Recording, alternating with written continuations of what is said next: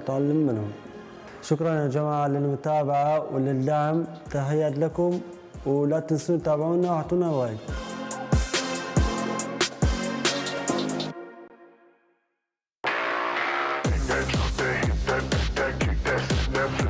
Actually, being humble, we weren't the regional champions. We came run-up.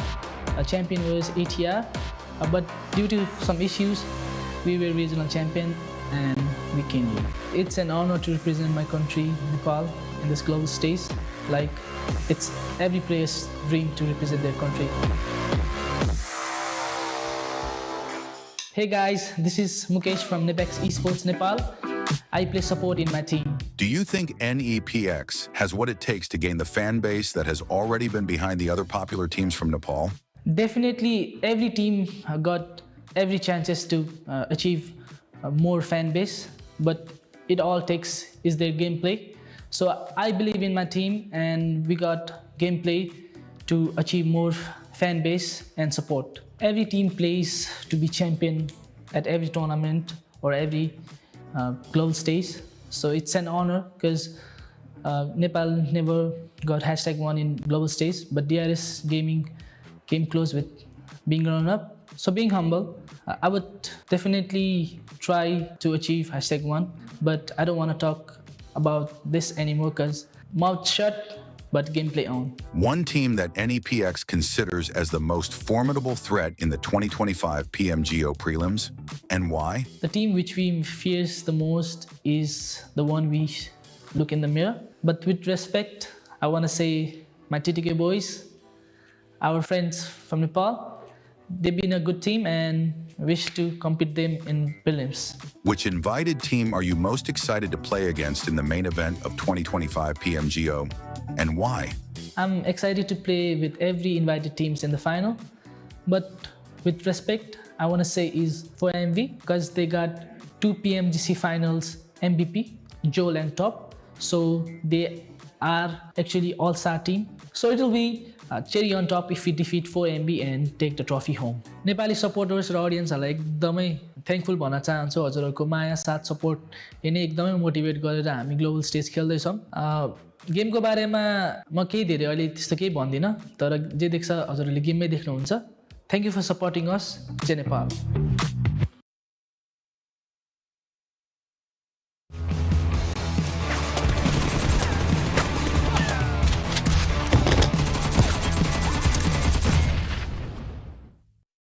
$90,000 players began this journey from over 150 countries. And now, just 16 teams will step out onto this arena, and only 7 of them will remain in the fight after the next 6 matches. My name is Barney Banks, and I am joined by Maruf here on the main stage. And welcome to day 2 of the PUBG Mobile Global Open Prelims, live from Tashkent. Qadrli do'stlar, 16 ta jamoa maydonga qadam qo'yadi. 7 tasigina 6 ta o'yindan so'ng asosiy bosqichga yo'l olishi mumkin. Men Ma'ruf xo'ja va hamkasbim Barney Toshkent shahridan to'g'ridan-to'g'ri jonli efirdamiz va PUBG Mobile Global Open 2025 saralash bosqichiga start beramiz. Barchangizga xush kelibsiz deymiz. This is where the true test lies, where experience can rule over skill. The main stage has absolutely no sympathy for the weak, so who will remain dominant? Only time will tell. Albatta mana shu yerda chinakam sinov boshlanadi. Tajriba mahoratdan ustun kela oladimi? Jang maydonida kuchsizlarga joy yo'q. Faqatgina yaqqollik qilish kerak. Yaqqol peshqadamlar esa keyingi bosqichga yo'l olishadi. The stakes higher, the pressure increasing, the nerves rattled. Our local teams have impressed us so far, but can they continue to perform when tickets to the main event are on the line? Mukofot yanada yuqori, bosim kuchaymoqda, asablar esa tarang. Milliy jamoalarimiz hozircha barchamizda ajoyib taassurot qoldirishyapti. Xo'sh, ular asosiy bosqich yo'llanmasini hal qila olishadimi? Birgalikda ushbu o'yinlarni kuzatishimiz mumkin. This is where legends are born, where just after 6 matches, our final 16 teams will be locked in for one of the best showdowns we've ever had right here on the main stage. Eslatib o'tamiz, faqatgina 6 ta o'yin qoldi. 16 ta jamoa yakuniy va eng hayajonli o'yinda ishtirok etish uchun qonli janglarni siz u bizga namoyish etishadi. And so we would like to kick things off by inviting a player onto the main stage for a very quick chat. Make some noise for Butcher from the 7-2-1 Aggressor. Demak, qadrli do'stlar, o'yinlarni boshlashdan oldin qarsaklaringiz bilan vakillarimiz chempionat qahramonlaridan biri, saralash bosqichida eng ko'p jamoalarni mag'lubiyatga uchratgan Z721 a'zosi Aggressor jamoasi vakili Butcherni taklif etamiz. Qarsaklar ovozi eshitilmayapti.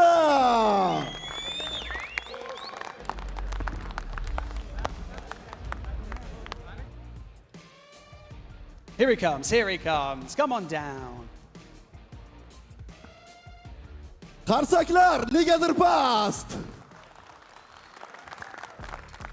Demak, sizni ko'rib turganimizdan bag'oyat shodmiz. Saralash bosqichi siz uchun qanday ta'sirotlarga boy bo'lganini bilamiz va o'yindagi mana shu natijani kutganmidingiz? Kutgandim bu natija bo'lishini, chunki shuncha paytdan beri tayyorlanib kelamiz именно shu turnir uchun. Xudo xolasa bugun undan ham yaxshi o'yin ko'rsatishga harakat qilamiz. They were expecting these results because they were training for this tournament and they are willing to get a higher result in today's tournament as well.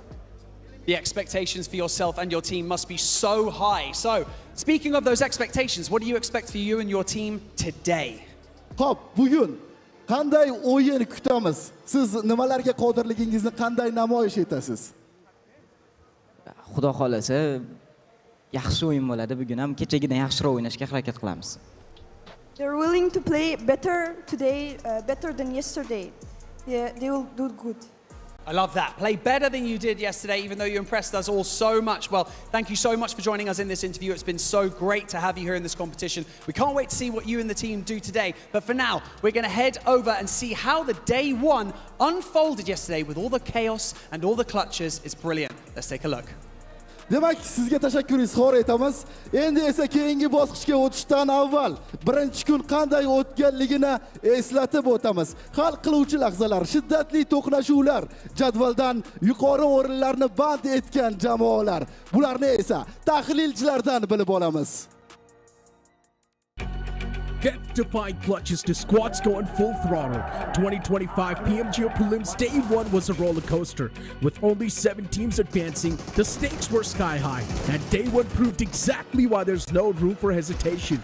Let's rewind the madness match by match. The first match kicked off with high-octane action.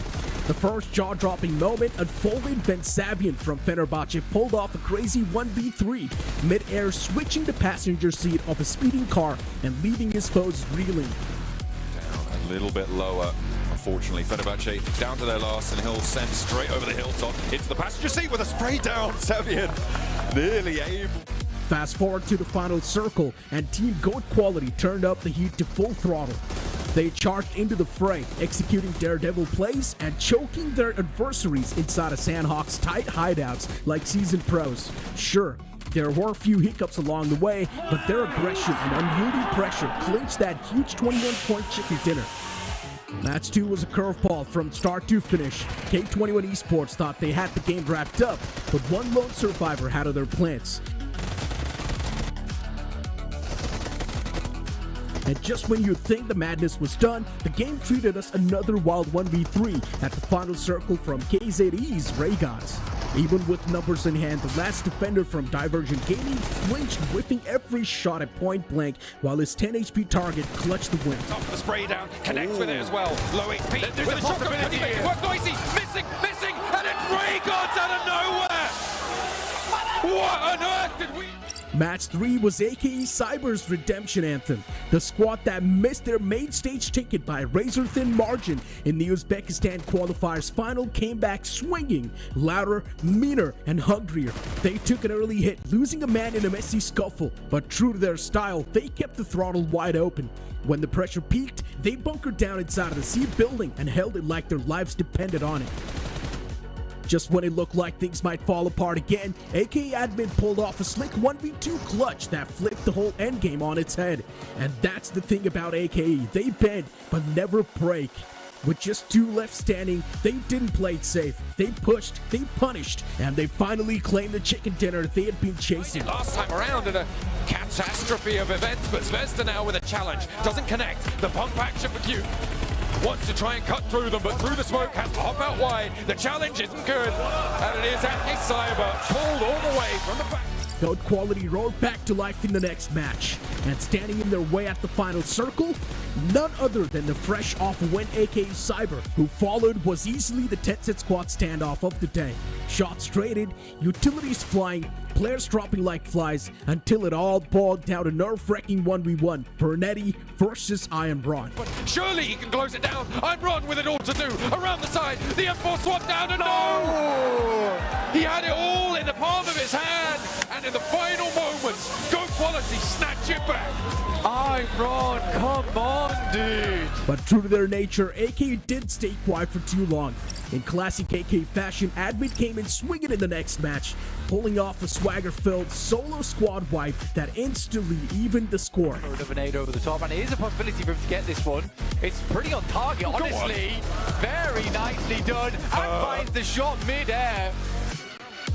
See into the corner, looking for the heal. Admin as well. Nick with the cook on the nade. Should know that the drop down occurred. And into the building this with the guy? pump action. Admin is a madman. And he's on a tear. Zvezda in for the res. And they're looking to keep it all together. Last player now alive for action. And straight through. Still, this match had another script in mind. It was the seasoned vets at AKE Esports who stole the spotlights. Calm, calculated, and cool under pressure. They played their cards just right, locking down prime covers in the final zone and keeping their way to a flawless chicken dinner. Final game of the day, and the big guns wanted to go out with a bang. But in their rush to make a statement, they ended up wiping each other out early.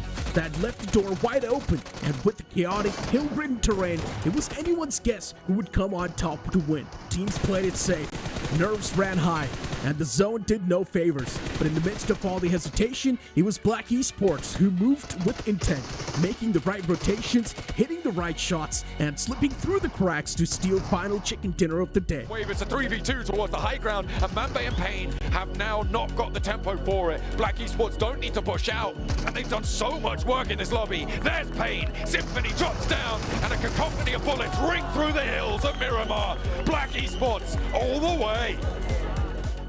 As the dust settled on day one, GOAT Esports sat at the top with 2 chicken dinners in the back. But there's no breathing room. AKE and Black are hot on their heels, and the margin for error practically non-existent. With only 7 tickets to the main stage up for grabs, the pressure's hitting a boiling point. It's especially do or die for squads like AKE, stuck at the bottom half despite a chicken. Can they flip the script on day 2? There's no reset button now. This is their last shot. Catch all the chaos live in day 2 of the 2025 PMGO Prelims.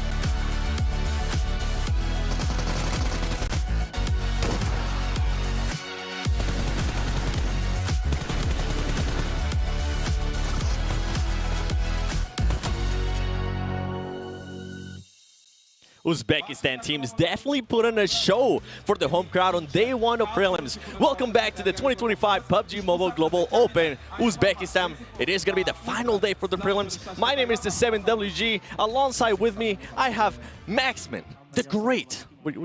I'm gonna see if we can maybe change the name.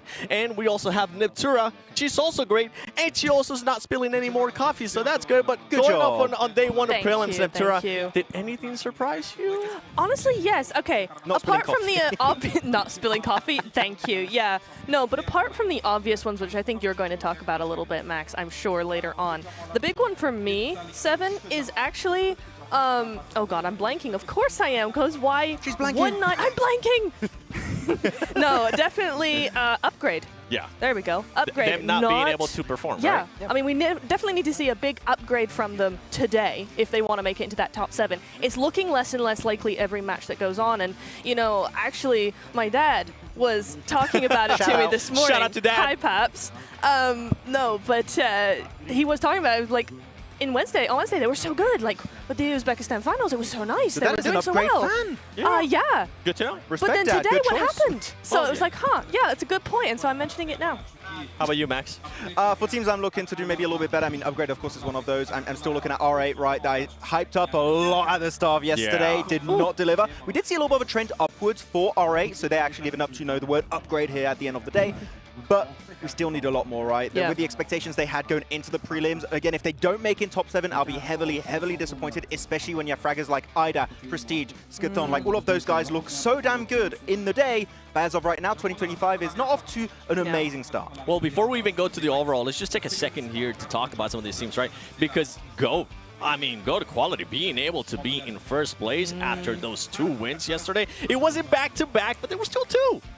Still respect it. You gotta respect it. You gotta respect it. They almost got 3 actually. They got really close in one of the other matches. But Go has shown that here, them and their region is just a powerhouse that can perform just so damn well. And realistically, I think that you got maybe the top 3 teams currently, them, AKE Cyber, etc., are looking so comfortable. Yeah. Just an average day would be enough to secure a spot into the main event, because top 7, realistically, almost half the lobby is going to qualify. So for those top teams that already created the lead, they're looking pretty comfy going into this second day.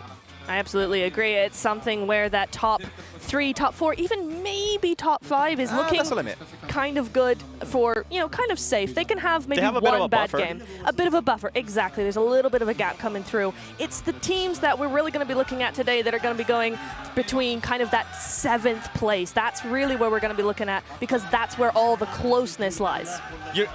Is that? It is! It's some RA fans on the ground. Wow. 3 RA fans. 3 RA fans. Let's It's go, full. baby. Stadium's full, man.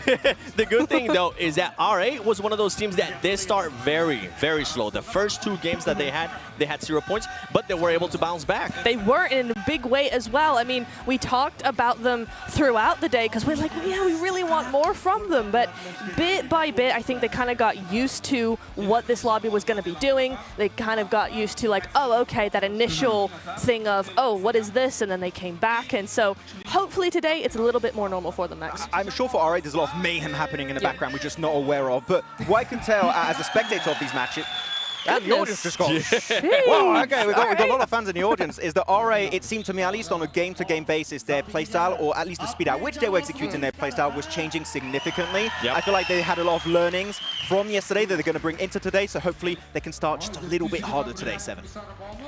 That's the thing, right? It comes down to that consistency. One of those teams that showed us that consistency, obviously you guys were talking about it, it is going to be good quality. And you can see right now some of the teams, I mean, they're going to be getting ready. And I know that there's something that you guys want to see out of these teams. Tell me what that is. I mean, there's a lot of points we really want to talk about, right? You got some teams that got a kind of a flash of the pan here, but I think that especially when you're looking at the lobby, when you look at the leaderboard, a lot of the teams here currently in Iptura are actually pretty damn close together. Yes, they are absolutely. I'm looking specifically today in this first match of the teams between 5th and 10th place, because 38 points is where the 5th place team T721 stand. In 10th place is 30 with NepX, 30 points. There's 8-point difference between all of these teams. Now, the kicker for me here, Max, is that only 2 of those teams have an equal amount of elimination and placement points. That's going to be T2K and DRG, right? Divergent. They are actually doing a fairly decent job of staying consistent on both sides of that spectrum. It's the rest of the teams that I want to see an upgrade from, to use that word again, to kind of see them step up a little bit more in terms of that placement points, because T721, 4 placement points out of 38, and that is the same sort of story for most of those teams in that list. Actually, because I have a topic too, but I kind of want to throw it back to you with a question here. When you're looking at teams that got about 50-50 split on placement points eliminations, that just shows they're consistent on both boards. Yeah. But if you're going to have one of the 2 being ahead of the other, I think eliminations would be more important. I don't know if you would agree or not. I would say so, yes, just because of that mental aspect as well. You want to keep that confidence. One of the easiest ways to do that is to frag out, and if you're already an aggressive team, you want to be able to frag out and still keep that confidence in you. Because I also feel like naturally you would have, if you get eliminations, you're going to be clearing areas in a circle, so placement points should naturally flow your direction. Though actually the point I wanted to talk about here is not actually the teams that are in the middle of the pack that can catch up, it's teams that really had a flash of the in the pan situation yesterday, where they got one big banger game and then we saw nothing for the rest of the day. You have 2 teams especially that come to mind when we talk about that topic.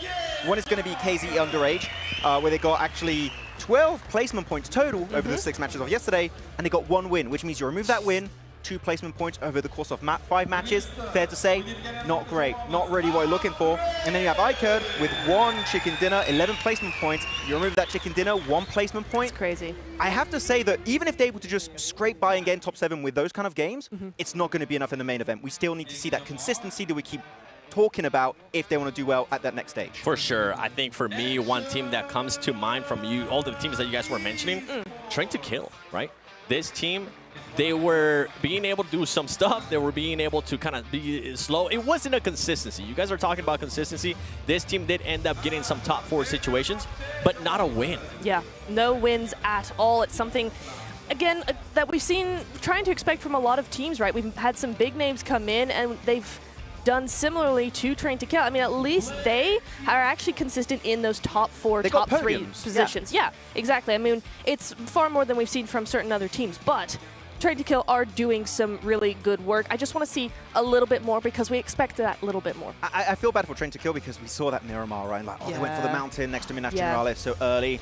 And realistically, the reason why they lost that game is because of like minute fumbles, right? They just over-peak Goat. Goat get 1 knock, and normally he's like, okay, 1 player get knocked. That happens. Sometimes you over-peak 1 headshot. Happens to the best of us. Happens to me every day, actually. But if you do get that 1 knock, then you play it slow. You play it passive. You go for the res. You commit on getting your entire squad back up to be healthy again. And yet, a second player peaks, and then half of your forces are just gone. And that's even without saying that 1 player, Love, was over to the Eastern Mountain. He can't assist directly. So I think that it comes down to not really synergy, which I think was pretty good, is just understanding when to be aggressive and when to be passive. Do you think they're going to maintain that split today, though? That kind of big split that it's controlling, but seeing how we saw that in the Miramar, is that going to be something they might change later on? I actually hope they keep those splits, but that they regroup when they're willing to fight. Because as of right now, if you split and you don't try to regroup when a team gets close to you, not even if you want to engage, but teams are looking to aggress your location, then you're just going to crumble apart. So we need to see them be a little bit snappier for those regroups. Ventura, you were talking about earlier how everything is so close, right? I want you to give me just a quick, straight point. If you're one of those teams towards the bottom needing points, what are you going to be doing here? Are you going to be playing aggressive or passive? Aggressive. All right. Absolutely. That's all I wanted to see. 1 word. To see if it's going to be aggressive or not. But there are some players that have been outstanding. Let's send it over to the stage host, Barney, with AKE Cyber. Welcome back to the main stage. We've got Admin here from AKE Cyber, one of the most phenomenal teams from yesterday, really showing out for especially one of the local teams here. Now, you're currently in 2nd place. You're also in 2nd place in frags as well. Your team synergy just seems to be fantastic. It's propelling you forward and allowing you to get loads of eliminations. And a lot of the analysts and the desk, they want to know kind of what you think your team's biggest strength is. Hamma bilmoqchi bo'lgan savollardan biri bu jamoangizni eng kuchli tarafi nima? Jamoamizning eng kuchli tarafi menimcha bu shu aytganlaridek strategiya. Chunki biz boshidan o'yindan oldin gaplashib olamiz nima qilishni, keyin shuni oxirigacha olib boramiz o'yinda. Your team's main strength is their strategy.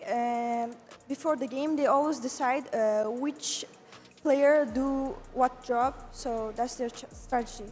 The strategy of choosing what job is actually really interesting because I wanted to ask you about IGL. You guys don't seem to have an IGL, or do you? Because how does the decision making happen in your team? Because you make decisions so quickly.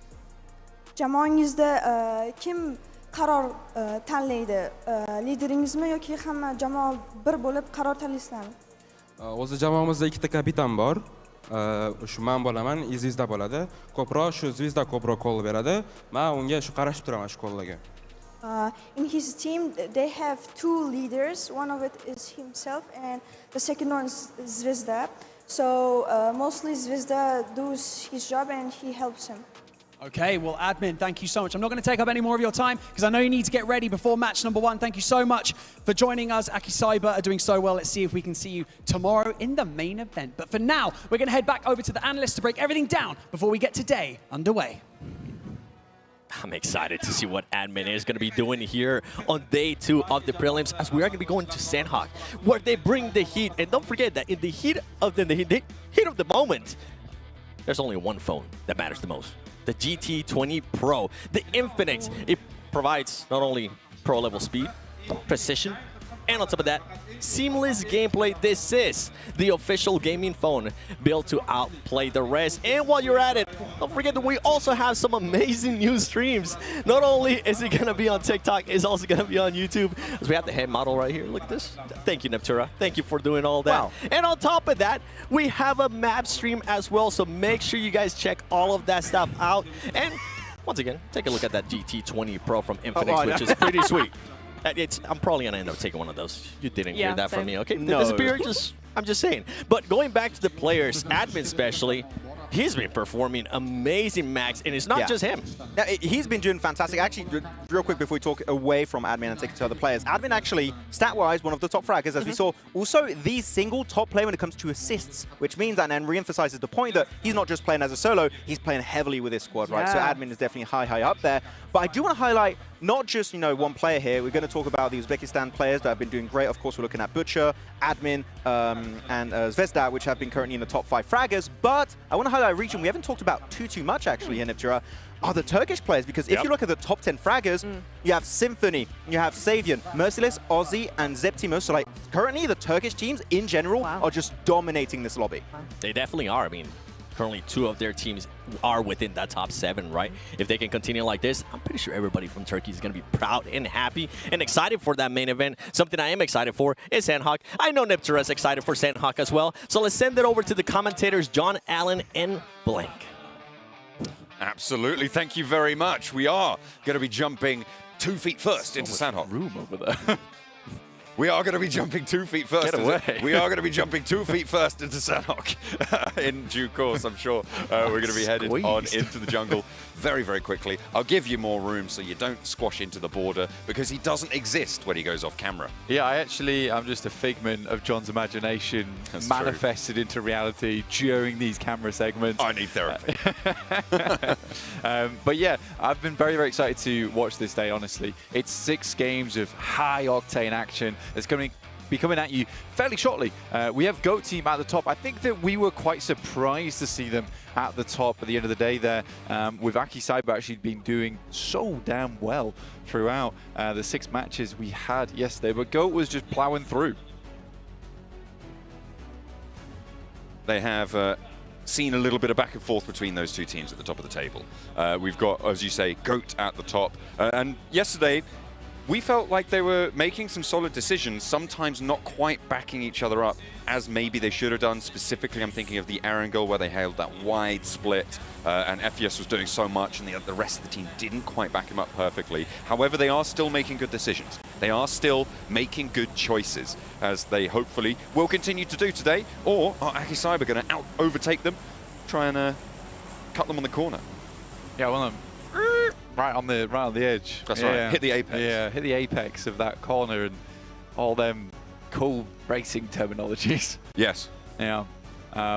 Shift into gear overdrive. I met a guy, right, I think last year. Okay. He was doing commentary for racing. He's like 17. The way he was describing it, it was like I was talking to like a wizened 40-year-old. Oh, is it that guy who does it as he's driving? No. He's good as well. He was at an event. He was at an event. Very cool. Very cool guy. We've got a hot drop. Let's tune back into this. Let's race on into the action with the 721 aggressors. This hot drop happened yesterday. It was won by the 721 aggressors. R8 now trying to take this one back in control, and it looks like they're going pretty well to start off with. It's Butcher, the MVP from the previous tournament, to try and keep things together for the 721 aggressor. Mars is down, but there's no refrag, and this time around, R8.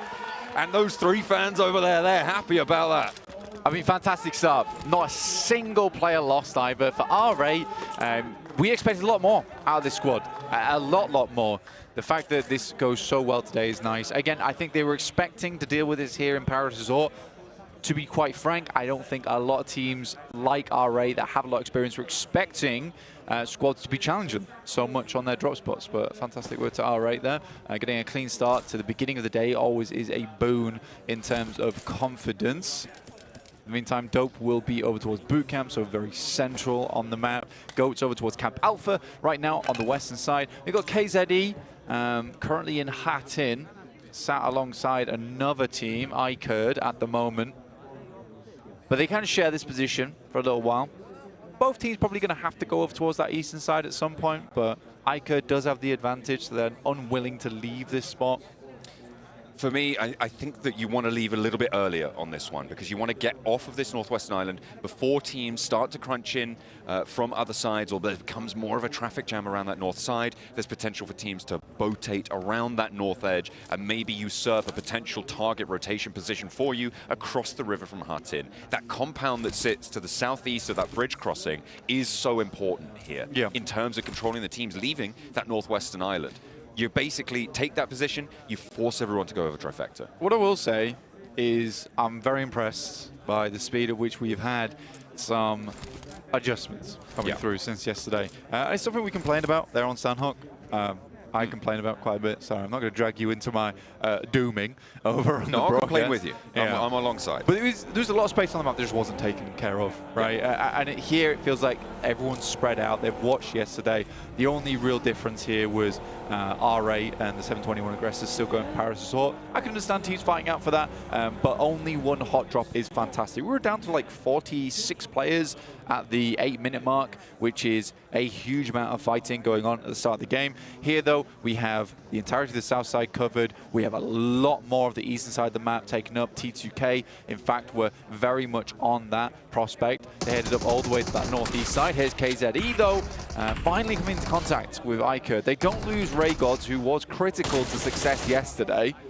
I like the little hop out wide. Instead of going back over the wall, heads out to the pillar for cover, waits for the rest of his team to give him a little bit more security. They can push him off of that corner, and they've forced them back a little bit. Raygod's nice and prescient in the moment, keeping his wherewithal, and will be alive for just a moment longer. However, as we always say in these hot drop scenarios, right, there is just this lack of meds that sits as this gloomy cloud over an engagement. You get taken low, it's unlikely you're going to get that health bar back, so you need to be quick and finding those flushes very, very quickly. Otherwise, you're going down so much faster than the other guy.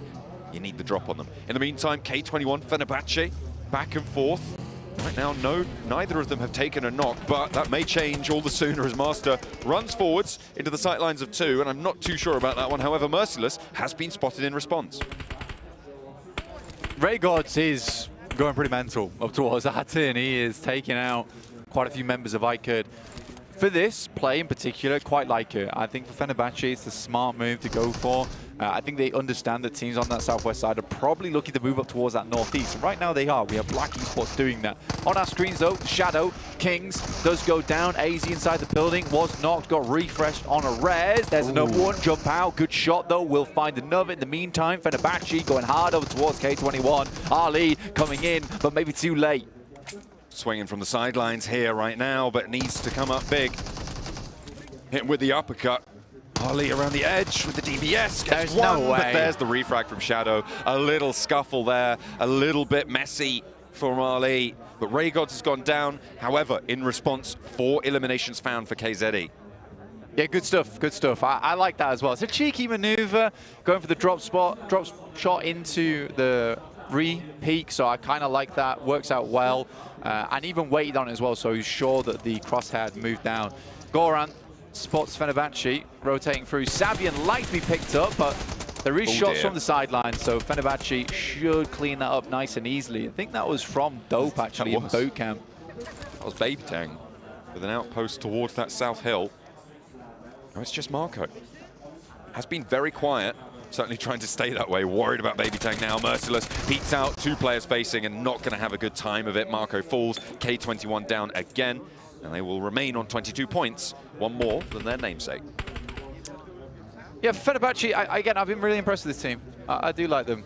Turkish squad's very happy with the current representation in black as well as Fenerbahce. Both teams didn't start off amazingly strong, but they wound up towards the top of the leaderboard just through consistency alone. Fenerbahce's rotates overall were impressive. I don't think again, I think it's a team that's not made too many mistakes. They've not taken too many risks either, but as long as you're not making too many blunders in these matches, you're going to accrue points, just because I think there are quite a few teams that I think you could maybe classify as feeder teams at this point. I think that's not unfair to say, but the question then sits in my mind, how do they fare if they get to that next stage, right? If they are able to move in and take on some really very strong teams that we have in the finals starting from tomorrow, if they are able to qualify, will this sort of ability to just not blunder, as you put it, which I think is a good way of putting it, is that going to translate? I'm not sure about that. I think that the lobby does step up in terms of skill when we go towards tomorrow's matches. So definitely going to be keeping an eye on Fenerbahce, see if they can keep up this reputation, and if that's going to translate as well. Savin is down. Fenerbahce will head over to get the resurrect onto him. That's from action. I think Gigante was picking up that first shot anyway. Damn. Pelting the horse there. Pretty mean. Pretty mean. Looking to get it to leave. Circle does center up. Very central, in fact, on Sanhok. Not often you see this one. But this is awesome. Awesome to see. And if you'd like to see the map feed, as I'm talking off it right now, you can check it out, as our official map feed is now available over at PUBG Mobile Esports on YouTube. We've talked about it a lot so far, but it is a great talking point and something you should absolutely take advantage of at home if you've got a second screen that you'd like to take advantage of yourself. Be able to review some of these rotates, implement them into your own game, or even if you'd like to get over towards those PMCOs, because we had an absolute blinding turnout, and being able to study these map feeds and the rotation is going to be extremely helpful for that. Also, just helpful in general is the vertical feed, which you can find over on TikTok. In the meantime, we're going to get back straight into the game. Divergent down as AKE Cyber. It is admin once again leading the charge for the squad. One player down in force, but admin at the top of the hill, he's been spotted, and that's Nepex to start to chime in onto this engagement. Currently situated fairly central on this circle, Blank. This is an important engagement. R8 as well on the north edge could push in, put pressure on this duo hold now for AKE Cyber. You could see one player on that north side of the mini-map there, or if you've got the map feed up, then you will be able to see the entirety of R8 marauding in the hills to the north, as well as Nepex in the ridgelines to the south. Going to be putting that pressure on. A little bit of a vice grip now on AKE Cyber, our lobby leaders.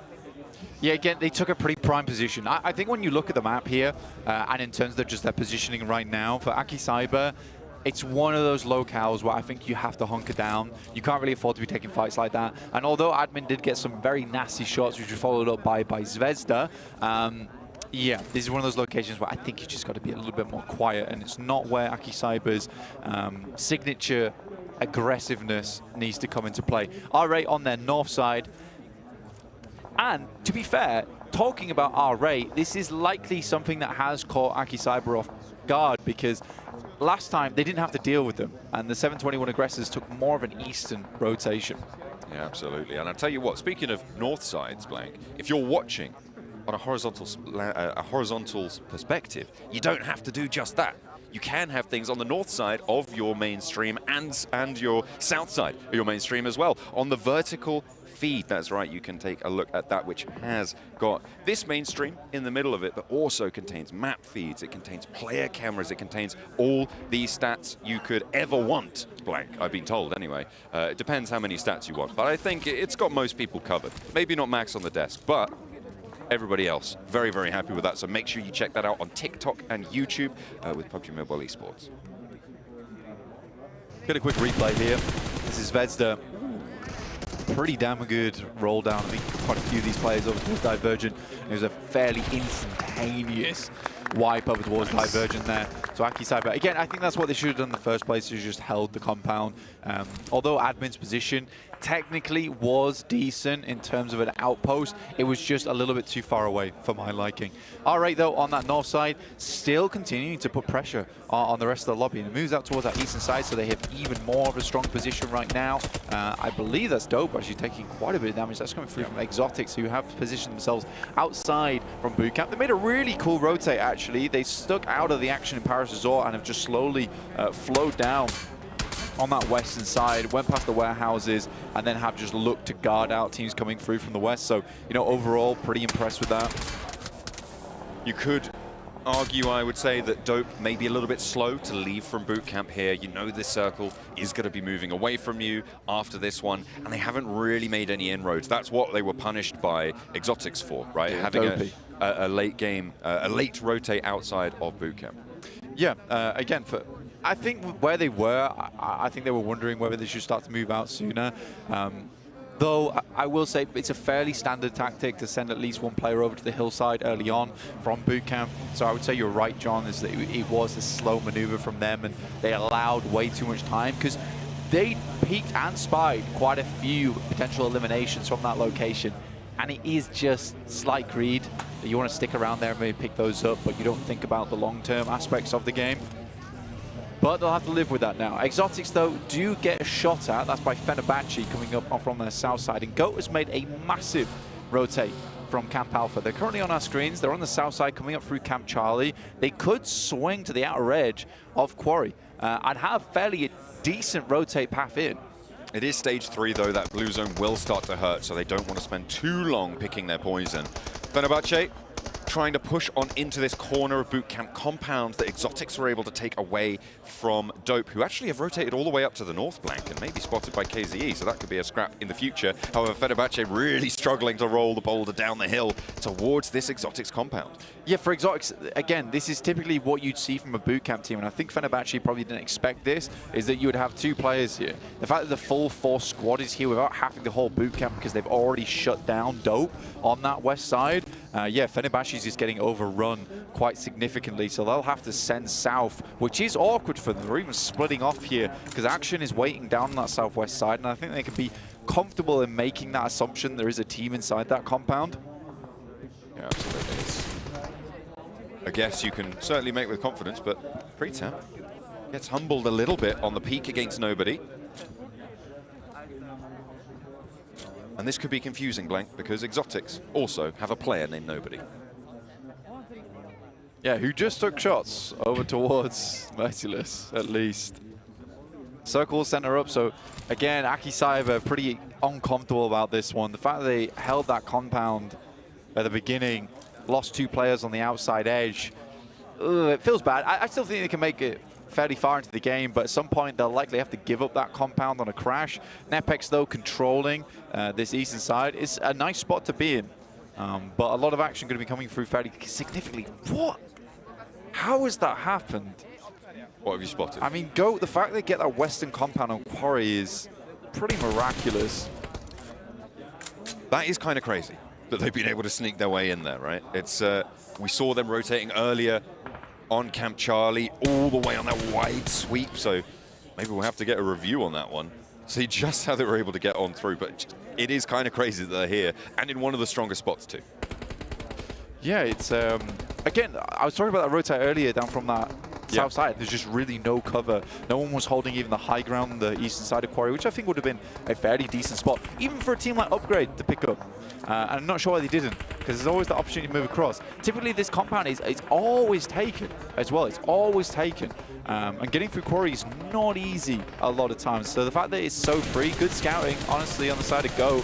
And I bet they were surprised able to get that, because I think in most other scenarios, at a high-tier game, that would not have been open. So Go is just laughing their heads off right now, being able to pick that up. That is quite unfortunate for Upgrade, as Buzz has been knocked a desperate crawl back towards Ramses. May be possible, but Buzz is already very, very low. No, there's the flush.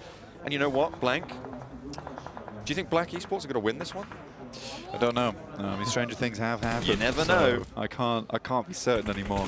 And I think it's a good point to bring up, honestly, coming through from yesterday, is that some of these teams have wild swings in terms of performance, right? The variation is quite a bit. Yesterday we saw Black Esports just roll over the competition on our final Miramar with little to no combat back against them. You know, there wasn't too much defense against it. So there's certainly a possibility here. With GOAT, though, taking that western compound in Quarry, they have a much stronger chance, though. I like where Nepex is playing. It's a very, very standard position to hold on that ridge over towards that eastern side. We do have a shift coming fairly shortly into stage 5 as Exotics continues to get bombarded here. Ooh, nearly able to catch the spray there from Nyx. Not quite able to fully flush out Exotics, so at least one player still left to stand in their way. R8 as well, off and to the north, who have been shifting into gear, I think it's safe to say, this match. Up to 6 elims, a convincing win on that fight in Paradise Resort, a clean win as well, as Prestige picks them up a 7th point on the game. They are now actually on the bubble in 9th place. Very close. 7 elim game is really nice. And like I said, you know, getting a strong start to your day on Sanhok can be a massive boon for you. This was good coming through from T2K, and something realistically NEPEX should have been massively prepared for. You should have understood that team was coming through from that compound on the northeast, so the fact that there isn't presence there is kind of frustrating for me looking at that team. Now it's the opportunity for T2K to kind of pull through, right? That's what they need to do now. It's a good nade over the top over towards Rex, which gives them some breathing room to work with, as a heal likely has to go through. At this point, I'm wanting T2K to move further up. Trying to kill, taking a little bit of damage on their approach. Got to worry about AKE Cyber as well across that ridge line. Can't move too far north, otherwise you do open up that third-party potential. So it looks like Train to Kill are going to have to take a little bit of a front-to-back fight here against the east point of NEPEX's hold. The benefit that they have is that NEPEX want to maintain as much ground as they can. That Molotov is beautiful over towards Igneous, burns him down, and Rex is going to be happy with that one. An opener here on the defense, trying to flow around the edge of the rock. Can they find an opener for rules in response? I don't think they can. They're not giving any information. Sure, they've lost domain, but they still have 2 strong players on this east side. Rex on a sliver HP there. In the meantime, R8 still going strong. Action slowly losing players. Goat getting decimated. Is that Upgrade just rocking up towards position? But Black Esports is not far behind. Instantly looking to capitalize on that third party. But yeah, for T2K, the biggest mistake here is as soon as you get that big amount of damage from that first nade over towards Rex, who is first point of call, you have to move further up here. You can't afford to mess around, especially the fact that they knew they had that initial knock to. Finally, they will take Rex out of the picture. Rules does need to get picked back up again. You'd hope someone gets over to him shortly. It's difficult though, because you know that Mukesh is right there. There's the damage that might allow them. No, they're going to allow the flush to go through. They don't have time to negotiate with that one. They know that there's players too close by. They can't risk investing that time. Train to Kill are just losing players. They are starting to be bled out now as NEPEX have them in a chokehold. Yeah, it's a messy fight. Again, I think that maybe there's a lack of confidence here, because in my eyes, this needs to be just a hard crash in, right? You drop smokes, you take out the front line. Maybe they were worried about the watchtower, but I think it would have been unlikely for a player to be up in that position at that point in time, because it's so easily nadeable. In the meantime, Circle moves down towards the south side, and Black Esports, it feels, again, like teams have rolled out the red carpet for this team. Goat secured the position, Upgrade removed Goat, and then Upgrade offered the position through to Black Esports. You know what? You'll take it. You'll take it. Turkish team very happy about that one. Don goes down for AKE Cyber. R8 taking control of this northern side. Blank, they've been sweeping through this game, and as I said earlier, they've shifted into gear. They are in overdrive right now. They lose 1. Finally, their first player falls, but they've got 13 points. They're up in 5th now. Yeah, it's a fantastic result for RA. They have been doing some fantastic clearing, I would say, on this western side. A lot of teams, again, just there wasn't enough precedent, I would say, on position. So the fact that RA is able to do this is somewhat helped along by the fact that teams are out of position, and RA has had the easiest time coming in from that north side, specifically because AKE Cyber was already cut down to size, so there was no strong team on that northern edge alongside with RA. But yeah, for Black Esports, you know what I will say that their positioning, their movement, it has been very clean. And again, if teams are going to give them opportunities, Black Esports is reacting in the correct manner. Definitely are. Right now, they're currently a little bit stalled on this headland. It's a difficult position to leave. You don't have any cover really out to your southwest side. R8 are going to start to put control on. They're going to have to fight NEPEX. The idea here, hold them out, force NEPEX to take unfavorable peaks towards them. We'll see if they are able to do it. Mukesh and Precious both dropping down. Immediately, Zeptimus goes for 1, is good for it, and finds the second as well. That's exactly what you need to do for Black Esports, but now attention turns to the circle shift and R8. Yeah, RA gets a fantastic spot in the circle. Again, they were clearing. I'm not sure what they were clearing, though, considering I'm pretty sure they understood that they took down most of the teams on that southern side anyway. I think likely that small building was the worry. Luckily, the circle moves over towards them anyway, and Marth will find Symphony, leaving it into a 3v1, which I think it should be fairly doable now for R8.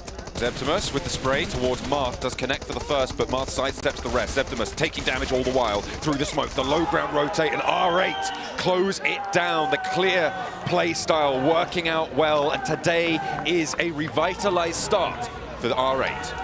Yeah, great game, honestly, from a lot of teams. And I would go as far to say that I think that talking about the feeder teams is probably quite important at this point in time, just because there is this case that teams are flowing towards the top side of the lobby, and other teams are just feeling that much weaker inside of this one. For both Black Esports and R8, both teams that take first and second place respectively, there was little to no competition for them to deal with on their respective sides. It just felt like very easy decisions. I will say that there's probably much more interesting things that happened around the map. For instance, Nepex's ability to take that rich side holdout T2K, GOAT's rotation coming through from Camp Alpha all the way around to the western compound on Quarry.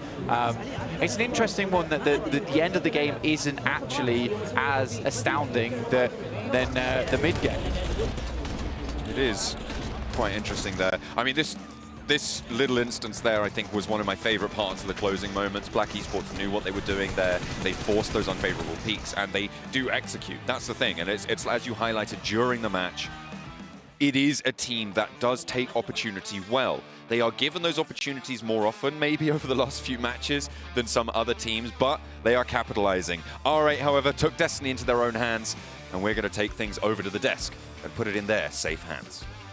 Finally, RA is able to start bringing what we expected out of them. Eliminations, good placement points, and Ida put a performance here. He absolutely did. It's what we've been waiting to see from him for a while, for a hot minute now, and 6 elims is going to be about what we expected from him at last. I think we're not hyping this up enough. Let's go! Finally, this is what we expected from you. I mean, Ida, here you go, MVP up there. The man woke up today at 4 AM and put his head in a bowl of cold water and just like, I'm up, I'm ready, okay? We're ready for the daily routine. And really, they had a lot of learnings yesterday. I think a lot of unfortunate situations, and they today learned that we just got to bring out A-game from the get-go. But actually, I was a little bit unsure how this game was going to go, Neptro, because of the hot chop. I was like, why are they doing it again? But it ended up working out just fine. It absolutely did, and you made the point during the game as well, right? That one of the players did have that M16, so he just waited for his team. He got those initial knocks. It was like, actually, I can't do this on my own. Got ready for his team, waited for his team, and actually pushed forward.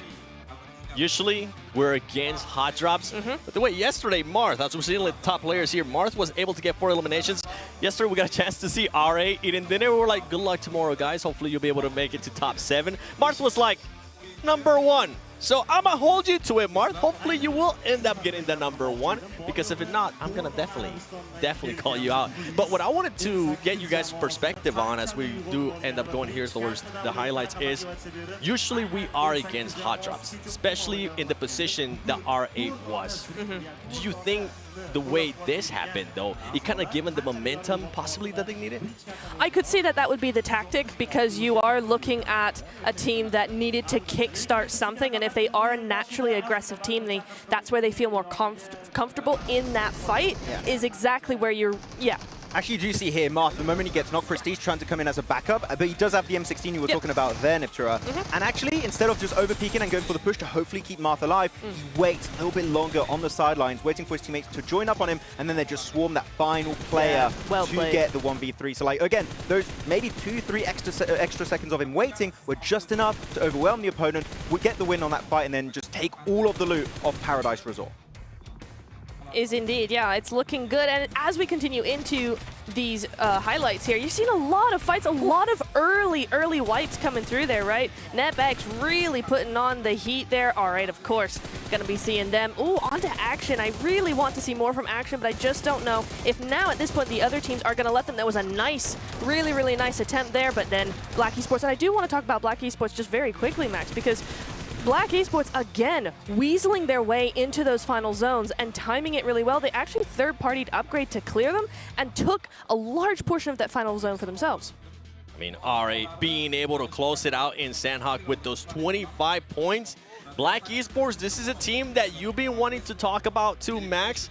Them being able to put up those 12 points is massive for Black Esports. Black Esports, again, as you said here, Nipter, able to weasel their way into the circle. But actually, they were playing 4D chess this game, it felt like, because, we're just going to push away Upgrade. Upgrade's not going to really be able to crash our compound, forcing then Upgrade into a secondary option, which is to crash GOAT. And then you talked about it, right? The third-party situation happens where, okay, that fight happened just as we planned. We not only get a great fight with a lot of eliminations, we also get a strong foothold in the circle at that point. Of course, then they don't have enough players to take the win, but that transition was just S-tier gameplay. And am I seeing that right?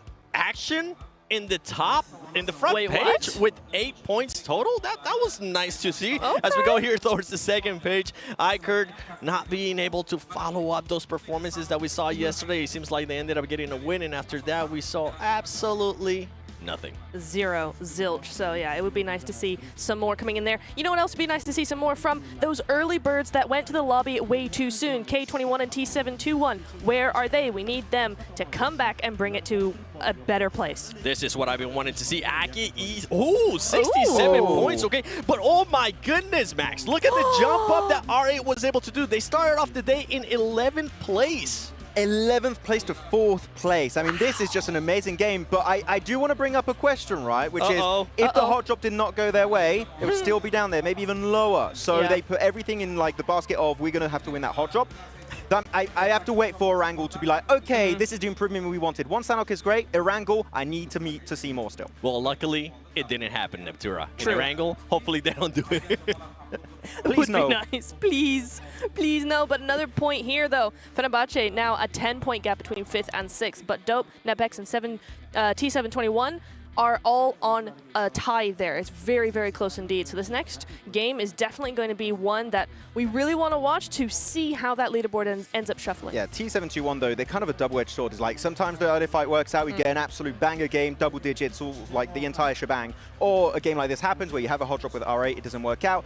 And the thing is, they get pushed out now. We could see this situation happening in match 12 at the end of today. That could literally be the situation. We have an early game fight, T721 just not able to quite get that dub, and then you're just out of the main event entirely. So it's a risky playstyle, and maybe at the end we should see them play a little bit more passive to secure a top 7 spot. It's risky.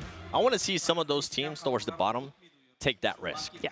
Especially because they need to. Like right? R8. I feel like R8 definitely took that risk. Luckily for them, he ended up working out. But for Action, saw them being able to be on the leaderboard right there. It was there. Do you take even a bigger risk, or do you try to mimic a little bit more of what you did on Sanhok, even though obviously I would try and mimic. I don't think I would go for a full hot drop just yet. I would let one Erangel go through before trying anything too crazy. I just completely forget about the hot drop for like what happened here going into Erangel. I love the way they were playing edge mid-game, Niptura. We were talking about it a little bit.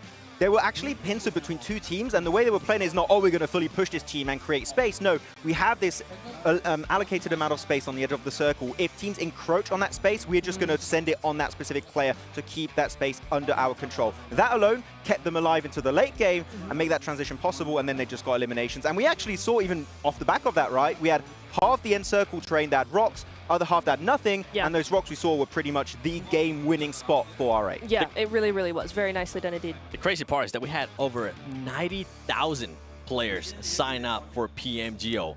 150 were able to make it through. I mean, we're getting here to find out closer and closer to who is gonna be the one, and I can't wait until we get to Sunday. But until then, I mean, we gotta continue on with this matches here. We're starting to see some performances starting to improve out of these teams as we are gonna be going into Erangel. There was some teams that did end up performing quite well yesterday in Erangel. Hopefully we end up seeing those performances too. I think one team that you wanna look at is which one? Honestly, I'm looking at definitely GOAT coming in here. They did quite well on Erangel. I really want to see them to continue. We saw some good things in Sanhok. We were discussing it. Some not so amazing things personally. So yeah, I would like to see more from them. I'm looking at AKE Cyber here personally, 7. I have to look at them. They got Chicken Dinner with 8 eliminations, a second place with 12 eliminations, and they are now our first place team. They get that again. They're going to build a massive cushion. It's going to be so hard to come back at the second half of today. And that's what this team needs. They need a little bit of a buffer there in between some of the other teams, but I do want to see what's going to happen in Erangel. So let's send it over to John Allen and Blank with the great mustache. Absolutely. It's lovely to see it. You get it every single time at the start of the matches. It's a little something to look forward to. It is. A You know peek at the what? caterpillar. I'm gonna get rid of it tonight. Are you? Yeah. Oh. It's going off tonight. Yeah. We'll hold a ceremony Yeah, we could, to pay our respects. Look, the thing was, I brought the mustache in just so I could like do an outfit change and a face change coming into the finals. That's pretty cool. It was actually a big ploy. It was a big ploy. 4D chess? It was 5D chess, actually. I was playing checkers whilst they were playing Battleship. I'm playing badminton. What the hell? I know, dude. Crazy. What's going on? I would partake in some badminton. We'll find a court. Yeah, we can do. I hope so. You got me keen to play badminton now. You know, I was a prolific badminton player when I was a child. Stop lying to me about your childhood. I'm not. Were you? Genuinely. Oh, that's cool. Yeah, I played badminton. I went for badminton lessons. Name a badminton technique. The backhanded compliment. Crane. Oh, you nearly had me. Yeah. You spread your wings. Yeah. Then the wings come in backhand. Whoa. Okay, that's pretty crazy. It's post-match though with a glove. Okay. Cross the face. Just to let them know that you won. Yeah. Be like, this is how you know I won. Whoosh, whoosh, bash. Yeah. Like that. Exactly. Excellent. Fantastic. Well, hopefully, our players are familiar with the backhanded crane technique that they're going to be deploying over on Erangel.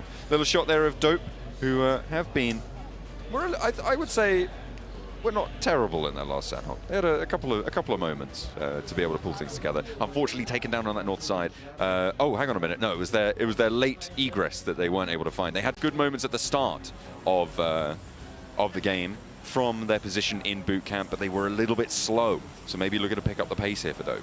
Yeah, I think that Erangel, it's a great opportunity to talk about actually, and I think the Desi actually touched on it a little bit, but it's the sluggish nature of our teams here in the prelims, because there is a lot of times where teams will get to around about stage 3, stage 4, and you know they've made the initial rotate, and we always talk about this, that the initial rotate is very important, but not as important as the micro adjustments that come after that. Because you do have to make those micro rotations to get into a better position, slowly solidify your position inside the map. And I think a lot of our teams kind of forget about that portion of the match once we get to stage 3, stage 4. And it was very evident yesterday, especially on our Sosnovka finish, where no one played C-Block up until very much late in the game, where we got AKE Cyber as well as Nepex moving into position. So yeah, I would like to see less hesitation in that mid-game. And the ability just to move through, because we've had some weird matches so far where positions are so easily given up. I mean, Black Esports, like I was saying, had the easiest time there. I think Max was saying that it was a decent play to make for Upgrade, didn't really have too much option. But again, there was Quarry to play. It's not the easiest thing in the world, but you know as Upgrade, if you make that push, you are going to get sent on by Black Esports. You're gambling at that point. You're gambling that Black Esports is not going to make the right play. I think today they have. So it looks like we can have another Sosnovka finish. And this is a great time for those mistakes to be shored up. Let's see what KZE do. I think that was the team you were most critical of in that scenario. Yeah, I think rightly so. They over-invested in going for that bridge camp, right? And that maybe played into what you were talking about with the lack of team in C block. You know, KZE by rights had, you know, priority on that location. Yeah. They opted to go somewhere else instead, and maybe other teams didn't realize that there was a bit of a vacuum there until they crashed. So we'll see how heavily KZE invest in that west bridge hold. A little bit of a scrap potentially over towards Novo as well, with iCurd having an outpost of Fenerbahce right on their doorstep. Yeah, I mean, for Fenerbahce, they have someone over there already, which was a smart choice from Fenerbahce. They will have to immediately get across. They have vehicles, and I think now's the time to go. You can quite easily loot up on that north side of Nepex. Is going to make that same play as a swim. It's slow. It's slow compared to Fenerbahce's play down towards this south side. So it seems like they've done their homework. I like that. Preparing for all avenues of success. This time, the 721 aggressors also make the right play, which is to instantly send across as a group. Thank you, guys. That feels like someone's listened to me, which is nice. Sorry, what was that? Well, I was going to say that I was listening to you as well, because I think you brought up a great point about priority. And in this instance, this is a good example of it, is prio on the bridge. Realistically, KZE should have it, and this is how you defend against that as the 721 aggressors, is you have to immediately move, because there is that brief window where that priority is not available for KZE. So yeah, wonderful plays from 721 aggressors to shore up that crack in the building. I really do like that. Love it a lot. Absolutely. It's going to slow down everybody over towards that Primorsk Quarry Gatka sort of area as well, because they're going to start to hear these gunshots coming on through, and they're going to be slower over the bridge. That gives the 721 aggressors, again, a little bit more time. They're playing a tempo-based game. Unfortunately, they haven't quite managed to get towards KZE before the res comes through. However, I'm not certain that they're going to have any meds available to try and get Devon back up. He's just going to be lying in wait. This could be actually quite a decent play. He's moved the vehicle away. He's drawn the attention. Maybe they just expect both of the players to have been in that vehicle. Could find aggressor if he's sleeping. It's one situation where you've got to be very on the ball there, because it was a buggy that was used. So if you saw a guy in the back of the buggy, you know that they have left together. If there was no guy in the back of the buggy, you know that someone stayed. But I think right now for the 721 aggressors, there is a clear idea in mind, which is to get their player back on their feet, which is Yonik. They don't have to force the issue here. They can play West Coast, try and hold out other teams that might make their way through in that location and just part their ways, because KZE at this point in time should be heading back over towards the hilltop that sits on the western side of Sosnovka. It's nice watching these teams, because there is a lot to go over, there's a lot to analyze, because a lot of mistakes have been made in the past from these squads, but they're quickly learning, and you will do that on an international stage.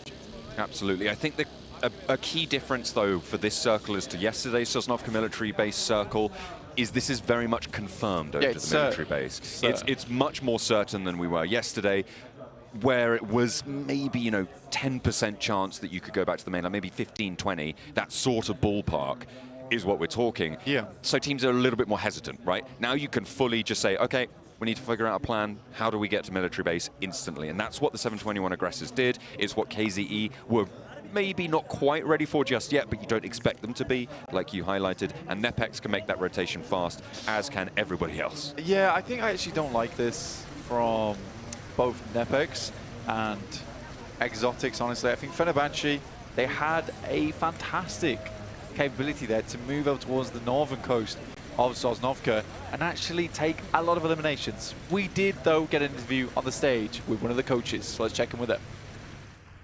Welcome back to the front of stage. I've got the coach from Fenerbahce Esports, Tyler, here with me. We're going to have a very quick chat. Tyler, I've been hearing a lot of chatter from the casters, from the analysts, saying that Fenerbahce Esports, you guys are playing, quite slow. You're not really taking any risks, but also you're on cruise control. How are the team feeling about their performance so far? Duyduklarıma göre analizcilerden şu ana kadar Fenerbahçe çok temiz, çok kontrollü, çok risksiz bir oyun oynuyor şu ana kadar. Oyuncular ve sen bununla ilgili ne düşünüyorsunuz? Nasıl hissediyorsunuz? Yani biraz daha biz bu zamana kadar gelene kadar çok fazla çalıştık ve oyuncularıma belirli verdiğim taktiklerde 4 kalmamız gerektiği hakkında konuşuyordum hep. Ve bunu hep yerine getirdiler. Şu an birkaç sıkıntı yaşıyoruz ama onun dışında stabil bir puan çekebiliyoruz. Biraz daha tecrübeye yaklaşabiliyoruz buradaki. O yüzden oyuncularımdan da şu an çok memnunum. Hiçbir sıkıntı yaşamıyoruz ve daha dikkatli bir şekilde oynamaya devam edeceğiz. Our main thing is staying as 4 at the end of the game. So we are playing like this. That's why we are playing safe. So we studied so hard. We did everything to manage everything. Now we have some issues, but we believe that we can fix them. So we are here and we are on the way. It's okay. Well, you guys are looking really impressive so far anyway. You're kind of still in that top 7 right now. Obviously, the day as it progresses, we'll see if you guys are still there. But we wish you guys the best of luck. Thank you so much for joining me in this interview. And for now, let's get back into the action. Thank you very much, Barney. An enlightening interview there with the coach of Fenerbahce. Actually, very enlightening interview. And it kind of answers the question, right, of why they didn't make that play in the first place. Because I think there was a fantastic opportunity for them to take that northern side. But if they're prioritizing having 4 players at the end of the game, which is a very, very good idea, and I do like the teams that do this because they're typically a team that plays for wins, which they haven't really got yet, to be honest with you. But if they ever get there, they should have it in the bag. But if they do that and they don't, they're quite risk averse, then they're not likely to go for that one up towards Nepex, and Exotics likely going to make their way across as well. But if you're shooting fish in a barrel, John, swimming in through the water on a very slow rotate. That's, to me, 3 eliminations, right? That could have been 6 to 7 eliminations onto Exotics as well as Nepex if they were lucky. If they weren't lucky, it's at least 3, right? So I think for Fenerbahce, they missed a beat there, and they've kind of locked themselves down towards the southern coast. So this is where if I was talking to Tyler right there, I would be saying, I think that's okay, but your team is fairly competent. I think you can take a couple of risks here and there. Ooh, nobody. He's on X Games mode there. We'll be able to dodge the bullets on the mountain bike, an immediate response from a teammate as well. And now they can actually sidle them forwards. They all brought the bikes, Blank. They are pedal power to the max for Exotics, and they're running down into their opponent's faces here. They are bringing those bikes because they went across the water. That allows them to have a little bit more vehicular mobility when they get to land, and it's working wonders for them. I'll come back to this in a second, but yeah, Exotics versus Nepex right now. Mukesh currently goes down, only 1 player left remaining. It is Domain inside of the hovercraft. That thing's taking a beating because it is currently smoking right now. But yeah, quite an annoying turn of events. See if that thing explodes or Domain's just going to get out of there. But yeah, it's quite an annoying turn of events because, again, Fenerbahce should have had an easy take on the Grandmas, honestly, on those compounds that sit on that northern side. Just frustrating for me because the fact they had the outpost so early, there really is so many options. Now they're going up against AKE Cyber, which is a little bit more of a difficult task, but it starts well for them. Certainly does have a good start to proceedings. AKE Cyber still in first place right now, but losing a player like this, they're behind the curve when it comes to getting to land. They were late on the rotate out the west side past that Primorsk Peninsula, and they are at the back of the queue as it stands. Fenerbahce looking to find some fish in this barrel. Fenerbahce have them on full surround. You can see they've got the top of the cranes. You've got Merciless putting pressure on the ground. And 8 up on high, they spot Zvezda. And they've got control of so much of this terrain. I don't want Merciless to be pushed too close here because he doesn't have the backup for a refrag. If AKE Cyber smell blood in the water, they are so happy to descend on it. Yeah, and it looks like currently their teammate admin does bleed out there to Simple in the water. So very unfortunate stuff. I mean, AKE Cyber do make their way in, but like you say, they're fully surrounded. Circle shift on that northern side. Again, we talked about it before. I'm not going to bang on too much about Fenerbahce making a little bit of a mishap there by not moving far enough over towards that western side instead of trying to take up the southern side of the map. There's K21 going down to AKE. This is always going to happen eventually. K21 didn't really have too many other options moving down that way, and a lot of times they do try and pick up the outside edge. Zvezda finding one onto Savian, though, instantly picked up. This is what I'm talking about. You give them an open side and they are going to slam straight on into it. Zvezda sideswipes onto Simple, and now he can push in. The reses have come through in the meantime, and they're playing as 3. Fenerbahce had this on full surround. It was on lockdown, but now the key inserted, and they are turning, twisting the knife into Fenerbahce. 2 players remain in their way. Zone 2, Blank, the blue zone, will tick, but not super hard just yet. Zvezda's been on point today. I mean, admin been a little less impactful, but Zvezda's certainly picked up the slack, which is what you want to see on a team like this, right? You don't want to have just one hyper carry. You need to have a couple more. Circle, in the meantime, did shift over towards that northwest side, and KZE did go for that high ground on the western side. Don goes for something a little bit dangerous. Gets forced out of situation, though, but no meds is not great. Zvezda launching a nade forwards, trying to keep his teammates safe for this res. Stage 3 is resable. Don needs to be careful, though. I think he might not have enough time to get the heal off before the blue zone takes him away. We'll have to wait and see. Force is still down. Don did get that first aid, so prioritizing his own health over the down player. I mean, it's the right play to make. Difficult sometimes to go for it, though. Nobody with just the bandages ticking up. And Force now, again, looking for that res, and a little bit more damage over towards Nobody. I think he's late on that, you know. He might be. Oh, he's got the bandies. It's stage 3. But just one nade could do the trick, even if it's just tickle damage. That looks decent, but not quite on the money. Zvezda leading the charge now. A jump shot around the edge, but immediately a gut shot with the SK-12 and a second as well. Both players going down. It's Force in a 1v1 against Merciless. Around the edge, has to go for the weapon swap. And Merciless is there, looking for this res. They'll be able to find it, but they are going to be so thin on the ground when it comes to time, when it comes to meds, when it comes to armor. I respect the maneuver coming through from AKE Cyber, though. They're consistently aggressive there, and it almost put Merciless on the back foot. I think if he continued with that push, maybe it was a different story. But yeah, for Fenerbahce, I don't think they go too much further in this game. And again, this is the last time I'll say it, they had north side coast priority, and they opt to go south in favor of more of a safe play, and it is just a mistake. It is just a mistake at the end of the day for them.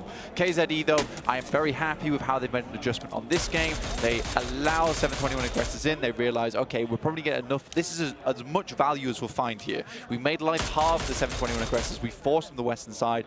Now let's go pick up a nice compound that's going to sit us safe for the majority of the game. I've sort of been keeping an eye on the 721 aggressors throughout this game. Blank, they got across that bridge early. They made a great play to start. They really heavily invested in going all the way down south to try and slow teams who were going for that south side rotate. Obviously, they'd seen a lot of teams looking for that south side rotate, and yesterday, Sosnovka, they were trying to pick up points there, and they have managed to put a lot of pressure. Not so many points, but now they've moved back up. They've seen action. They've got Black Esports, who actually have come from the east side of the island, now actually pulling up and into the midst of it. Okay, I'll give them this. I will give them this. The fact that they're taking down Divergent, they've got 3 players. I mean, they've extracted enough value out of this game. I think they could have got a lot more, but you've got to respect the fact that they picked up 3 eliminations on Divergent as they passed through. So, marvelous job from Fenerbahce, despite everything. And now I'm going to try and just get at least one player into the circle here in Nobody, who I think was the player last time on Sosnovka to hide things out. He was. But yeah, for 721 aggressors, I couldn't agree more. You know, I think that their change was lovely. Coming through over towards that western side, they made the full 4-man push instead of sending a scout, which was inadvisable. And this time, they just send over to the western coast. And like you said, they're just holding out teams. So really, really well done to the 721 aggressors. Couldn't be happier with them. Great result. We'll see if they can capitalize on those rotations as we get the replay. This is the push I'm talking about. Of the warehouse madness. Merciless was on the heel. I think if he just kept pushing around that corner, it might have been a very different story. Maybe.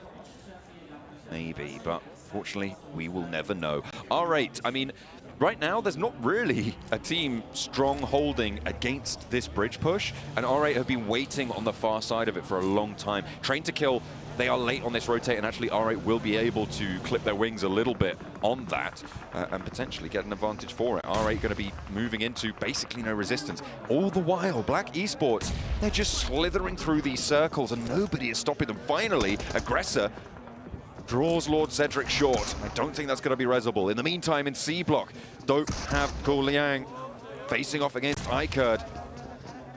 With 3 players on the inside, they're looking for that shot, and there it is, the nade over the top, and that will be another point added to the tally for Ikerd. Yeah, I mean, for Black Esports, the reality that the matter is that they're a team that way too much relies on third parties, right? I think there is a lot of third parties going on, and as long as they can kind of sit on the edge, they're likely to find something at some point. But now it's getting to that area in the game where I would say a lot of our teams still inside this game are pretty damn strong. And it wasn't like the 721 aggressors were just going to let Black Esports wander through. R8 in the meantime, though, taking an engagement with Go Quality, and R8 do look like they woke up today and chose violence. Absolutely. They've got 3 elims and 3 players. Action are going to be on the sidelines. You've also got Train to Kill, who are not out of it yet. A wide sweep for Prestige there, and not going to go down. Efias, uncharacteristically, not going to be able to tag that spray, but Ego's there, and that's the flush that they were looking for. 3 players alive now for Goat Team. Actually, Goat Quality, sorry, as they are going to be able to get that heal onto Varanik. A nade over the top towards SK Turn, pushes them off the corner, but doesn't get the knock. May be able to heal here, but now R8 are flagging. They only have 2 players, and they are heavily split from one another. I think Dope did just take a heavy hit there. In the meantime, Ego looking for SK Ton, did get the initial hit. There's a shot over towards the back line. Now does SK Ton alive and will get sat down with the help of Action. Action coming through late into that fight. Exotics are going to fall in the face of Upgrade here. 3 players alive, but 2 of them are on the floor. Black Esports are there. They're right alongside Symphony, looking to try and find an angle onto this third party. You said they rely on it. Now is a perfect time to execute on one of their favorite things to do. They are lining up for this one. They know that there's a team in here. They know that they're wounded. The question is, how long will it take to patch them up? And will they be able to fight out of the cover? Yeah, it would add insult to injury for Upgrade getting third-partied by the same team 2 games in a row. True. But looks like Black Esports are a little bit hesitant this time around. I mean, they don't have as many players. I believe the 721 aggressors were able to take a couple of them down. Circle moves a little bit further down towards that south side. And to be honest with you, this is where KZE's issues come into effect, right? Where I really think that they should have been able to challenge out 721 aggressors for that position on the eastern side, on that hilltop, but far too comfortable inside that western compound. You've got to take risks at that point in time, because it does give you good oversight over towards this northwest side. A lot of action taking place around the map at the moment. Goat Quality up to 5 eliminations after their scuffle with R8 earlier on. And that puts them back on top of the leaderboard as well, with AKE Cyber down 69 points. I mean, second place is nice, but first place, all the sweeter. Goat Quality will be able to take that mantle back, and we'll see how much further into the lead they can go. If you want to keep track of the tables of all the stats coming on in, you can. There are plenty of ways that you can do that. We have both the map feed and the vertical stream that will have information flashing up over the course of these games. The map feed, you can put that up on a second monitor. It has those tables on the side, but that vertical feed as well is available to you on both TikTok and YouTube for the vertical stream, on YouTube for the map feed. Goat Quality up towards 5 eliminations. Really good stuff. Really, really good stuff for them. Like you say, taking back that first place spot, as AKE Cyber has been, I wouldn't say lackluster, because I think both games they have shown their strength, but just not getting over towards that end game. Here's that upgrade for that replay for Upgrade. Ruzen boss, very aggressive. Nice play, honestly, from Ruzen. Really, really well done. And again, that's what we're talking about a couple of days ago, just in terms of that clutch factor. Sometimes you just have to commit to those plays. If that means jumping out the window and making the roundabout play there, it has to be done. Has to be done. Upgrade, though, moves forward, and Black Esports looks to move over towards Goat. Again, this is typical Black Esports, just trying to look for somewhere to get in. And they are not having a good time for it, because no one is opening up that pathway. And there we go, finally shut down. Black Esports will fall, 67 points on their tally. Now, moving our attention to the rest of this circle, it's looking good for, I would say, the 721 aggressors and for Upgrade. Both home ground teams going to have a decent shot at taking this one home. KZE finally leaving their compound, but they've got Goat Quality to worry about. Veranik looking for the spray, and it will be good for a little bit of damage. Nade in, though, from Raygod. Pushes Veranik off the angle. Efius is low and healing up in the backline all the while, and Goat Quality not able to get an opener on this defense. Little tag over towards Veranik, but a general idea of where they're playing. Right in the vehicle, good maneuver from Raygods to get out the way. Gets an air burst on that one. Veranik with the massive flank here. I think it's been spotted. Raygod's lining it up and immediately putting ordnance his way. He knows what's up, immediately getting that knock. Ego on the vehicle has been spotted, but it's the 721 aggressors. The third-party angle is here to play. Jonik, Butcher, Spidey all ready to surge over this hilltop. You can see the players down at the back line here for KZE. That bobbling nade is going to be good. And Raygod's now the last to stand for KZE. He has done it in the past, but he will not do it here. Goat Quality able to move through, and the 721 aggressors keep things on lock with 9 elims now. Talk about high rollers coming through from the 721 aggressors, but in that case, it was a low roller down towards KZE. Beautiful stuff. Again, for KZE, is the mistake I brought up at the beginning of the game, which is the fact that from stage 1 to stage 3, rotations initially are good, but they stagnate towards that mid-game. KZE should have been thinking way, way earlier in advance about picking up this high ground the 721 aggressors have right now. Remember, KZE were the ones to push 721 aggressors out towards the western coast. They should have never had this position in the first place, so a little bit disappointing for me.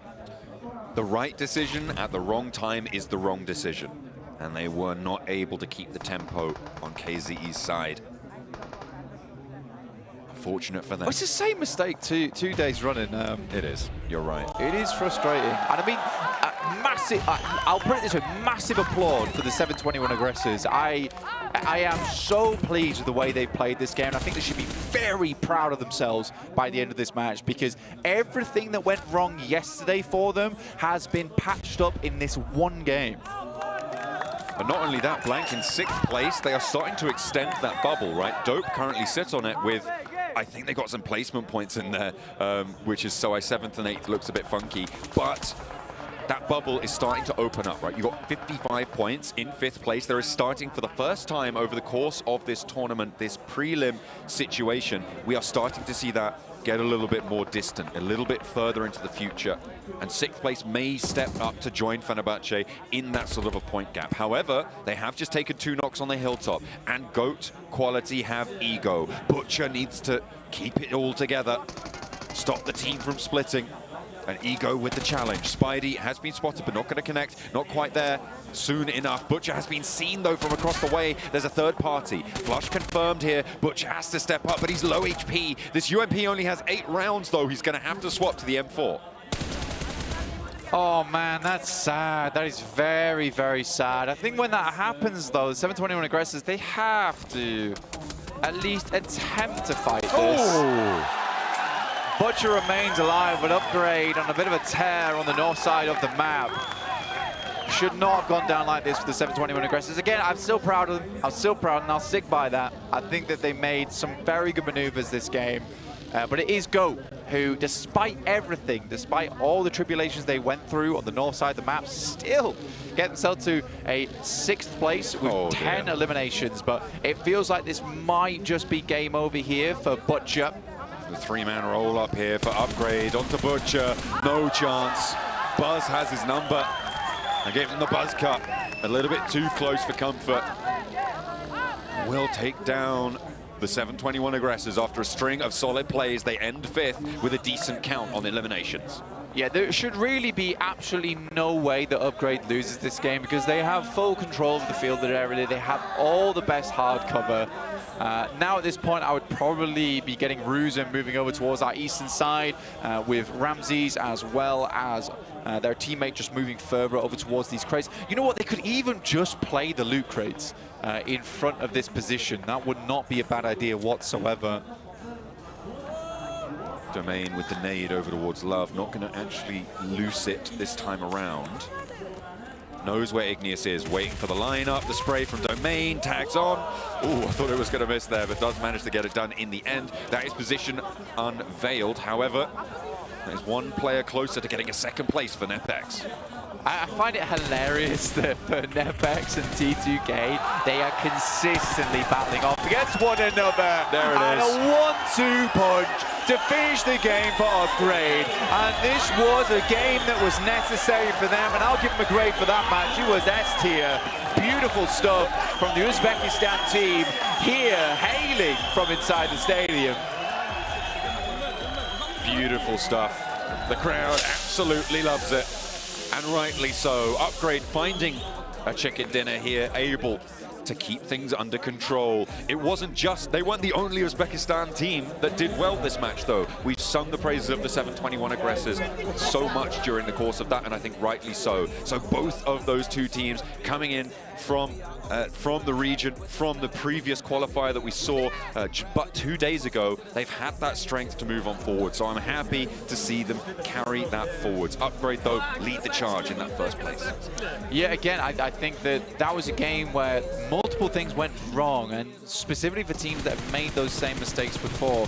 The 721 aggressors, though, I think they did a fantastic job of readjusting to that scenario. But you can see here that 721 aggressors were the ones to take down KZE. There was an absolute opportunity for the 721 aggressors to push down towards GOAT and finish them off. The fact that they let them wander up over towards them is a bit of a misplay in my mind. But I think the 721 aggressors were a little bit too preoccupied with trying to hold that western hilltop. But by that point in the game, it's a little late to be worrying about a high ground position. You're thinking that most teams in Airstrip are pretty weakened at that point. I think you can afford to give up the high ground in that instance. and most importantly, some solid hand claps at the end of that match as well. We've seen a couple of fumbles from the players so far, but Upgrade, they keep it cool, calm, collected. Palm to palm every single time. These guys are lockstep, certainly were in that last match. Very happy to see that one. We're going to be heading back over to the desk to break down the game and tell us just how fantastic Upgrade are. Upgrade making the home crowd roar. This is what they've been expecting out of this team. Them being able to get a good amount of eliminations now. Back-to-back 4 or more eliminations and closing it out with the win. Yeah, very, very nice indeed. Again, we might understate it just a little bit like we did with R8. This is huge for Upgrade. This is a massive, massive upgrade for them. You can tell just by the crowd, the way that they are cheering, they know what's at stake here, and they know how big of a win that really was for them. We already had some massive games from AKE Cyber, from the 7-2-1 aggressor. We were missing the Upgrade wins, and we finally get it in this game. Now, can they hold on to a spot in the top 7 after this? We'll have to wait and see. But the MVP is going to be Ruzen Boss, and actually might be able to join the ranks of heavy top-tier players of his region like Butcher, Admin, or Zvezda. That would be massive to see him up on that top fraggers list at the end of today. It absolutely would be, and honestly, I just feel like this is the first step today for this team. You don't come out of a win this big and this controlling and then do nothing the rest of the day. I feel like this is the first stepping stone for that momentum that we were wanting to see. It is, and I mean, you can see right wow. here. The 7, even though Upgrade won, wow. the 7-1 is the ones that dominate the top players.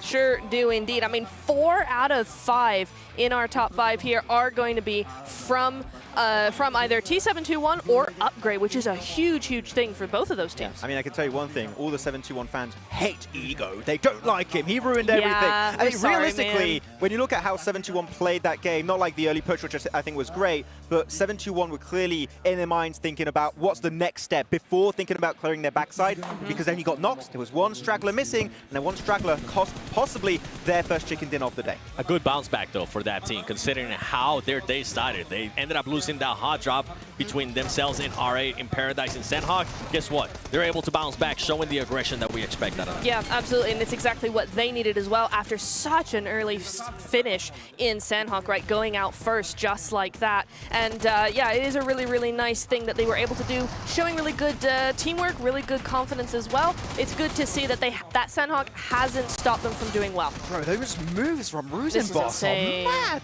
Like, even leaped through the window. He got in the full animation, but because there was the buggy, I don't know if it was lucky or he planned it, but that actually soaked up some of the initial bullets, and he was able to just buck and weave all around the place and actually get the squad wipe onto Exotics. And actually, they also were able to avoid going down to black 2 games in a row, so that's very, very lucky from them. They have to move forward into the highlights.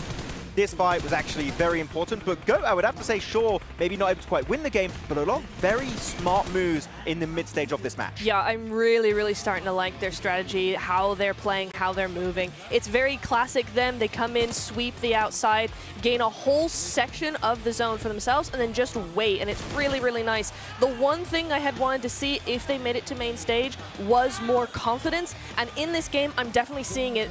Before, they would hesitate just a little bit when taking fights. There was none of that in this game. I mean, look at this. 21 points for Upgrade. This is what this team needs, especially for the teams that are currently towards the mid of the table. They need to be able to get those points. Goat as well, continuing to create a bit of a buffer there with the 12 points that they were able to collect. And AKE, surprisingly, even though it's not a win, Max, they end up getting 9 points. They get non-win placement points, which is massive. Yes. Realistically, for AKE, I'm really happy with how they played this game. We're not really getting too involved, playing it pretty silent, pretty slow, but which is fine. Being a silent team is okay, especially because they were in C block. There was no real exit point for them. Just let's try and get as many placement points as possible, even though we know we can't get that chicken dinner. Absolutely. Another thing I want to bring up is NetBex were in there with 7 points on that board for that game. Remember, they were in contender for that top 7 spot. So this game is, while not really a placement point material, is enough to just keep them going. Actually, I want to echo your point with another team, which is DRG. That's two bad games. I was going to say good games. 2 bad games. They just got back to back, and they were in 7th place at the start of the day, so they're going to be slipping pretty damn low. And you can see that because they're nowhere to be seen right now within the first page. Look at the buffer. I mean, currently 1st place, 2nd place, and 3rd place are creating with all the other teams. All Uzbekistan teams are in the top 7 currently. They're all up there. They might be joining Helion Esports actually for the next stage. This is actually quite... Oh, actually, am I missing one? You're missing one. You're missing DRG. You are missing Oh yeah, DRG. because they just had 2 bad games. I just talked about it. Yeah, so you're going to be then having T721 upgrade and AKE Cyber, really good stuff. But Go, you talked about their confidence here already, Neptura. They were almost maybe overconfident from time to time because like they were just pushing everyone, especially Verenic, who was like, I'm pushing solo, and it did not quite work out. Yes. Sorry, what was that what? for? Huh? 13 plays DRG after they started the day off in top 7? Yeah. That just goes to show you how close the leaderboard still is, right, those 7? I mean, for 2 bad games that aren't even all that bad, and they're still dropping so low because these other teams are starting to step up. This is where DRG really cannot afford any more mistakes. I feel bad for one team. I mean, I feel bad like for how they are on the rankings, which is Exotics. I feel like whenever we see them in a fight currently, they're just getting bullied. Like, we need to see the fragging power step up significantly because right now we're not seeing much from them. Well, we want to do a bit of a comparison here because we want to see how Upgrade performed yesterday to today, and you can see it's massive. It's a massive upgrade for this team. Day 1 is going to be on your left-hand side. Day 2 today is going to be on your right-hand side. Elims are up. They absolutely are, and by quite a bit. I mean, you're now averaging 4 more. I mean, yeah, it's only 2 other games, right? It's 2 versus 6, but still, it's quite a big difference. And even in the average survival, they're just surviving a little bit more as well, which means they're trying to keep both consistent. Exactly, for the placement points. They only had 5 placement points throughout all of their 6 matches of yesterday, and now the survival time, because it increases, they're getting so much more placement points. And of course, like, we knew they could get the Elims, but when you get placement points on top of Elims, you're going to be getting so much damn high in the leaderboards. Again, they're in top 7, so can they maintain it by the end of this second day of the prelims? That's the main thing, right? They've been able to do it twice. Can they actually continue on with that consistency that we expect out of them? By the way, don't forget, BYD is the #1 NEV producer in the world. As part of the PUBG Mobile Global Open, BYD is proud to be the event sponsor. Learn more about BYD models or flexible financing options at the booth during the event, or visit bydauto.com. Sadly, we didn't get a chance to ride on one today, but I'm still hoping that we'll get a chance to ride on another one. It's actually interesting, Seven. We left the venue yesterday. We were in the parking. There was a BYD car right there. And Seven was like, "Is that a BYD?" Yeah. Oh my God. Oh, that was so cool. Wow, there he goes. Yeah. I mean, they are really nice. It really stood out. It was like, actually, wait, oh, it is BYD. Yeah. Any other teams that you guys are looking to see a little bit more consistency out of? I really want to see just more from R8. Honestly, we saw so much coming in, just a little bit more. KZ underage. I feel like they had a good opportunity this game. They got too passive. We need to see them being more confident in this game. Yeah. Okay. I got to throw one in there. Why not? AKE. I feel like I want to see a little bit more out of them today. But you know what? We'll find out what they're going to be doing for the rest of the day after we come back from this break.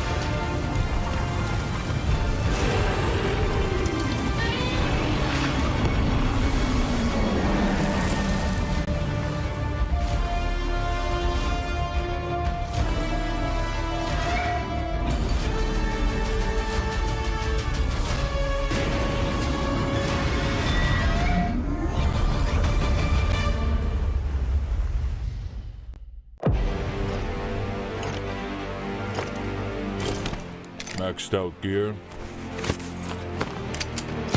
Tactics, wealth. I've got it all. I'm always so glorious in battle. Not even a speck of dust gets on me. The small boss is nothing.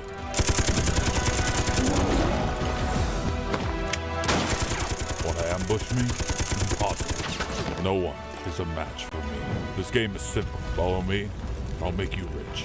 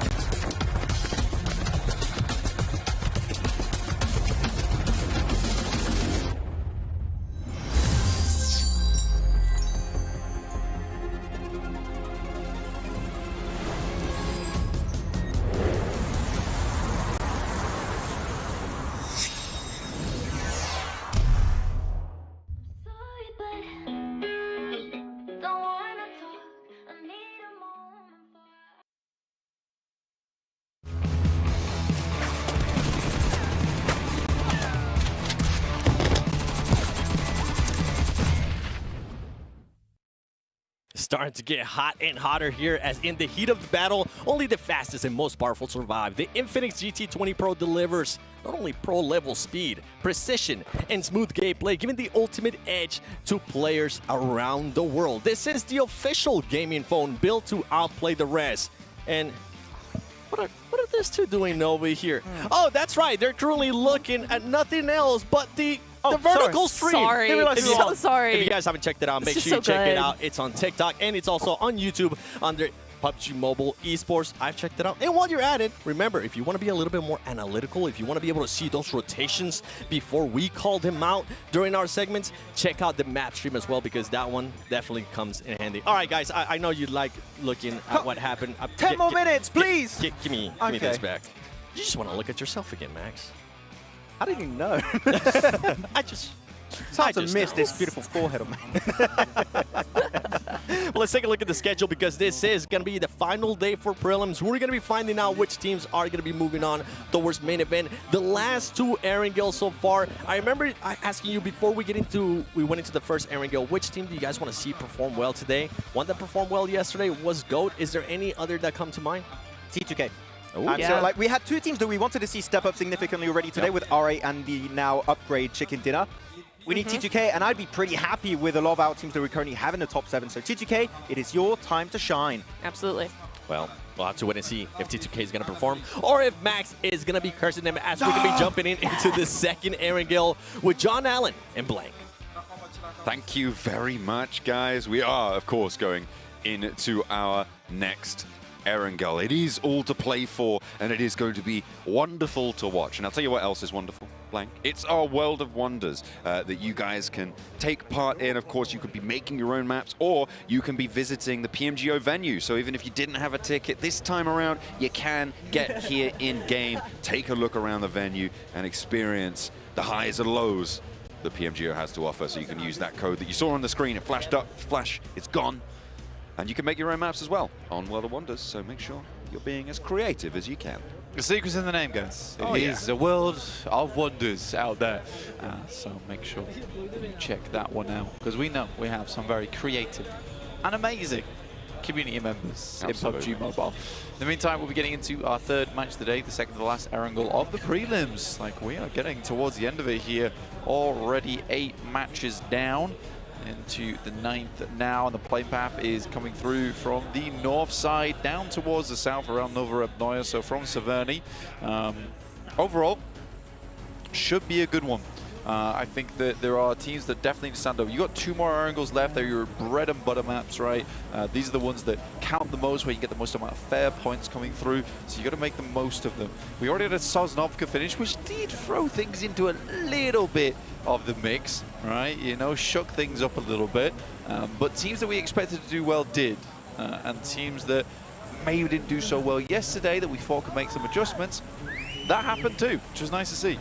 Absolutely. We'll see if they can carry that forwards going into this next match. You can see teams out early, Train to Kill, who Max didn't even talk about once. Don't even say he did it, because he didn't. Over in Severny, they're out early. They can get on the road nice and quickly and head on into wherever the circle decides to go. We'll be looking out for hot drops along the way as well. I'm gonna have to wait and see. T2K starting up towards Severny right now. And at the moment, we're going to be having most teams getting spread across the map quite easily. This time around, that's quite easy to get over towards Lipovka. I think the majority of our playing paths have been over towards that western side. So this time around, you know, K21 can get themselves nice and set up early. Fenerbahce over towards Milta. This is a team that sent fairly early over towards Sosnovka. I think you can be fairly certain it's probably not going to be in Sosnovka again as we head up towards that northeast side of the map, which gives Upgrade a likely advantage starting over in Yasnaya. But already it's Black Esports coming up against GOAT Quality, which isn't great news for one of our top placing squads. For 2 of our top placing squads, in fact, both of them towards the top of the tables. Right now, Black Esports do have a small advantage here. No meds for Zeptimus, but he has got the backup coming through in the wings. Unfortunately, there's a drop shot. Fortunately, he's got it handled. Ego goes down and steps inside, unfortunately. Greeted with a hailstorm of bullets, and Ephius again keeps it together. However, there are 2 more players now from Black Esports clambering on into the garage. Lord Cedric and Ozzy moving on forwards, and he's lining them up. He steps out, and what on earth have they allowed him to do there? Stays on the ground floor, and Ephius absolutely runs them through. Very, very well set up play there coming through from Ego, of all people, who was on the floor, sets himself up right behind the door so he can give immediate callback over towards Ephius of when those players are running towards him. So as soon as that door opens, he is ready to go. Even so, the aim was crystal clear and on point there. So very, very nice stuff. And Black Esports will only have Symphony left behind over towards Box Compound to deal with things going forward. So very, very well done to GOAT to get themselves into a much better position.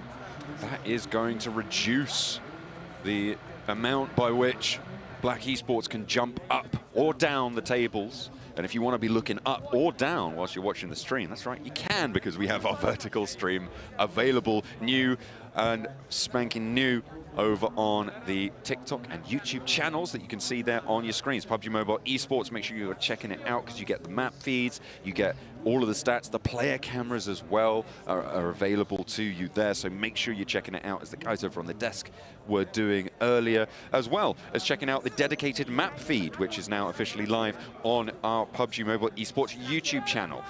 You can stay ahead of every single team's rotations with the help of the map feed. That's right. Why'd you look at me like that? I don't know. I felt your gaze upon me 8 times during that segment, scaring me. Up towards the north side, T2K currently holding up towards Stalber. There is a massive turnout for Upgrade, which is really nice, especially the fact that they're doing a little bit better now as well. That definitely helps their prospects in terms of the fans who were seeming a little bit gloomy yesterday, to be honest, with the way that Upgrade had performed them.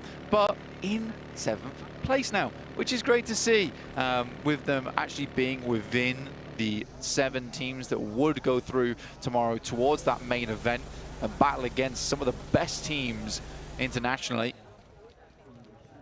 This is a little look at the opener. Yeah, Septimus just got down to the ground early, able to take that first knock. That's good.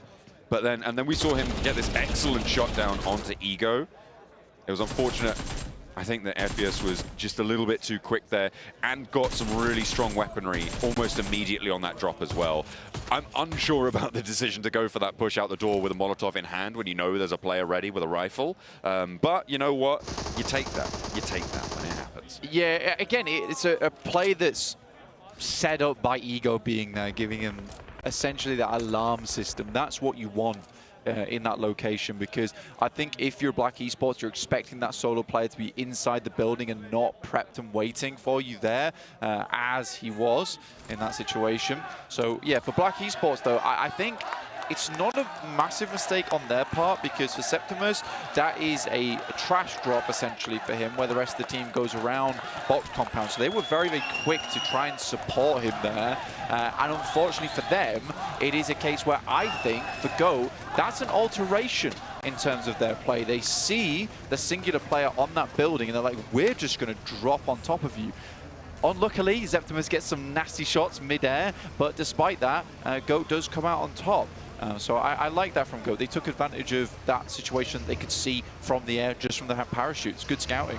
Yeah, I mean, it was very nearly a 1v4 for Septimus, so Goat quality able to keep things going. Simple. Give him the run around. The Matador in the water. Unfortunately, he is bleeding out all the while. The only thing read about him is his health bar at this stage. We'll have to try and survive. I don't think it's going to be too profitable, though. AKE will have to play on as 3 alive. Now, across the rest of the map, teams have coalesced around the east side of Yasnaya. Obviously, being on the east side gives you a lot more mobility if you need to swing around towards Stalba in these later circles. So you're seeing teams try and put their position in to that east side. I think there are teams that are currently a little bit slow here over towards that southwest side, trying to make the way through. But we did catch up with some of the players over on the stage with Barney. So let's check out what they have to say. Welcome back to the front of stage. I've got Falcon joining me here from Helion Gaming. And you know what, Helion, you guys are actually waiting to compete this weekend. Is that making you feel a little bit more nervous? I think yes, because these 2 days give us a more comfortable atmosphere, and just take a relax and just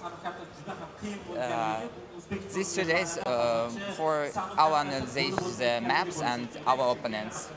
Okay. Are you making any adjustments based on what you're seeing on here? Because you're sitting around, obviously you're watching the prelims, you're seeing all the gameplay. Are you changing what you're going to do or how you're going to play the game when you go into the main event? No, we didn't do any change.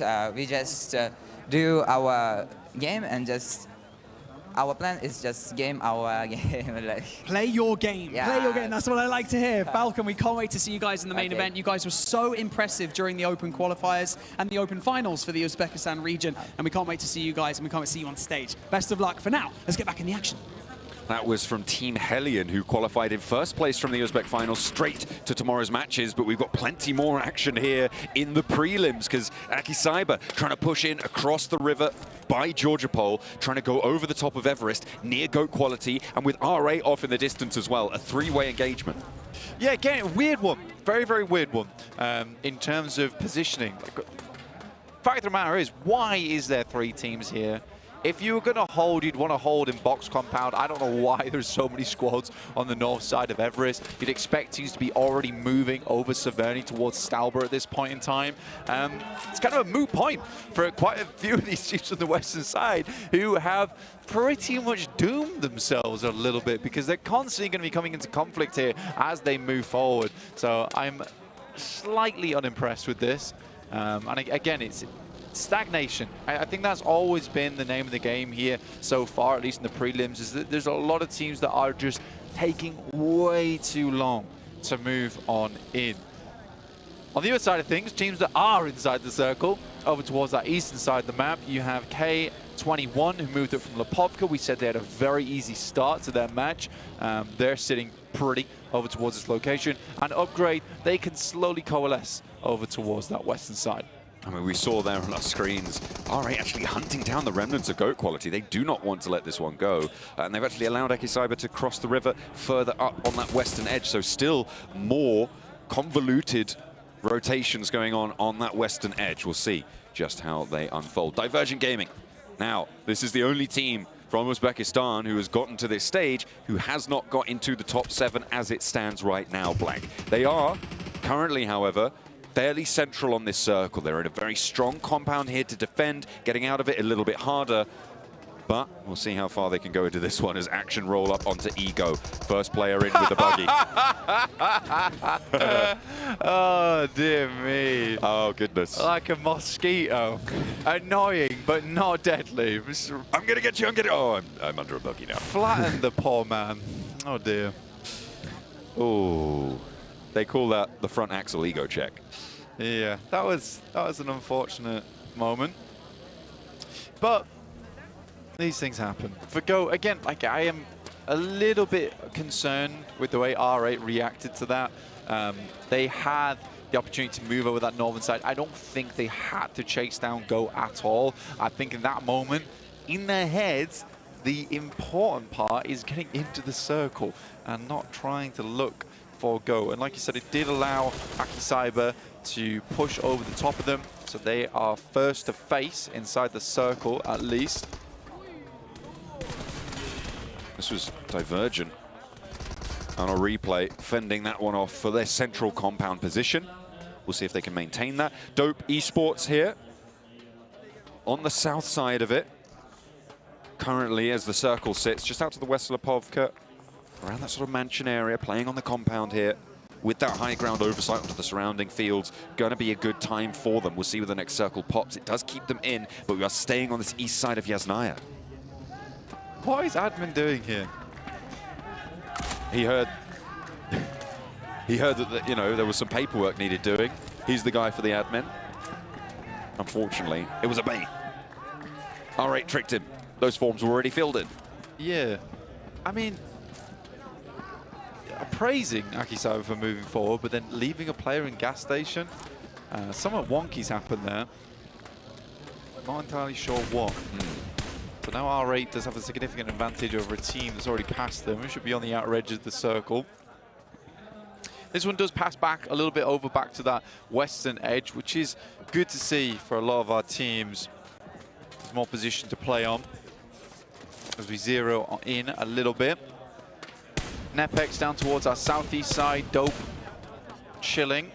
A lot of field over towards the western edge. There is still a portion of Yasnaya in, so there is an ability to take residence in some of these buildings, which should give you a little bit of cover. In the meantime, Don taken down by T2K. Trying to kill on this north side. And AKE Cyber is slowly faltering, and today hasn't been the greatest for them, I think it's safe to say, Blaine. They haven't had a good start into today. Fortunately, they did have that buffer from yesterday's games, but it's not as strong as we would like from them right now. They're on 69 points. They're fairly ahead of the bubble by 19 as it stands. So they're looking pretty good with 4 matches left to play, including this one. But it's definitely not fully safe. There's a lot of folds, I'd say, from AKE Cyber today. I mean, clearly one of them is just admin sitting inside gas station getting taken out. That one was very weird. Black Esports similarly down to 1 player now, R8 with the 4. I mean, they have made some wild maneuvers over on the western side of the map, yet they get in as a 4-man, so it's looking pretty decent. Upgrade, very much central right now, looking really good going forward. Very strong position they're holding as well. Be beneficial for them throughout the entirety of the game. I'm glad that Fenerbahce does take this 2-2 split, though. This indicates a little bit more of a risk take from them, which I like to see. They started in Milta, so they've had to push far up here. And again, you want them to be taking these central positions. If you can, and it's located near you, there's no reason not to go for something like this. Zvezda tries to descend from the Stalber Hill, where he was sequestered for a while, but he's been through hell and he will not come back from that one. SK-Ton with the pickup and the flush there. And that's another point added to R8's tally. They're now not alone on the north side of the Yasnaya fields, because there's Upgrade chiming in from across the way, but that should be Reservoir. Again, very weird game for AKE Cyber. Like I said, it just does feel like a series of folds from this team. Like, they had an excellent opportunity, an excellent chance to make something happen. Yet here, it all goes wrong fairly quickly. T2K moving across over towards R8. You can see that on your screens right now, looking to get a bit of a high ground positioning against them. The circle moving further towards the west does throw a massive bone over towards R8. Ooh, okay. A chance here to take control of the north side of this one, but they have to fend off Train to Kill. With the top 3 teams going fairly low on this game as well, Blank, this is a big opportunity for R8 to actually pick up a lot of placements here. They are currently 19 points behind the first place team, and that is doable with a commanding position over the Yasnaya Fields, right? You can pick up that sort of a scoreline, unless you get taken down here and now by Train to Kill. Force taking a shot over towards ID7, and he will bleed out. Oh dear. They're taken down, good stuff. 721 Aggressors is over towards our eastern side. Nepex is out on the other side of this ridge. 721 Aggressors realizing they're going to need to move in very quickly. Fenerbahce might want to think about regrouping down towards that south side, or even moving a little bit further off towards that west and sequester themselves within those fields. Oh dear. That was the slowest roll-up I think I've ever seen in terms of the time he had to respond to it. Just nothing he could do about it. A threatening imposition by the 721 Aggressors. They're trying to refrag and they get the first. Yonik next for the challenge and happens on the shots needed to shut down the aggression. Will move in to look for the res. Hits the deck after the flush is confirmed, but 2 players are now down. Unfortunately, though, for the Train to Kill squad, they have been swept aside and eliminated in 14th place. Well handled by the 721 Aggressors, but they're diminished in numbers, and there are so many teams surrounding them. Yeah, 721 Aggressors kind of struggling a little bit there. T2K, again, very lackluster play, in my opinion. Very, very lackluster. They had the advantage on this one, and again, it's just a series of roll-ups, a series of 1v1s. It is not up to snuff, I would say, here at the prelims. 721 Aggressors, though, getting torn to pieces by R8, who have just come through and they've found a weakened team. R8's been having what I would consider quite an easy game, to be honest.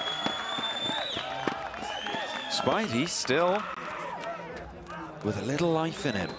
And the 721 Aggressors looking for the res. R8 stumble a little bit, and now AKE can join the fight from this eastern side. That makes R8's life a lot harder. The 721 Aggressors can try and just keep their head down and stay alive in this scenario. R8. Prestige has to drop the smokes, gets into the buggy. We need to start moving quickly back over towards his friends, down towards that south side near Escaton. Here's Nepex coming with Fenerbahce. They did regroup as requested. Nade around the back, big damage over towards Savian, and Simple's already fairly low. Nobody's going for one hell of an approach onto them. Not sure what he was thinking. And Domain's lighting it up from the sideline. Savian, the savior here for Simple. And Domain just about avoiding with that central stanchion. The pump action not good for it. And the rest of the team running on in. He was so committed to getting that flush, but Blank, 7 or 8 pixels got in his way. What could you do? Yeah, were they just going to let him keep shooting? Was that the plan there? Very odd, to say the least. Dope currently 2 players down. Action on one side, Exotics looking to pincer from the other. Action moves up, Nyx. That entire team just got pulled apart on top of Dope as well.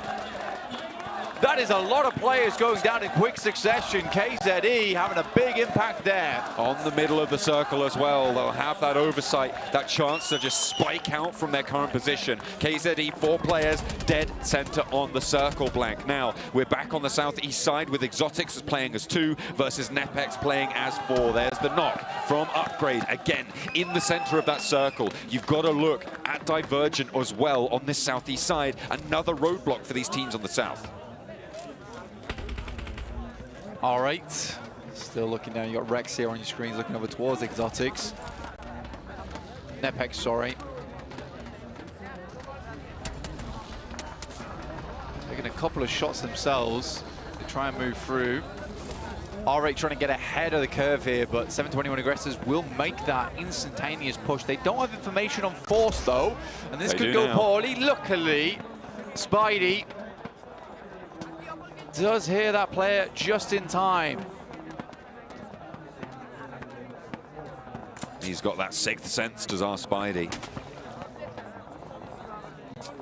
Has an inkling, has a tingle that there's a player on the inside, and will be able to find it. Unfortunately for Aggressor, though, not so lucky. R8 playing on as 3 now from the northern side. Have to put more pressure on here. The blue zone is crunching them in. Spidey still on the inside now. Jonik off on the off, angle, quite far away, not really going to be able to help too much until they go for that roll-up. In the meantime, southeast side, it's Nepex on the crash towards Divergent. Divergent needing a good game here and now, and Domain goes down first. A good start to the hold. Noisy and Lonely on the face. Will find a second onto Rex, and now it's just Mukesh for Nepex. The rest of the team surging on in, and Divergent clamped down on the compound. No casualties to be seen. Divergent hold them out for Prelims. Good stuff. Divergent, this is the resurgence that they need in these matches, but it's Upgrade. Their fellow Uzbeks up towards that north side who could put it all to bed. Dynamo spray down towards Buzz, but not going to connect there. Too low profile on the laydown in the smoke. Yonik has been spotted. R8 did fall in the meantime. Blank, that was Spidey and Yonik taking that challenge. An open ground crossing, really difficult to make, and R8 cannot do it. No opportunity to jump up for that first place this time around. And we're looking at the teams lower down the table this time around in their chase, in their pursuit for that 7th place position. KZE. They've had a very strong spot for a long time. Pretty upset with themselves in the last game, I imagine. Not taking the high ground this time around. They were quick, you know, down from the south side of the map on Sosnovka, moving up here to a strong position. Upgrade need to get a move on, though, and I think at this point in time it's where I would expect teams to start rotating around. Get rid of Spidey, play in the fields. That would not be a bad thing to go for, but Divergent with a lovely nade over towards Buzz puts a massive nail in the plan here for Upgrade. Again, I am not sure how you play this one out here. I think maybe with Divergent sending down towards that south side, you pick up Buzz. But again, I'm thinking teams need to start getting a move on over towards those fields on that north side. Divergent going for a full crash. Exotic's going to be pushed in by the blue zone, but not just yet. They make it to a waypoint, though. They get a little bit of cover. However, they lose a vehicle in the process, and you can see the KZE are ready for this fight. However, I think Divergent might be in the circle. They're looking for Roy. He is going to be backed off, and there comes the crash. The last player, Dynamo, for Divergent Gaming, going to be regrouping here. KZE try and harry him on the way in, but not successfully. KZE also have angles over towards Exotics, and this time is burning down for them. Exotics had a chance to stop Divergent, but they have not been able to take it. In the meantime, Upgrade crash across the open field. Molodoy is low. It's all up to Spidey. Finds a second, and now Ramses, the last player to go, has a 1v1 and takes it back into control. And this is a huge position for Upgrade to pick up. Incredibly dangerous, though, dude. Incredibly dangerous. But that is the right play to play on that north side to swing round. Unfortunately, Buzz goes down. I think, honestly, he's out of position there. The team needed to move. I don't think he needed to play outpost on that south side. It was very unlikely Divergent was going to make a north push. Meantime, though, smokes galore down, but KZE, they have got a fantastic position to play from. Upgrade, on the other hand, they're waiting for the next shift. They wanted to move away from KZE so they could take the fight to them inside the fields where they're already posted up, inside a nice bit of cover. Exotics getting through this as well is quite surprising to me. Divergent should have had broadside on this rotate, but they capitalize on the chaos and get through to an oversight commander position on this DRG spot. KZE has been seen, and that's Upgrade. Huge. Taking down Ray Gods. That leaves them as 2 on the inside. Devon on the out. They have 3 players now to stand. DRG bearing down upon them. A huge threat. That's a really nice pickoff coming through from Upgrade. Over towards Ray Gods as well, who arguably is the best player there on KZE. Exotics just slipping by, like you say, purely because Divergent massively locked down this location. They've got no sightlines to work with. Kings attempt to take shots over towards Upgrade, who can just rain the next in now. There's no reason for them to peek out too much, considering they've already got that initial knock. They just need to wait for KZE to have to move their way. I agree the circle could move down towards the south, though, which puts Upgrade in a slightly difficult position. I mean, look at this, though. Is this difficult? I don't think so. This is the high ground. This is the rooftop scout. Oversight. All the control you could want over all the maneuvers in the game. You might be able to thread the needle to Roy. I don't think he's been able to spot it there, just behind the angle. They don't need to leave yet either. The circle keeps them in. Upgrade hanging on, and it's kind of 50-50 here. The compound just held in by the circle for KZE on that north side. Divergent, though, looking for something. They still have vehicles, which is a miracle, to be honest. It's a very crashable compound, too. Posting up on that east side, you can see they have a player there specifically for that scenario because it's the one area of the building where there aren't really the windows available to get the shots out. But Devon playing here is very important, and he has to play here for that reason. The need to stop anyone pushing too close by. That was Pretam bleeding out. That goes over to Upgrade again. KZE now with Divergent bearing down upon them. This is the go signal. Grenade not quite connecting on the first wave, but the second is there. And David, devastation over towards Divergent. And they only now have one player to go. It's Dynamo, and he's lighting them up on the inside. One knock found onto Shadow. Devon is low, gets the heal off. Kings is there, but they're on the deck, looking for these heals, and over the field and far away, it's Upgrade to come and ruin their day.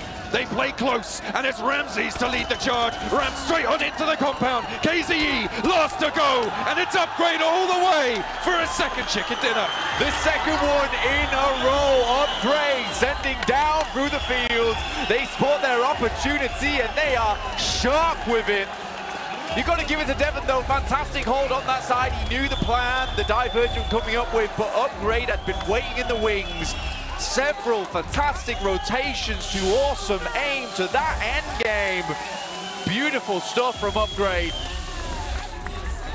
What a shutdown on that game. They took dynamic options in that late game situation, Blank. Whilst that fight on the south side was happening, they routed the north side hold. They had oversight on everything they needed to, and that crash across the field, perfectly timed. Honestly, Ruzen was cruising that game all the way through. Very, very well done to that squad. You love to see it as well here in Uzbekistan. The Uzbek team just having an absolute blinder of a day today, a much needed day. And this could mean that by the end of it, we have 4 Uzbekistan teams going through to the main event out of 4. A 100% qualification rate. Let's take a look at this lineup. Devon, absolute domination on that sideline. What a spray down. This pick from Dynamo, though, or maybe it came through from Upgrade, I'm not entirely sure, was able to get that opener. And this is when Upgrade knew they had this fight. They were able to make it work. It was fantastic, phenomenal crossing. And Ruzen was cruising to the bruising of everyone in the way. Let's go! Upgrade! Back to back. You could have seen, there's a reason why they didn't have this flag with them, because they let us borrow it. So congratulations, Upgrade. That is back-to-back chicken dinners for this team, a team that definitely... you can give it back. Dang. Damn it. But okay, seriously, last year of Japan, year of South Korea, stepping up big time after really never doing anything in global events. Is this the start of the year of Uzbekistan? Chances are that it's definitely happening today, and that might be able to start and continue for the rest of the year. Yeah, that's right. I mean, look at the stats here from this team. Really good stats. Yeah, 5 eliminations, 3 elims, 4 elims. Buzz was there in spirit, but it doesn't matter at the end because the timing of that final third-party hit was absolutely perfect. Oh, I got so hyped for that one. I loved it so much because 7 was like, okay, you need to push it. And then they got in those vehicles and they started their roll. And it was like, yes, here we go. This is the PUBG Mobile we want to be seeing here. It was one of those moments where sometimes those teams tend to hesitate a little bit, and it can be the downfall for them. For that team to see that, that's exactly what you want to see, Max. You have a circle finish near Yasnaya Polyana. Keep in mind, Upgrade drop in Yasnaya Polyana. If there's any game where you're like confident they need to get at least a top 3 finish, it is going to be a circle finish like this. The timing was on point. They were getting involved in very, very impactful fights to gain space in these circles, especially that northern fight in the field. They win from that position, and off the back of that, get roof control, get a lot of information, see the fight happening thanks to that information, and go for the big game-winning third party. At the beginning of the day, the only Uzbekistan team that wasn't in the top 7, that yesterday had a bit of a slump, today they're showing why they are such a just Well, like, everybody just follows him, but look at the top players right here. I mean, what is going on, man? Uzbekistan, like, genuinely, what the hell is happening? Literally, I mean, what? I mean, if you're Helion genuinely in that right now, they're like, Literally. maybe this training of the prelims is gonna come and bite us where I'm thinking. Yeah, exactly, absolutely. I mean, not only do we have already one pretty darn good team going to that main event, now we have so many more. Possibly, maybe. We're not done yet. We still have a few more games, but still, it is getting more and more obvious that these teams are not going to go away quietly. There's a lot to unpack in this game, to be completely honest. But yeah, Yasnai very early on. Actually, this one, I'm really happy about the replay. Black Esports versus Go and FEs.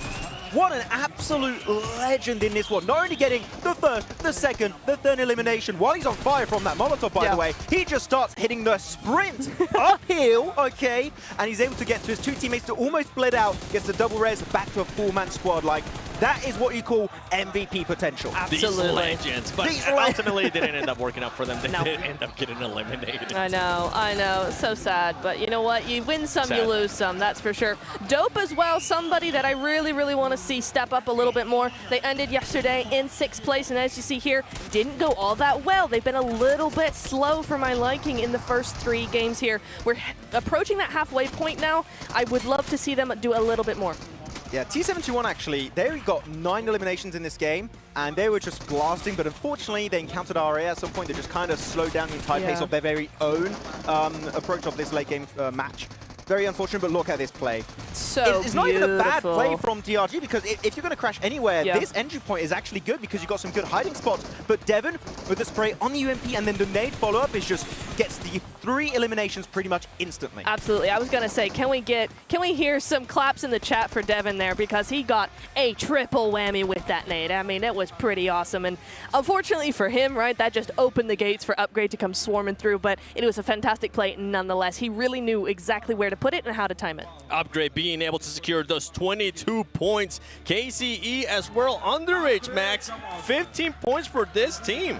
Yeah, KZ underage. I mean, I think that they were a little bit sad after that previous game over on Erangel. Like, okay, we need to start being willing to hold down our strong foothold positions in the circle, which here, Devon, I mean, okay, I have to talk about Devon again. I'm sorry, guys. I'm talking about Devon a lot. But he had the perfect angle because, actually, looking back, I think that Devon knew exactly what was the weak point of their compound. If they're going to crash anywhere, it's going to be here. I hear the car coming, pre-cook the nade, chuck it on over in the corner, and then UMP into a nade knock, into another UMP knock. The timing of that from Devon alone was just so impactful in that fight. It absolutely was. It was, but also Go and AKE here getting 3 and 2 points total for this game gives it a huge opportunity for other teams to catch up, and exactly this.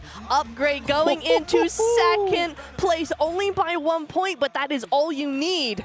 It's just such a great return. That's what can happen in just 3 matches, Max. That's insane. Yeah, generally, after yesterday, I was like, there's no way we're going to see one of the other Uzbekistan teams take over AKE Cyber after what they did yesterday. And we were proven wrong by some of these squads, especially Upgrade. After the Uzbekistan finals, I was like, oh, they're one of the top teams alongside Helion. And they had a little bit of a slow start yesterday, but it happens to the best of us. They came back swinging today, back-to-back wins on clearly here Niptura, the most important battleground of them all, because you have 3 per day on that map. And yeah, so far this is definitely the day of comebacks we've been witnessing. It absolutely is. I was going to say, I want to see a little bit more there out of AKE, but one team that you were wondering what was going to happen with them, it was going to be NepX. Yes. I mean, that push that they did 1 by 1. I know. I was really disappointed with that because NepX, they have been getting a really good trajectory. Unfortunately, here you see them in 9th place. They have dropped down. They were in, although actually they've gone up. They were in 10th place there, but with 30 points. So I really like what we've seen from them so far. They've done a little bit by little bit, right? In the first 2 games, they had 15 points compared to 30 in the first 6 games of yesterday. So they're outperforming themselves, but that 1 by 1 kind of negates all that, because I'm like, what are you doing? We love the first fight versus Fenerbahce. They played it extremely well. Actually, Fenerbahce wasting so many shots in that, like one metal beam in the building is quite unfortunate. But then they send it. The push itself was good. Makes a lot of sense. You're not in circle. They have a spot in circle. You commit to the crash. As a full team, the kind of lead up to that is a 10 out of 10. And then when they start going upstairs, which you know is the weakness of a full squad, because you're just asking to get shotgun to the face. And the one by one you talked about here, Neptura just make the entire game plan crumble. Max really wanted to see was this defense right here from DRG. Yeah, DRG, as they do approach then this little rich position to the east of Yasnaya, which is a very solid spot to hold on to, they are instantly weakened because a lot of teams are aware that that spot is going to be strong, taking shots. You can even see the off angle of Devon, actually, of KZ Underage over to the northeastern side of currently your screen. Northeast side of your screen, yeah, like top left, top right of the screen. And a lot of utility instantly comes out from DRG to keep themselves alive, go for the revive on their knocked teammate, and then you're just able to get back to a kind of calm state and then start putting your focus on getting information and thinking what our next move in this match might just be.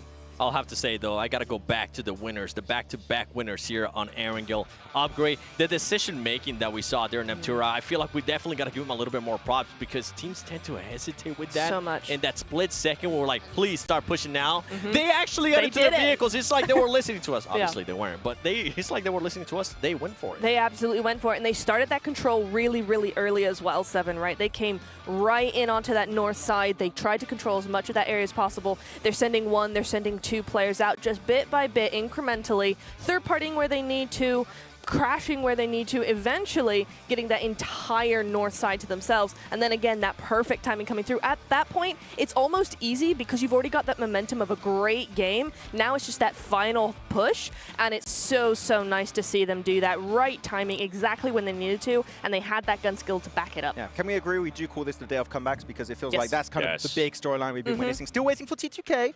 Okay, I know the fans of T2K don't like it when I say their name in chat, so a few angry people in the chat. Sorry, I have to talk about them. It is my job after all. But that's the only team I'm really looking at currently. But so many step-ups, not only in just them getting points, the way they get points. The rotations are quicker, they're way snappier, they're willing to be more aggressive. I think you were talking about GOAT, you want to see them being willing to take fights. They've been doing that so far. Upgrade, going for these like splits that are very interesting, that you mentioned also earlier. So far, the step up in gameplay is massive, which Seven is very important as you head into the main event. This training is going to give them a chance to compete against the best teams in the world of PUBG Mobile esports. Whoa. Let's bring it down a notch here, okay? We still have 3 more matches left. Anything can happen here. We just saw what a team was able to do in 3 matches, and with 3 matches left, I don't know what's going to happen. I honestly don't. By the way, for everybody currently watching, make sure you guys check out the Player Worldwide are truly checking in with the World of Wonder maps and enter the map ID 12123503. Immerse yourself in full panoramic experience of the PMGO Uzbekistan offline tournament without leaving your home. Stay your virtual venue tour now. I want to start it, actually. Have you been able to do it yet, Max? There was one for PMWC, which I did go into, and I was like, I went there. That's so cool. I was there. I was in that exact spot. That was my chair. But you can actually go check it out right now. If you weren't able to make it to the venue, you can be in the venue in spirit, in game. Nice. Pretty nice. There's also, I mean, besides that, there's also so much more cool stuff as well. Yeah. When you go into World of Wonder, there's a lot of stuff. But let's bring it back here a little bit towards these teams that are fighting for that main event. I'm excited to see how they are going to be performing here in this last 3 games. The last Erangel, for anybody that needs the points, they need to get them now. So we're going to be sending over to the commentators, John Allen and Blank. Thank you very much, Seven. Of course, we'll be more than happy to bring you guys every single beat of this next Erangel, and in fact, as he highlighted, the last Erangel of the prelims. Final one to pick up some more points for yourself going into the 2 Miramars, which will cap it all off. Who will make it into the top 7? That is a question on everybody's minds, and will it be 4 teams coming through from Uzbekistan to make that feat work? I think they'd be happy for it. I think the crowd would be very happy for it.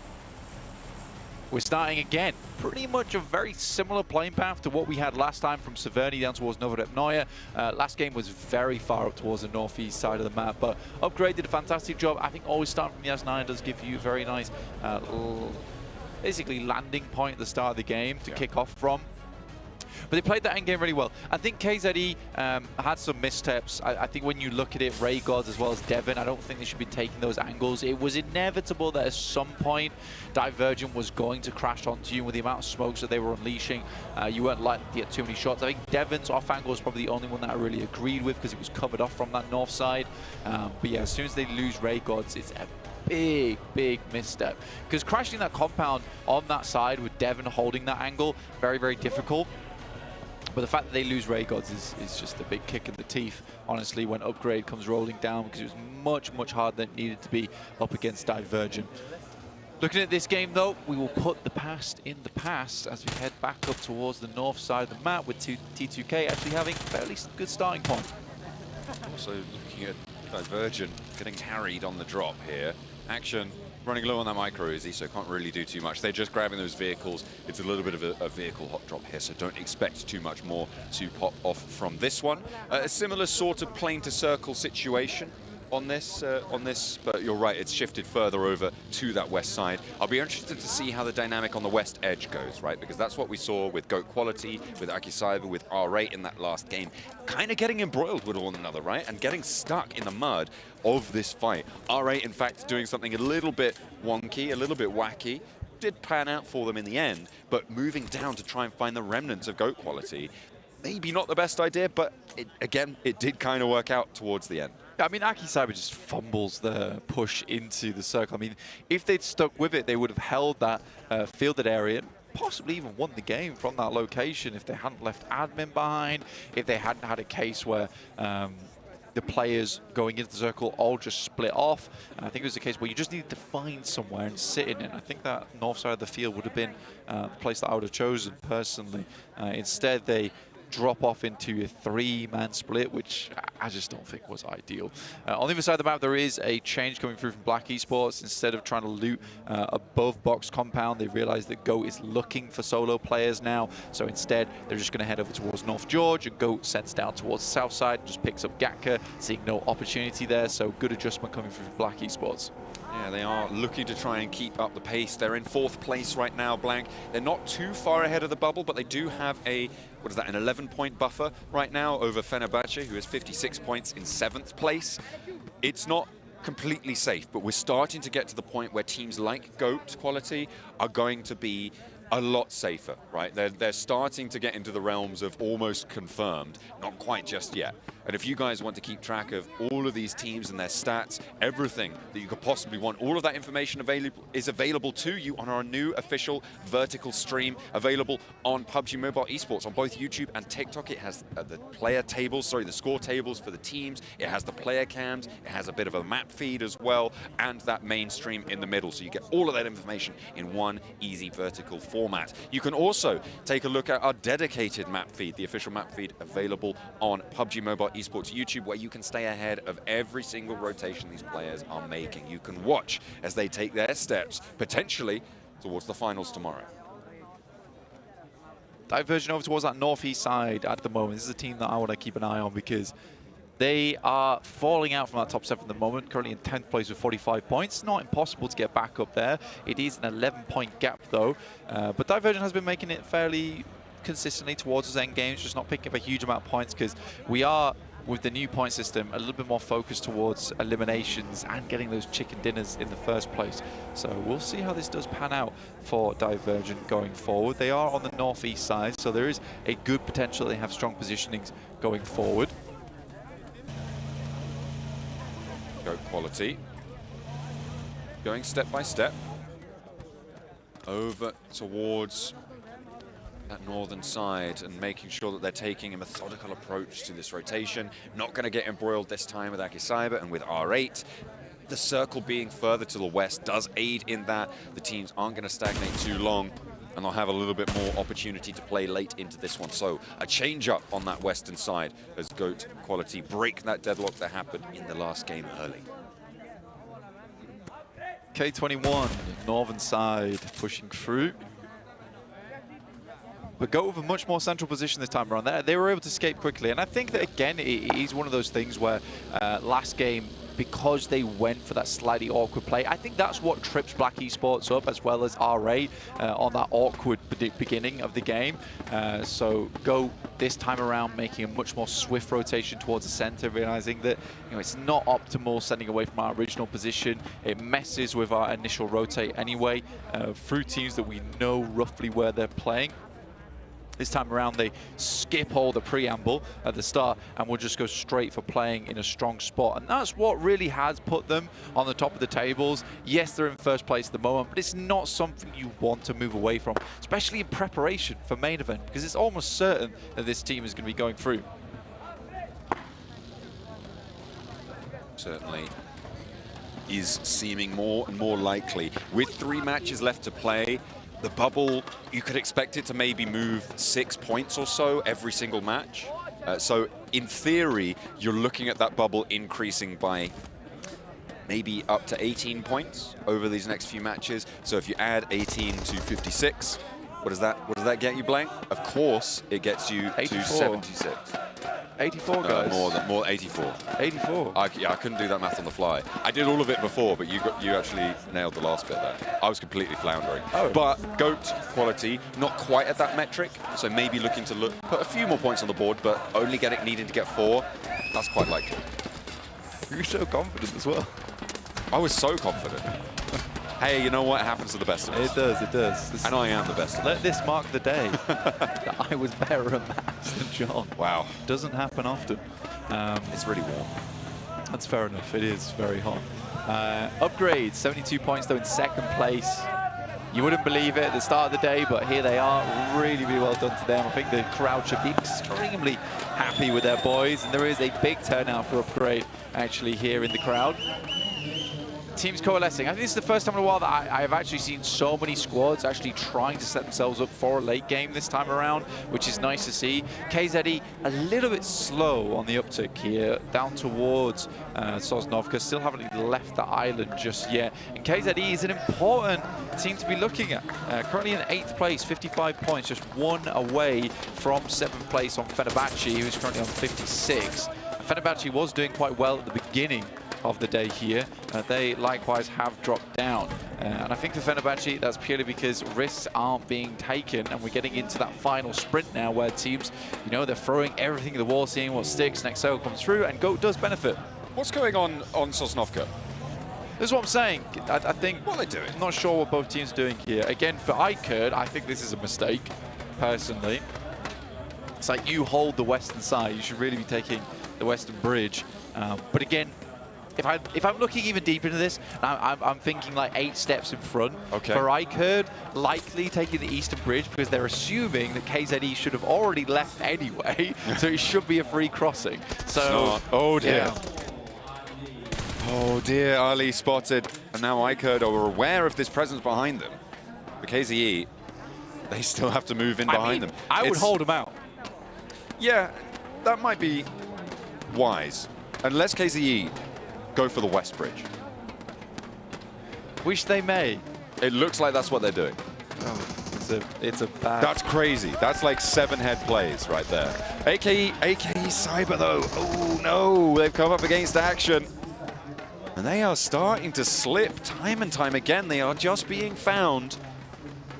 Unforced errors for AKE Cyber. Was there an argument between the team last night? Like, gone from one of the most disciplined, synergistic teams in the lobby to floundering at this point in time. It's something that even on the stage we praised them for earlier on.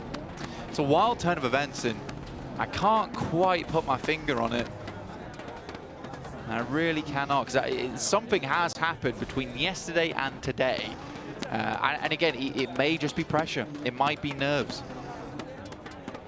I've figured it out, Blank. 56 plus 18 is 74. Is it? Yeah. Yeah, it is 74. It's 74. You said 76, though. I said something completely wrong. Yeah. And you... I was so confident. Yeah, No, we you were... thought. We both got that completely wrong. But it is, in fact, 74, where I'm sort of expecting this bubble to end up. We were now. like in the middle. Yeah, we were average us out. We're still dead wrong, but we were close. We figured it out now, and that's what's important. So I'm thinking that that's where we may see the bubble. 74. Could be a little bit lower if you expect the bubble to raise by 5 points a match. So between 70 and 75 is where this bubble I think is going to end up. 70 to 80. 70 to 75. That is my official guess. 70 to 80 roundabouts. Official guaranteed guess from John Allen right there. Could be like 65 to 72. Could be like 0 to 100. Yeah. On a real one. -5 to 107. 77. About 70, I'm calling 75. 76 though. Okay, you think it's going to be 76 on the bubble? You think Yeah. there's going to be 20 points earned by Fenerbahce in the next 3 matches? Doesn't necessarily have to be Fenerbahce. That is true, but a Fenerbahce-like team needs to earn that many. Yeah, exactly. Upgrade on the prowl. They already have Molodoi across, but yeah, this is not an enjoyable circle. I mean, it's less bad than if it was head further over towards that western side and on that middle island, which would have been very awkward to play around. All right, though, love their position in Rozhok on that northern side, playing on the bank. Does give you a lot of cover as well from those southern teams and gives you that opportunity to move across later on, should you need to. Black Esports make their way over towards the edge side on the northwest, as you can see on your screens. But we have crammed a lot in here in terms of squads, and I really do like that. It's taken, what is that, 9 games to figure out, but we're here now. Absolutely. A lot of these teams are on the south side, though, Blank. It is so much more dangerous there right now. We've got 4 or 5 teams on the north side. You've got Upgrade, you've got GOAT Quality, Train to Kill. We've also got Divergent as well up there, as well as Black Esports. These teams are in fairly secure locations. You imagine Train to Kill, they're going to be fairly easily pushing down south.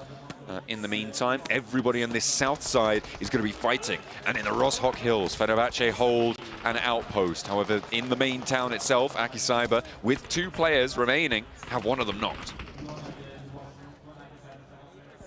AKE Cyber, again, it's just, I don't know, man. Someone's off with this team. I'll put my finger on it, that's all. All right, lose a player, or at least he's knocked for the moment. Action and the 721 aggressors currently in Sunken, with KZE making their way up just now. Taking a while to get here, but finally made it in. And Fenerbahce on a split between School and overseeing Rozhok. Divergent though, and Upgrade. Ooh, a little bit of action against 2 of the teams. One team desperately wanting to stay in that top 7, the other trying to breach in. Upgrade already in that bubble bracket. Divergent not so lucky.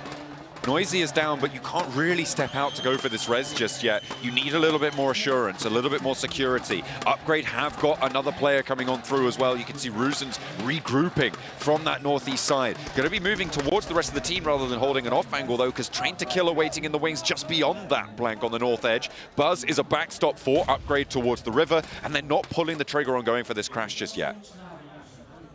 Not just yet at all. Action. And the 721 aggressors going up against one another. Good molly from Yonik. Will find the flush, so Action in a rough position now. Luckily, they are on the northern side, so the 721 aggressors will have to push through from them if they want to head north. Next circle in 8 seconds. We'll see where it falls, north or south of the river. We're a dead split even, and that's what we get. Rozhok and Rozhok Hill remain in, as well as those positions on the northern bank. This is a really nasty circle. It's a situation where you've just got to choose one and fight for a position on the north or the south. Yeah, I think the bridges as well. I think playing the bank here is not a bad idea for RA. You know, it's a nice spot to play.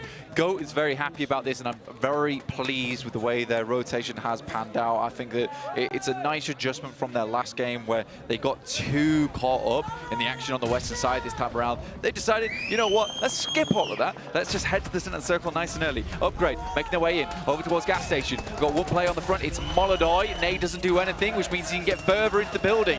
That will cramp them. Molotov into the door frame, allows him around the edge now. And Divergent Gaming, they're all in the same position. Another player on in, and the nades at their feet start to chip away at their health bars. A spray down into the corner, and looking for the flush, not going to find it. And now Ruza with a nade onto the inside, but he gets caught in the crossfire. Is traded off, however, and Molodoi on a low HP position. Can't really continue this one just yet. Maybe Divergent can find something. The answer, is it sending more in? No, I don't think it is. Blank, they're starting to fall. It's all up to Buzz, and he's low, he's going down, and he's fallen. Divergent hold the gas station. Good stuff from Divergent, immediately dropping the smoke cover.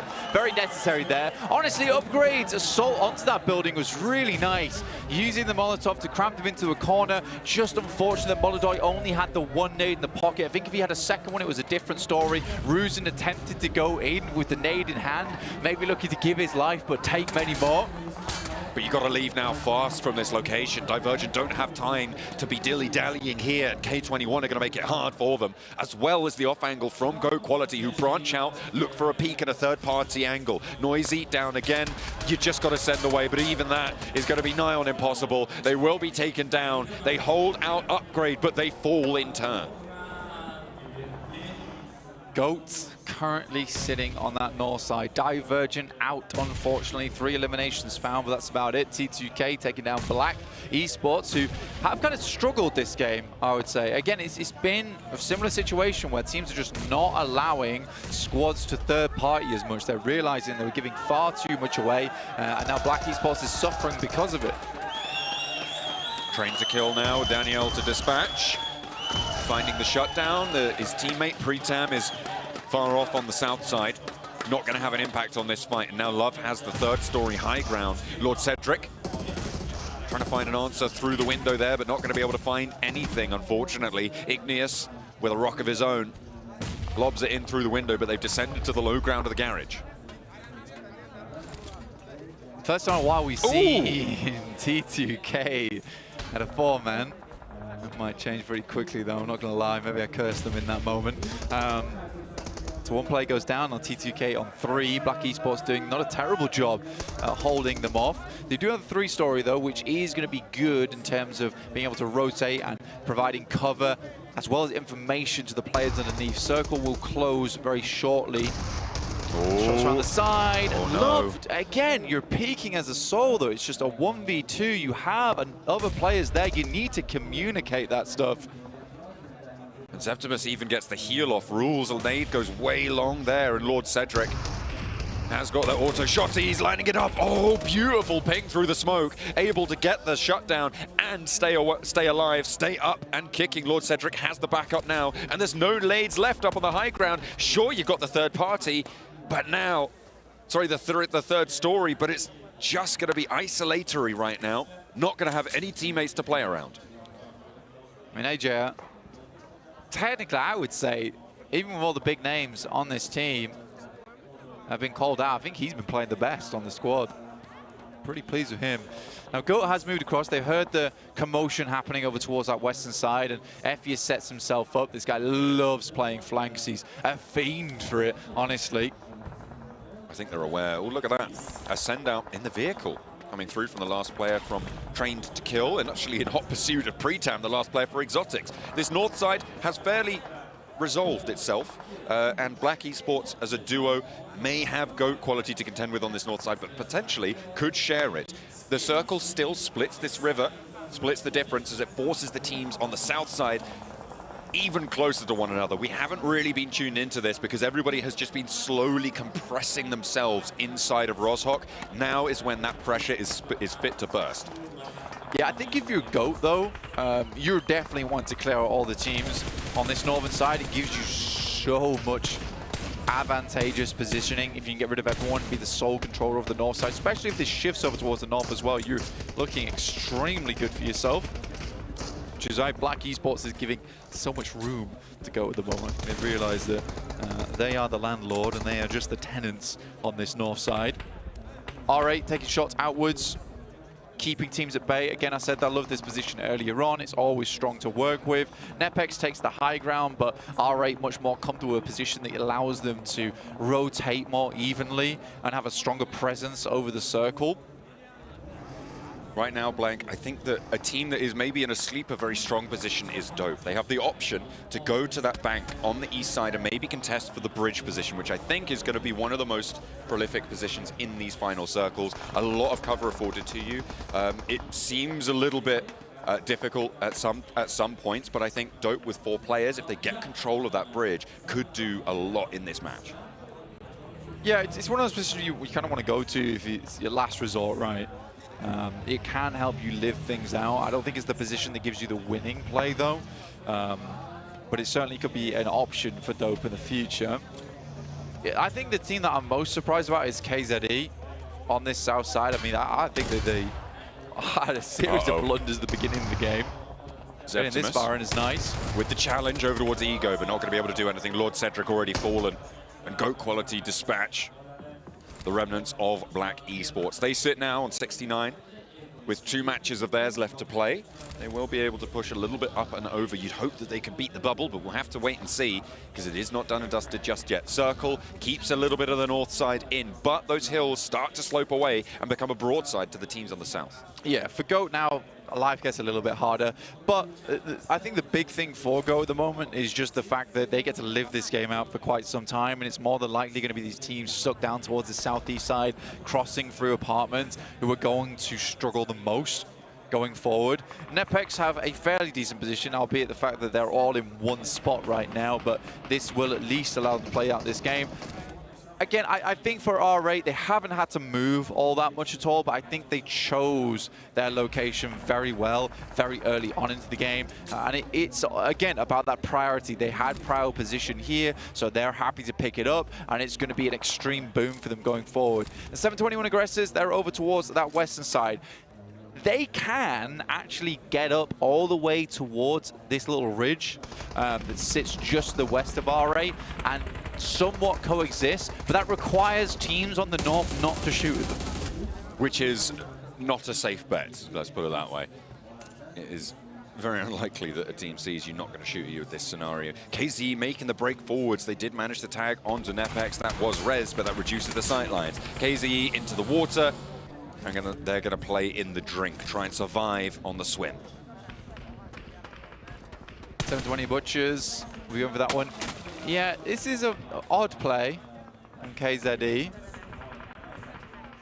First of all, goes down to R8. I mean, if you've got vehicles, I think you just play underneath NetPex and then try and take shots over towards the 721 Aggressors.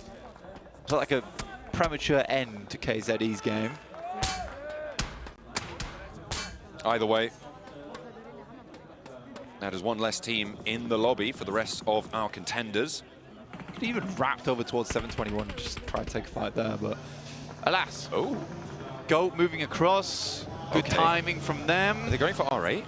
No, they won't go for R8 yet, but they can play on this bank side. They're going to send up SK Tom. Oh no, spotted on the backlines by K21 under the bridge. I mean, fair enough. It's very difficult to get across there with 0 casualties. I think that they consider that a win, getting up with 3. Now, R8 does have to be pretty quick with this one, or at least get another knock going through, because it's only SK Ton inside the warehouse.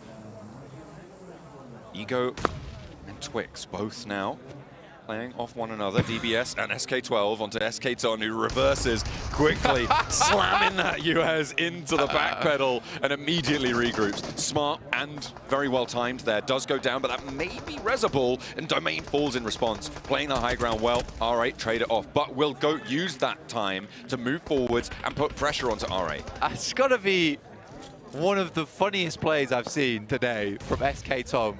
Having the nade out in hand, there's 2 smokes out the front, perfect opportunity to throw that thing. And I'm pretty sure in that situation, SK Tom is just like, I don't have it in me. I don't have it in me. He has to wander back and pays the price for it. I think you got to hold your ground there, man. You got to hold your ground. It does give GOAT a position. Fantastic rotate from GOAT to get towards this warehouse. And now R8 is really stuck in position there. I think realistically, if you are R8, you sort of want to pull off the 2-2 split. You don't want to play off a 3-1. It's difficult, isn't it? But I think arguably moving SK Tom back actually gives them more security, because if they allow GOAT in, they're holding that warehouse almost for them. They're creating that buffer zone, and you're getting R8 into the late game, right? You're confirming basically a top 2 or 3 by doing that. By allowing another team there, sure, you have close, dangerous neighbors, but you can deal with them later. Get a top 2 position, secure some of those points on the placement, get across that bubble, and just play it a little bit safer. Maybe not a game-winning play, but a points-earning one, potentially. Yeah. The only problem with it is you just don't have any off angles when a crash comes through. It's like as soon as if they're on the building, you have some nades to bobble out the window. That's about it. But we'll see what happens. But I do agree with you, though. I think it's one of those plays where it's like, look, definitely not the game-winning play, or at least the game-securing play, but this will get us towards a nice, solid position in terms of placements. Dope here, starting to move towards that northwest side, which is sort of expected from them. Trying to swing through any buildings they can. K21 did move off from that bridge. But yeah, definitely an impressive maneuver coming through from Goat there. And again, I think that they were counting their lucky stars. They only lost one player in that situation. Didn't expect the backstab from the bridge trolls, K21, but now they've started to resurge, and K21 playing on the hillside. I feel like Marco is going to bite off more than he can chew if he stays there for too long, and actually backs off of it because Dope are moving in. They're 4 players, and this is where Goat are going to get tested, right? With K21 controlling potentially some of those off angles. You can't really run out the back of this warehouse straight into R8. It's going to be a full face fight against Dope with K21 as an off angle. It's really hard for Dope to make this crossing. I mean, these have been some bad trades coming through from R8. Like, you shouldn't be losing players off that, and it's a good timing coming from Goat. They notice that a player has gone down, so they try and confirm it with a nade. Respect to that. I mean, I think for Goat, importantly, they realize that they've got to put the pressure on over towards R8 here, because if they get pinched from the eastern side, then R8 is going to be happy to start tossing nades into the warehouse. Butcher trying to stay down in the dirt for now against this bombardment from R8. You can see, actually, for Ida, no armor on the body and very damaged helmet as well. They've been through the thick of it in these scraps. Nepex putting pressure onto Dope. They wanted a third party to roll up and instead go for the full face fight. Baby Tang is low, but gets that heal off. The first aid is there. Mukesh is off in the high ground, but that's not going to matter on the inside fights here. Rex and Precious now into the building on the ground floor. Baby Tang goes upstairs, but Guliang stays down on the low ground. Payne and Mambe for Dope, trying to suppress this door frame, suppress this crossing, and they go for the full face. But both players on both teams fall on the inside. Dope in a closer position to go for these reses, but Mukesh is trying to pick up the points. I think if you're Goat here, you have to get involved, like a little bit, because you know that if they hit the eastern side of this warehouse, life's going to get very difficult. So Goat needs to have some kind of an impact on this fight, which it looks like that they're trying to set themselves up for, even if it's just a quick peek at the start here. I mean, Nepex as well as Dope are effectively taking each other out. Second, they will get some points for that one. Not a second place, but 721 Aggressors not too unhappy. It was a pretty difficult position to play, but they will find a decent result from that one. Goat get the centralized position in the circle. You wouldn't have expected it, but that's how things break down. And we're heading into the final circle, in which case Goat is very, very happy. I think the center of the circle may just be outside of the warehouse though, Blank. I think it's just out to the north edge of it. Yeah, but it doesn't really matter considering everyone else has to. It's true, but if they can just keep Goat inside the warehouse. I mean, that's bad. I mean, that stops any off angle from K21. They want to move up to the edge here, but... Yeah, you want the warehouse, basically. Yeah, that's true. It seems that way for these teams anyway. Prestige down first to a spray. That's K21.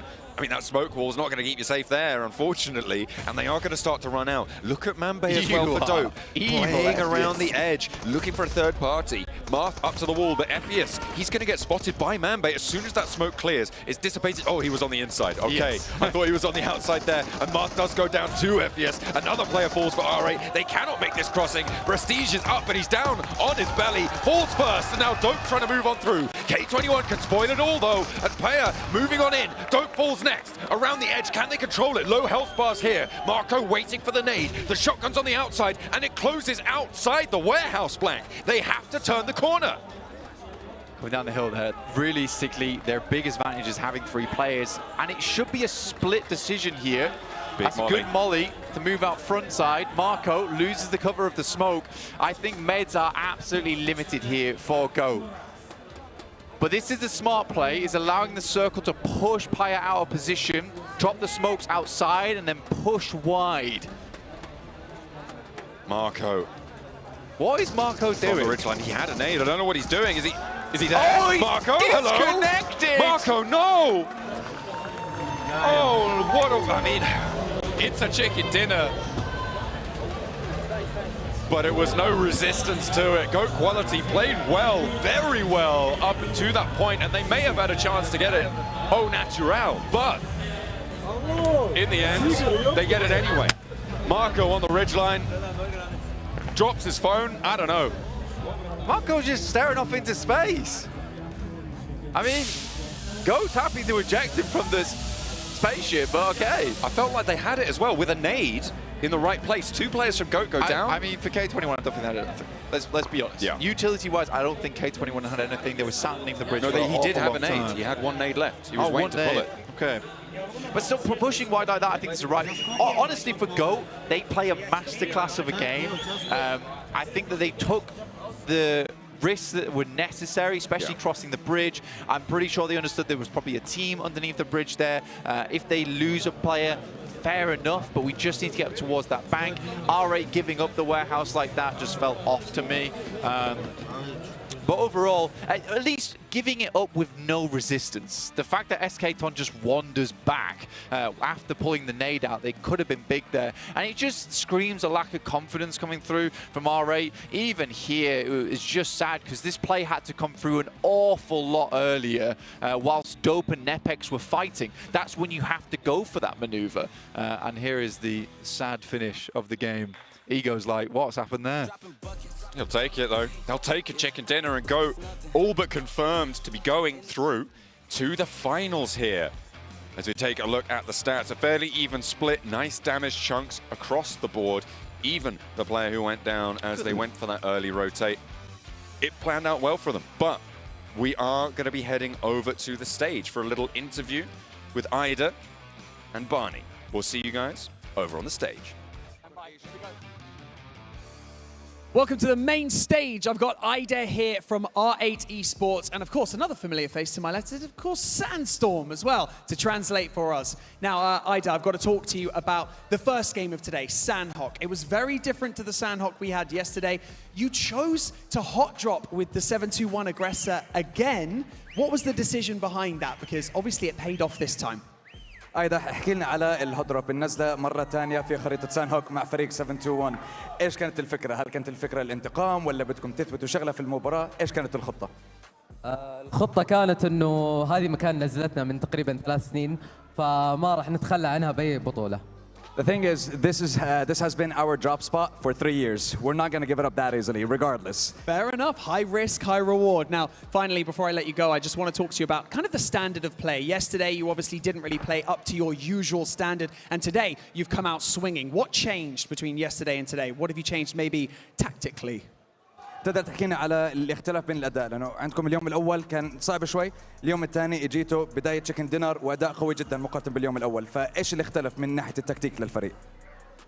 تقريبا اغلب التيمات ما لعبنا معهم كثير وتقريبا اول مره نلعب معهم، اغلب الفرق كانت اوزبكيه فما كنا نلعب معهم كثير. امس كانت بس دراسه واليوم الحلول تكون. So it's because we didn't really get the chance to play against a lot of the teams that are participating, specifically the Uzbekistani teams, and they have come out very, very strong at this stage as well. It's just the lack of opportunities to practice with them. They were participating yesterday, and for us, it was a lot of watching them, studying them, seeing their play styles, and the impact itself speaks on this stage. Well, your adaptation has been absolutely brilliant on the fly. Thank you so much for joining us in this post-match interview. Thank you so much for joining us as well, Sandstorm. And for now, we're going to head back over to the analysts to keep breaking things down before we continue. I agree with Barney, because Barney, their adaptation has been spectacular. And I mean, the Uzbekistan teams have just been performing so well in front of the home crowd. But we got to talk about Goat Quality. We'll be able to get a chance and talk about a little bit more of some of the stuff that they were able to do throughout that match.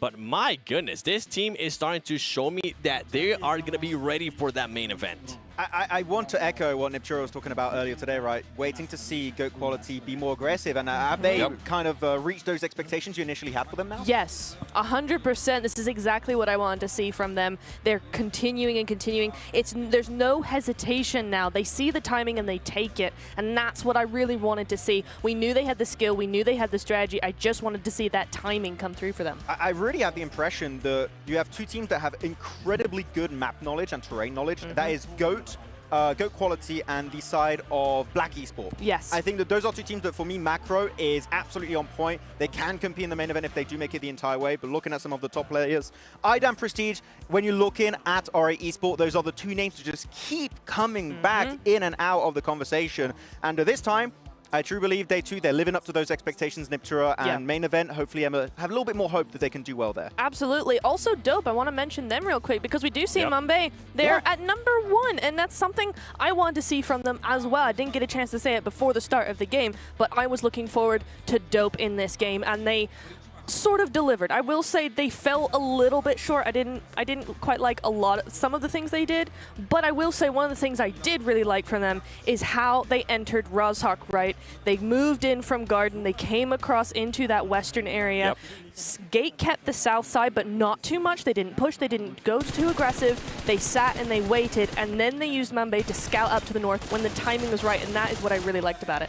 And for this team, I mean, they're continuing to at least get some points to maintain themselves there within at least the top 7. They're staying in the conversation, right, which is important. Top 7 is definitely achievable for a lot of our squads, even some that maybe struggled heavily yesterday, even technically that struggled even at the start of today. There's still that one opportunity to pull off a pretty big comeback. But as we go through some of the replays, Upgrade, unfortunately, the home crowd a little bit unhappy, but they were taken down by another local team. So it's like, it's a lose-win situation. We get it up at the end of the day. We will take it, though. R8, they were in the hot seat for pretty much the entirety of this match, Nipchura. They were just playing that warehouse and building to the west of warehouse pretty much since phase 1, and then they relinquish it over to GOAT with an amazing push that we will analyze really a bit more later on.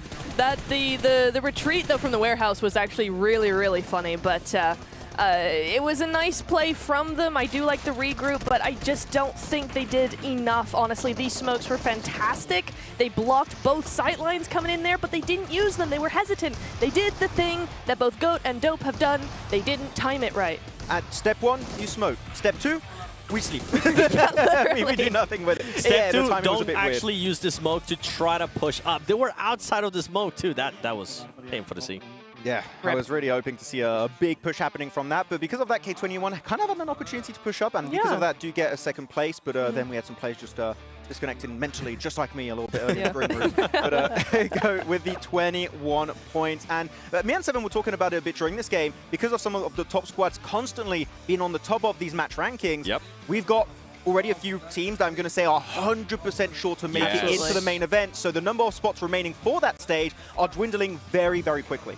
They absolutely are. I also want to say, again, not to talk about them too much, but NepX, 10 points. They're stepping it up. Not in the massive way that we've seen from some of these other teams, like Upgrade, for instance, but they're being very, very consistent. It's 7, it's 10 points every single game so far. So I do want to see how those Miramars go for them, because it could actually give them a run for their money. Upgrade not being able to follow up those back-to-back wins there out of them. And to be fair, I don't think we were going to end up getting that turkey that you've been wanting to see, Nipchura. The back-to-back 3 wins in a row there for Upgrade. This crowd would have went absolutely nuts. Oh yeah, I would have loved to see that, honestly. Because I missed recording it this time, the last time. I would have loved if they got another win to actually be ready to record that, because they are awesome in those stands. It's so much fun to listen to. It's really funny. Every time the R8 fans are like start to chant, they're just like, we can chant, but louder. We can than chant you. louder. They've actually started sitting up behind the R8 fans to drown them out completely. It's very funny. I like it. I like the banter. You know what? As long as they keep it friendly, I'm all for it. One thing that we really want to point out, and you guys were talking about this during the match, is just GOAT showing that map knowledge. I kind of hinted at it earlier. We can actually show it to you now, because the rotations were so good. Yeah, I mean, so many good options here, but they go for, in my eyes, the best option. So we're going to be paying attention here to the side of GOAT Quality with my little laser. Ding, ding, ding, look over here. And they are going to be then onto the northern side. They already cleared so many teams at this point of the match, which means their back is clear. Yep. What is the next transition point for them? When you can already see them pull off that rotation on your map feed, they just send it over the bridge entirely into this spot. And this spot is great for one single reason, is that this entire area is pretty much a ridge, meaning that teams such as R8, the side of Nepex, Dope, even to some extent T721 cannot visually see you over that ridge. So that means you can transition over the bridge, hold that position temporarily, and then looking to push into the warehouse, which they didn't even stay there for too long, right, Nepturo? They just start sending it into the warehouse instantly, and then Escaton into the car, reverse mode, and gives away the warehouse for free. So that transition is literally a 10 out of 10 macro-wise. Yeah. It's very, very nice indeed. We really liked that. And also it was preceded by some really nice timing to clear those teams that you mentioned before, right? The teams on their backside as well. So very nice overall macro coming in from GOAT. GOAT being able to be the first team to cross 100 points, and we'll see if it's going to be the only team to cross 100 points. But RA as well, making a massive push there to top 2. Something that we need to focus, though, is how close that middle of the pack is going to be. You can see 7th place right there with 61 points, and KCE just 5 points away. Absolutely, and also I want to point out Black and T721, they're not out of the woods yet either. Just over 10 points between them and 8th place, and if we go over to that 9th place or the second half of the leaderboard, you will see it fairly close once again. So it is, 56-56, it's a tie on 9th and 10th, so still all to play for here for these teams, for the majority of these teams for sure. We are looking like it's going to be a very spicy Miramar. You know what? There's one player I have not seen enough of this tournament so far. Do tell. That is going to be Savian. I do not know where he has been currently for Fenerbahce. I've been having high expectations for him and his team, and as of right now, they're just not aggressive. A lot of times when we see them involved in a fight, they're the team getting breached, not the team breaching actively, which means that they're in good positions. That's a great thing to see, that like they're always in the circle and kind of in the conversation.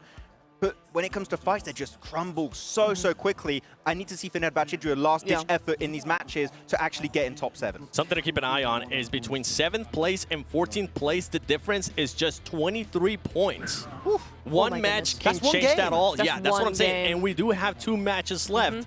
If for some reason one of these teams towards the middle of the pack, if they end up getting a win here, they could set themselves up to possibly secure that top 7. They absolutely could. It is all to play for. I mean, it's going to be even as easy as somebody having a little bit of a rougher game and, you know, the team right behind them ready to get that full win in.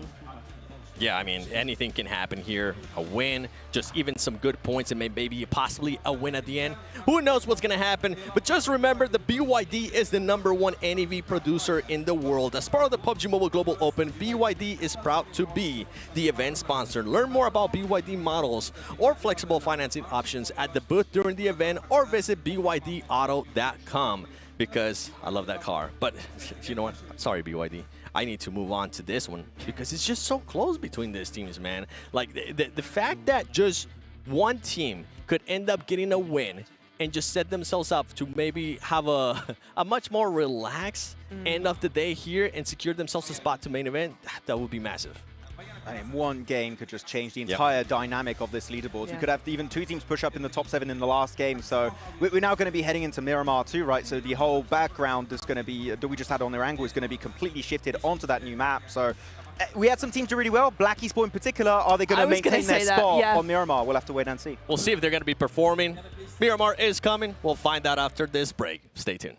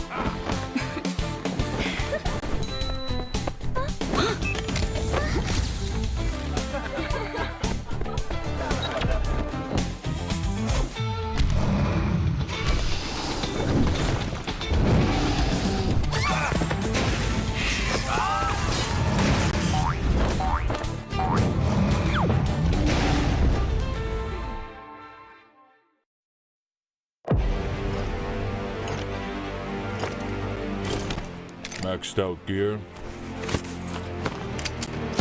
Tactics, wealth. I've got it all. I'm always so glorious in battle. Not even a speck of dust gets on me. The small boss is nothing.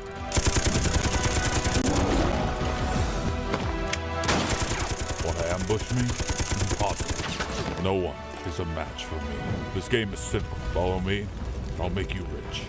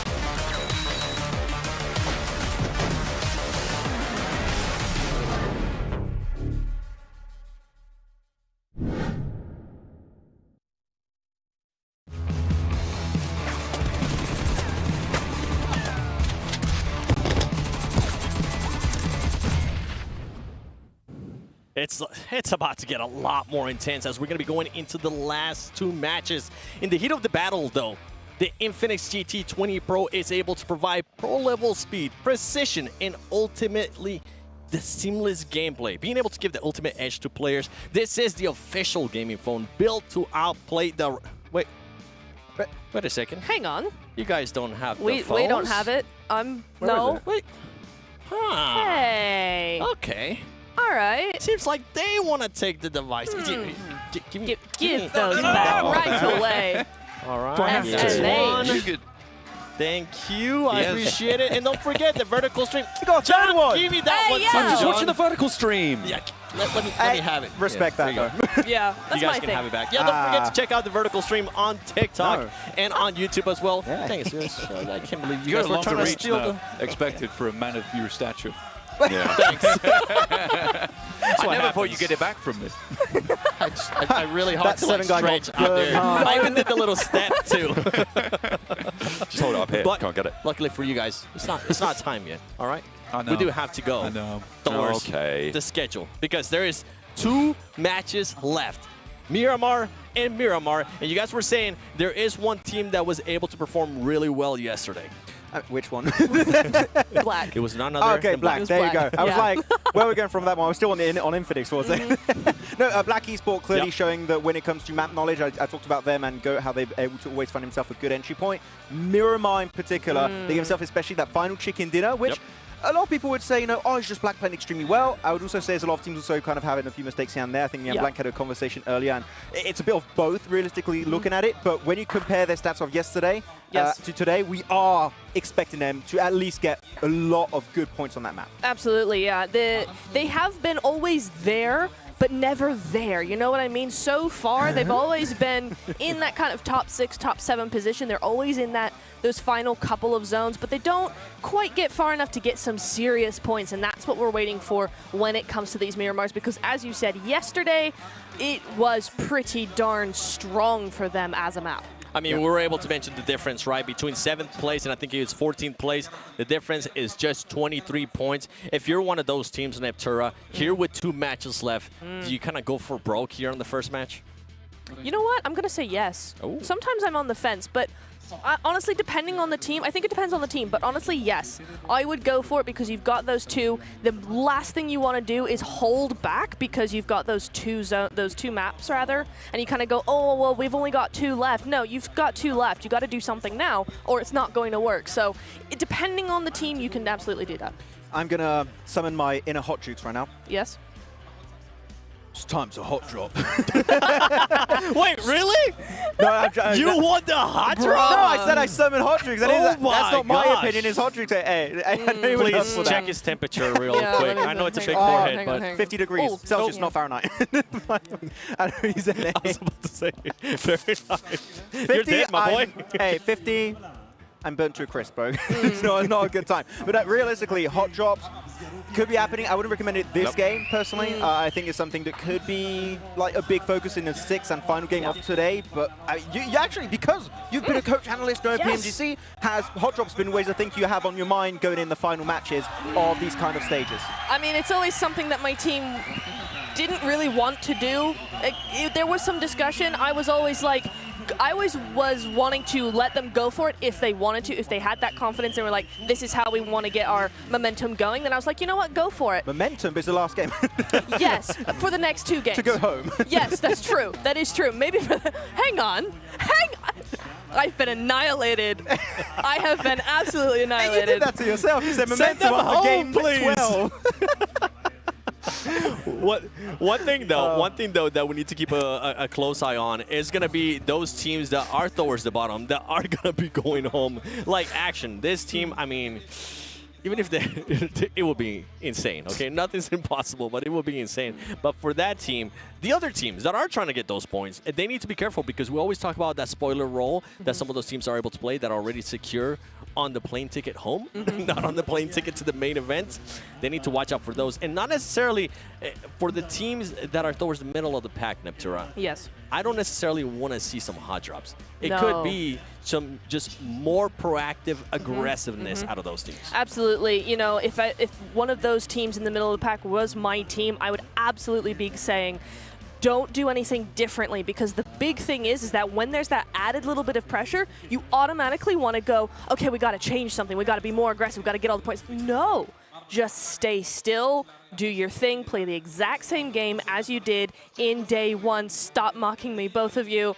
Just keep it We're chill. on camera, we don't exist. Yeah, I don't Yeah, know. but I can see No. you. Peripheral is a thing. No. Slow down, slow down. Go hot drop. No hot dropping. Stop yourself. Where is he? Where is he? Huh?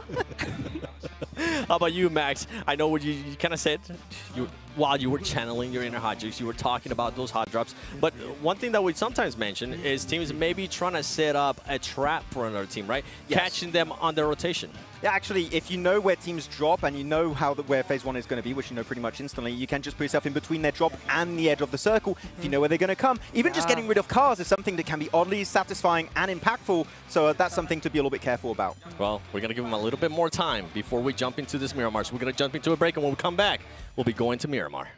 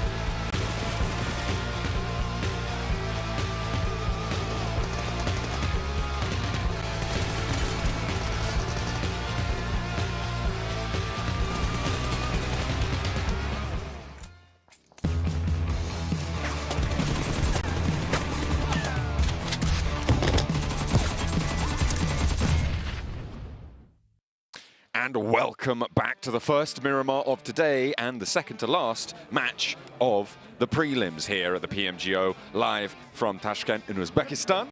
We are all too happy to be heading over to the desert once more as our teams are down to the wire for their last opportunity to secure one of 7 spots into those finals, Blank. 1 of 7, not a lot, but many teams have made it to the top here, and I would say probably the deserving teams from the scores that we have accrued over the past 2 days here in Uzbekistan. Obviously, so far, we've had some very, very fantastic teams. We've had some awesome rotates, some awesome plays. We went last game with GOAT being able to take the warehouse away from RA, and RA not being able to secure that late game. Very, very interesting how that broke down. Maxman did a lovely illustration. Honestly, showing us how that all worked out in the end, and the sidelines available. The loveliest illustration. But the second to last Miramar now, match 11 from Partona up towards El Azhar. This really does cut out a large chunk of the map up towards the northwest, and I'm sort of expecting a northwest circle. If the playing path's going to be this cruel, it tends to match up with how the circle's feeling. Guaranteed 100% Partona circle. Every time, all the time. All right. It's a feeling. No other options available. It's a feeling from John Allen. That's a certified John Allen feeling, unless I'm wrong, in which case, didn't even say it. What are you talking about? You're crazy. You're trying to gaslight me on your circle positions. I'm pre-gaslighting. That's crazy. Absolutely. It looks like KZE think that Partona is going to be pretty helpful for them as Divan moves on out all the way to the coast. Maybe looking for a vehicle there. Just getting some of that loot on board, and the rest of the team on that south coast as well. Not really too much problem for them to be able to loot through there. Potentially even have a head start moving out further east should they need to go for that road. If Divan can get across there nice and quickly over to the east side. So Western Circle, Rats.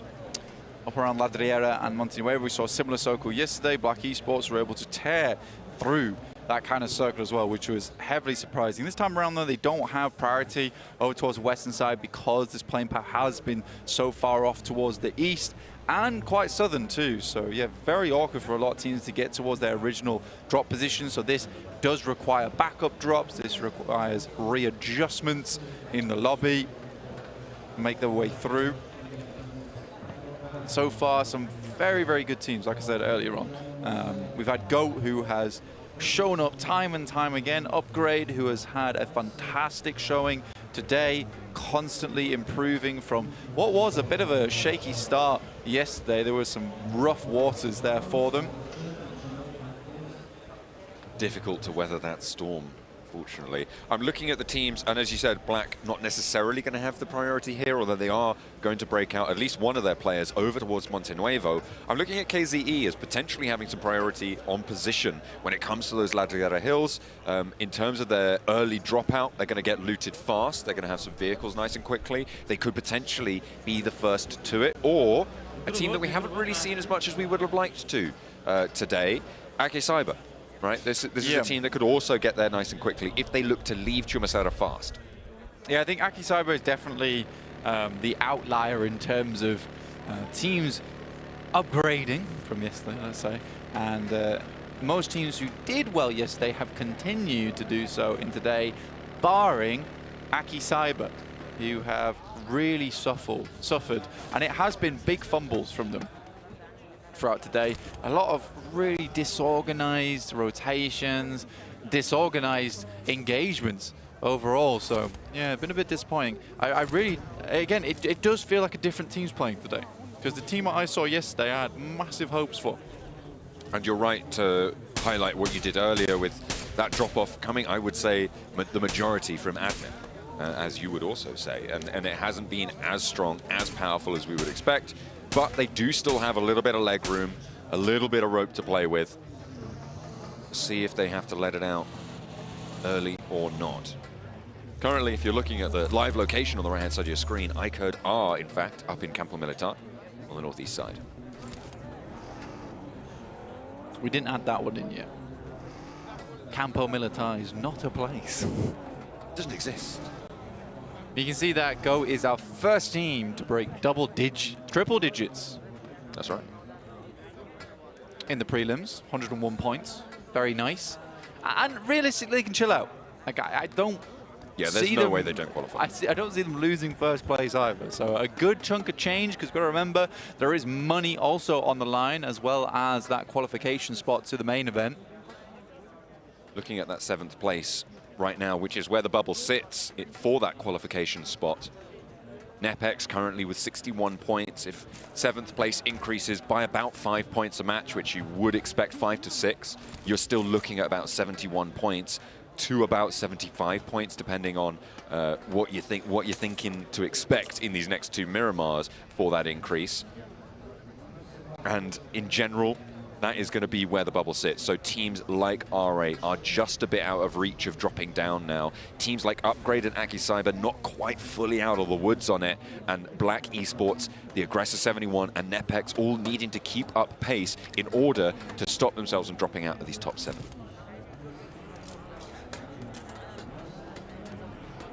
And some significant points required, because it is really volatile. I mean, you've got 8th, 9th, and 10th, 56. Kind of wild, honestly. And NEPEX, historically, throughout these 2 days, have been a bit up and down, let's be honest. Some games, they look pretty bad. Other games, it feels, you know, they're doing just enough to chug along. I think most Nepali fans would be very happy for them to make it in. But honestly, for me, there needs to be a bit more from their side. Because again, for the 721, Black Esports, AKE Cyber, Upgrade, R8, as well as GOAT, there's all been those moments of, yeah, wow, that is a good moment for them. That was a great game. That was a great rotation, an awesome engagement. Every single one of those teams have had that, barring NEPEX. So it is just this 7th place that is sort of a juggle. We're on board with Imran from AKE Cyber. Who? I'm debating whether it's Imran, which I like, or Imran. Ah, okay. I like Imran. Me too. That's my favorite one. Imran. Who are you? Imran. Imran. Imran. It could be Imran. Could very well be. Easily. But I've committed to Imran. Yeah, me too. At this point. And if I'm wrong, who cares? Probably the player. Could be the player. Could be the move. Dope Esports on board with them right now. Again, 10th place right now, and they are not out of the realms of possibility of jumping up to that 7th place spot. They are 5 points behind. You can see that 3-way tiebreaker right now from 8th place down to 10th. So they do have a hope of keeping NA's dreams alive.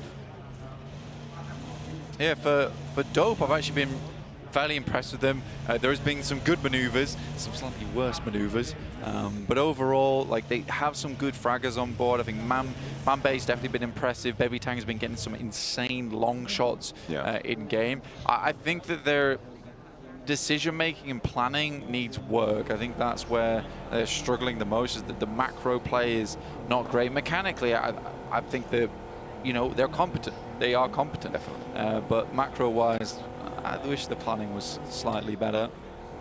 Yeah.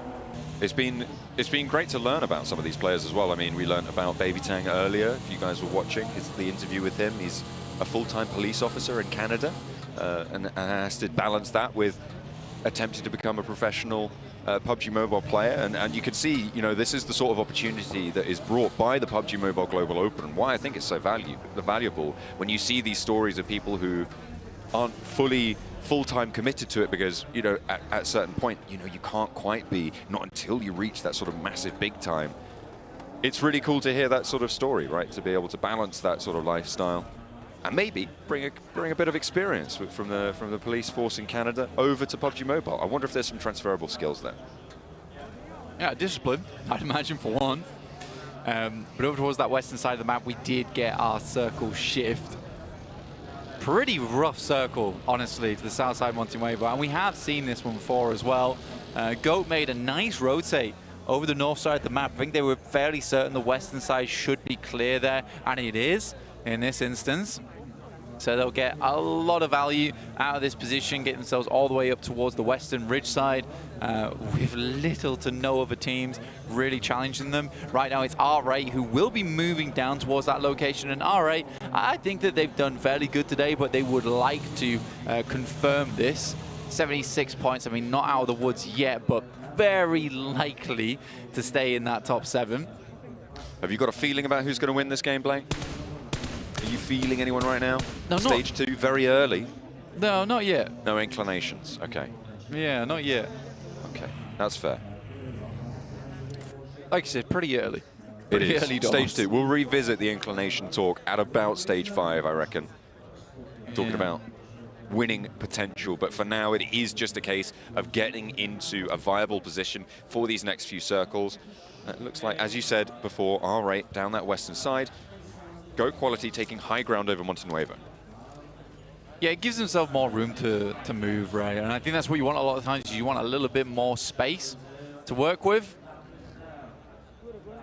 And GOAT certainly has that. R8 did have to move down towards that south side. Give some ground. Exotics taking shots over toward Dope. That is a knock that went through. But yeah, this middle of the table is so awkward, and Dope will get that res through. I think looking down towards Divergent, though, that's a little bit further out of the way. I think Divergent would need 2 really good games in a row. Yeah. To secure themselves. It's kind of nasty, right? If you're expecting around a 70 to 75 bubble, they have got a lot of work to put in, right? They're 22 points behind, so it's not impossible, but you need to go over 10 points at least in this match to give yourself a chance, really, in the next match. And even then, that might not be enough. It's possible to get that in one game, right? If you get that chicken dinner, but given where they are on the map as well, I don't think that they've got too many winning opportunities here. And maybe they will be the only Uzbek team not to make it to those finals. Nepex making their way through. Shots were taken towards them, but pretty damn far distance to be taking shots at. That's from Upgrade, who are down towards that south side. The 721 aggressors are in front of Nepex at the moment, and then Fenerbahce just a little further than that, as the circle does shift over towards the east. A little less Montenuevo in than yesterday. But Black Esports, they play this spot quite well. We know they do. And they have set themselves up pretty centrally here. They'll be fairly happy with this one. For GOAT, with that high ground, they've got to make the most of it right now, though. Cause casualties to the teams around them, because they want to soften up the competition, especially if you want to remove yourself from this dastardly location. They've already sent some outposts forward. K21 actually caught in the 2 up, 2 down situation from GOAT Quality, so maybe coming a cropper there. Have to wait and see, but nobody's died just yet. There are yet to be any knocks. And actually, Black are chiming in over towards GOAT Quality. Ego, the first to fall. Twix, who came in for the last game as a substitute. They obviously did very well there. Worked out for them that time, but in this scenario, is the only option for Ego to get back to his feet. Yeah, this is a horrendous spot to be in, by the way.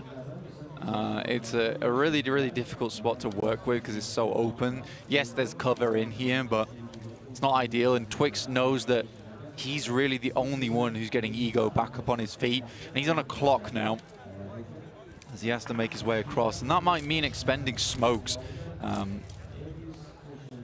Twix does get tagged. Ooh, Upgrade have spotted a player and will be able to draw first blood on the match. First point goes to Upgrade, and that is 1 point closer to jumping above that bubble. 74, they are on the upper limit of it now, where we're expecting it to fall. That is a great result for them already.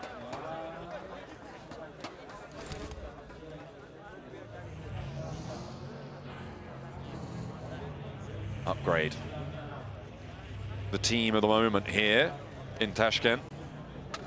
That is far more than 4 players on the minimap. Who's that next door? It's KZE. Similar color, different team. Certainly plenty of threat to be found from them. We've seen that, and they're in 8th place right now. Definitely in with a chance of jumping up.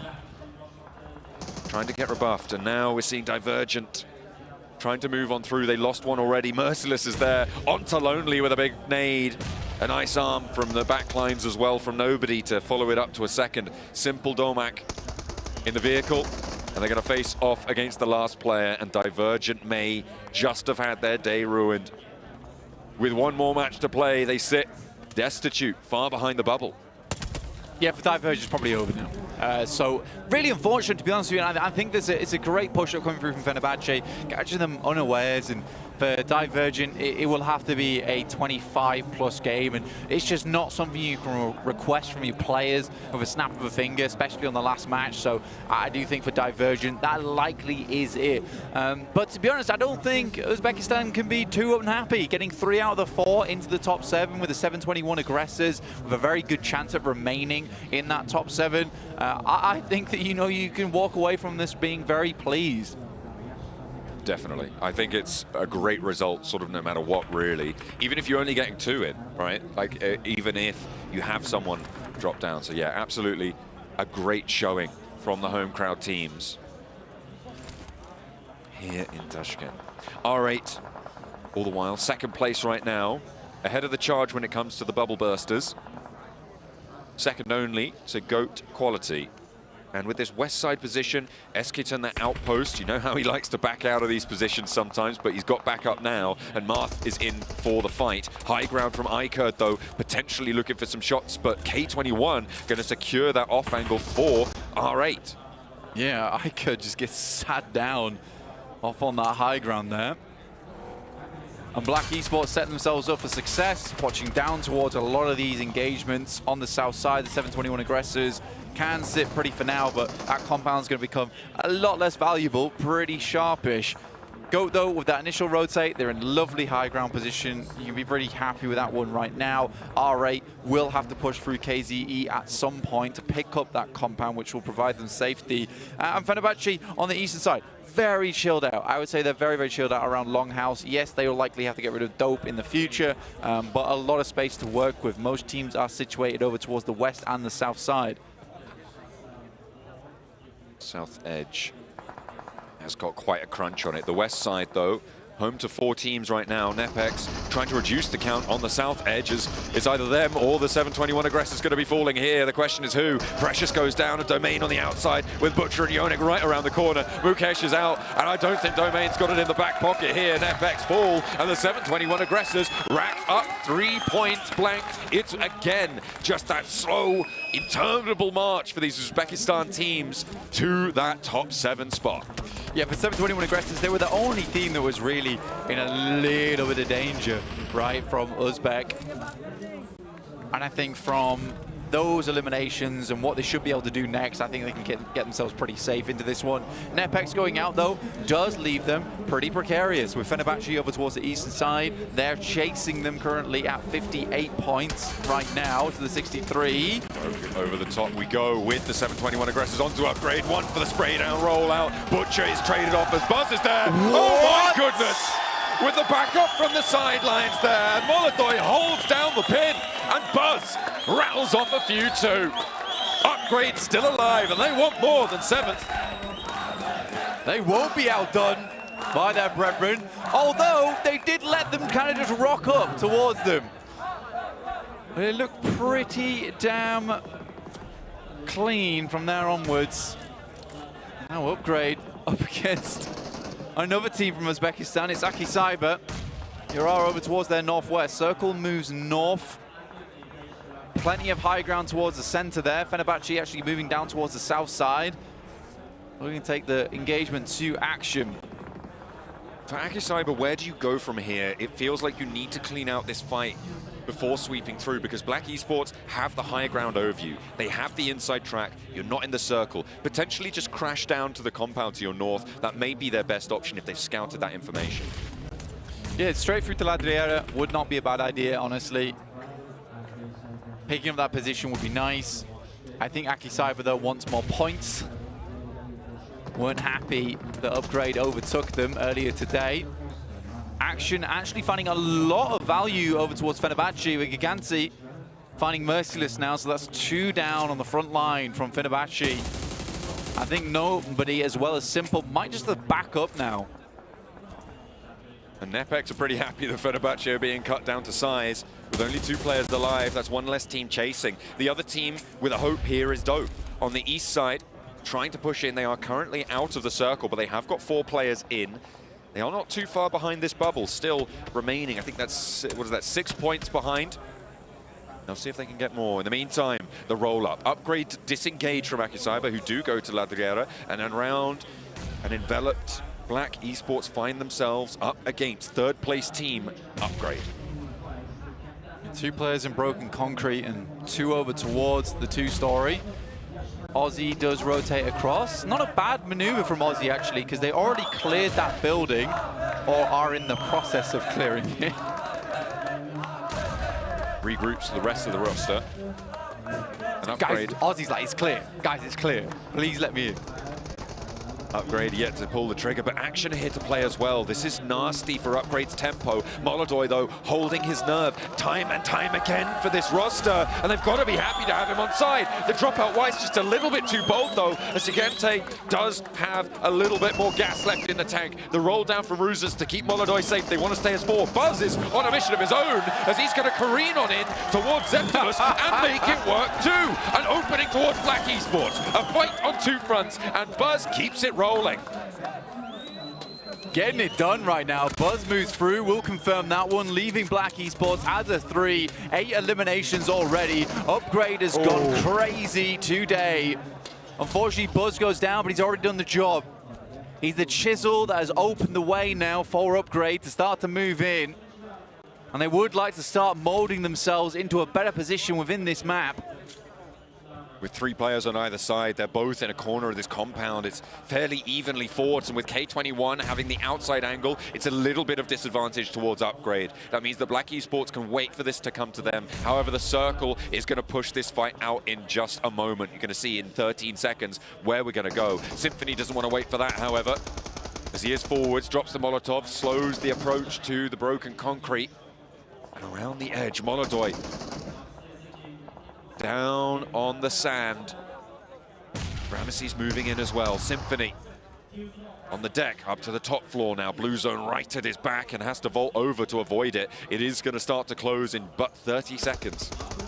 Molodoy on a mission of his own, but Ramses goes down. Smoke dissipates. Do they see him, though? Has to step up. Knows his time is limited. Gets a couple attacks through. Now Molodoy runs out into the nade from Rusin. A double. 1 left remaining. They know the building he's in. They know he's on the top floor too. Down the stairs he goes. Pump action into the smoke. Barunzen's there.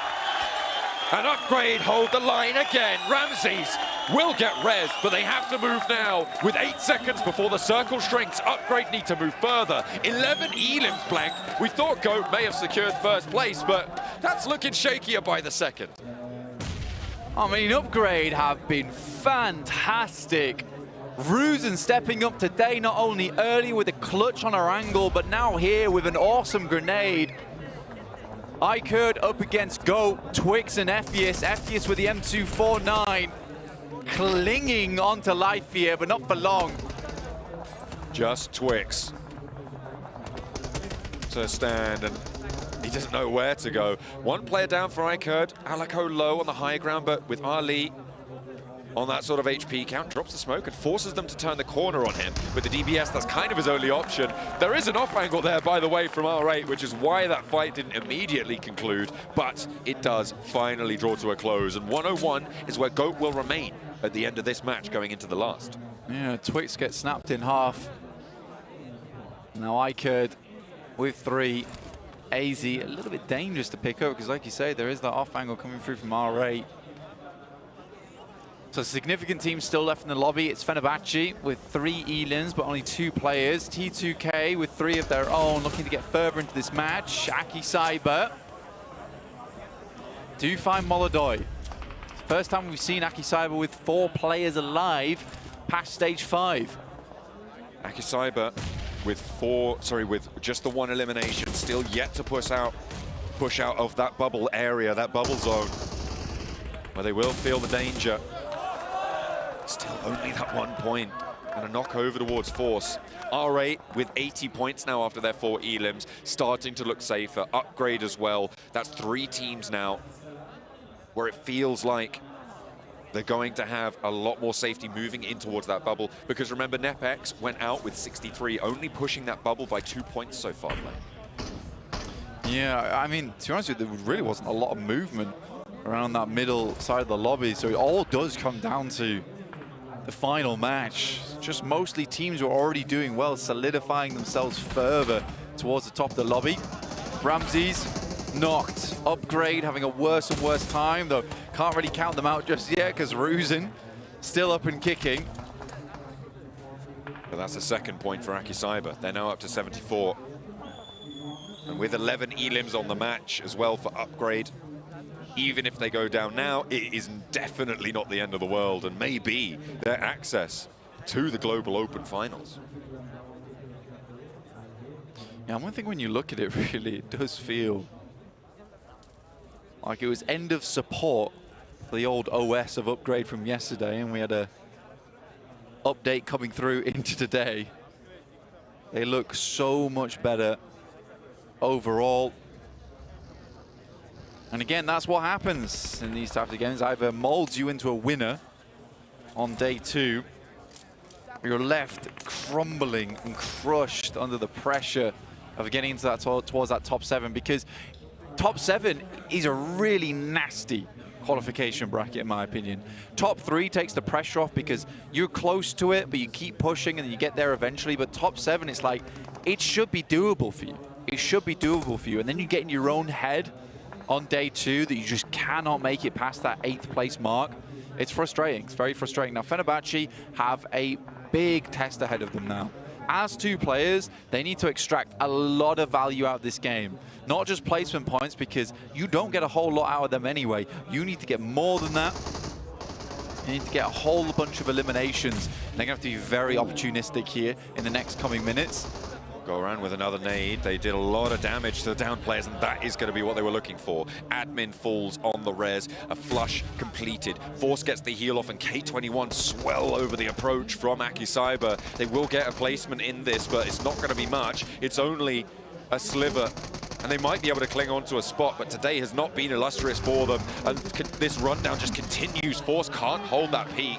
And K21 eat next to no damage. R8, though, they want a third party here. They might not expect to run into such a formidable situation of a team. Marth immediately rebuffed. Yeah, you're too late. Again, though, R8 should have known this. If you're watching the elimination feed, you know that 4 players went down in quick succession. This is not a back and forth.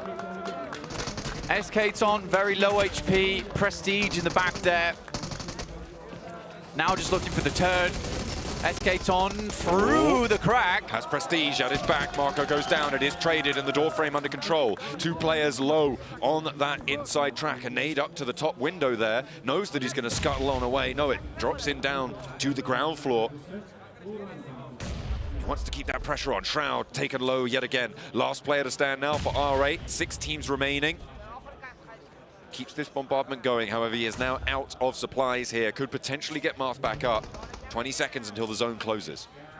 It's a pretty cruel nade that went through there. They didn't even cook that thing, just left it on the floor. Oh, K21 down. Upgrade swing in from the sidelines. The one player, Ruzen. This is what I'm saying. You can't count Ruzen out until the end. Here's AKE versus T2K, who need to get a move on. But we should train them to eliminate at this point. That's not happening. First goes to AKE. Rules on the face. Can't find it. Love just topples almost immediately after. Fenerbahce now with 4 elims. They're right in 8th place. They are 3 points behind Blank. I think they may have already done it just with the placements. They're guaranteed at this stage. Yeah, right now, not bad. Okay. Fenerbahce. Ruzen finishes off R8, 9 eliminations on the match. Ruzen boss, this guy is the emperor right now. At the top of the food chain. An Upgrade must be so pleased that this guy woke up and ate the right breakfast today. He's killing it. So much work for the team. This is He's stage actually 9. peaking right now. So and he gets dumb. it. Ali goes It's down. so dumb. Might be able to double digit on the solo elimination count here for Upgrade. Fenerbahce, remember, are on the chase. They should have pushed into 7th based on the placements they get. The funny thing is about this, the fact that he's picking up Ali, who's on a wide off angle, now gives the possibility of a Fenerbahce chicken dinner. Unless he takes him apart! There's no way! In the heat of the moment, he delivers time and time again, looking for the chicken dinner now. A 2v1 before people might have not thought it was possible. Steps on, it's almost won, but Ruzin, the raid boss, finally put down. And everyone breathes a sigh of relief as the danger, he's gone.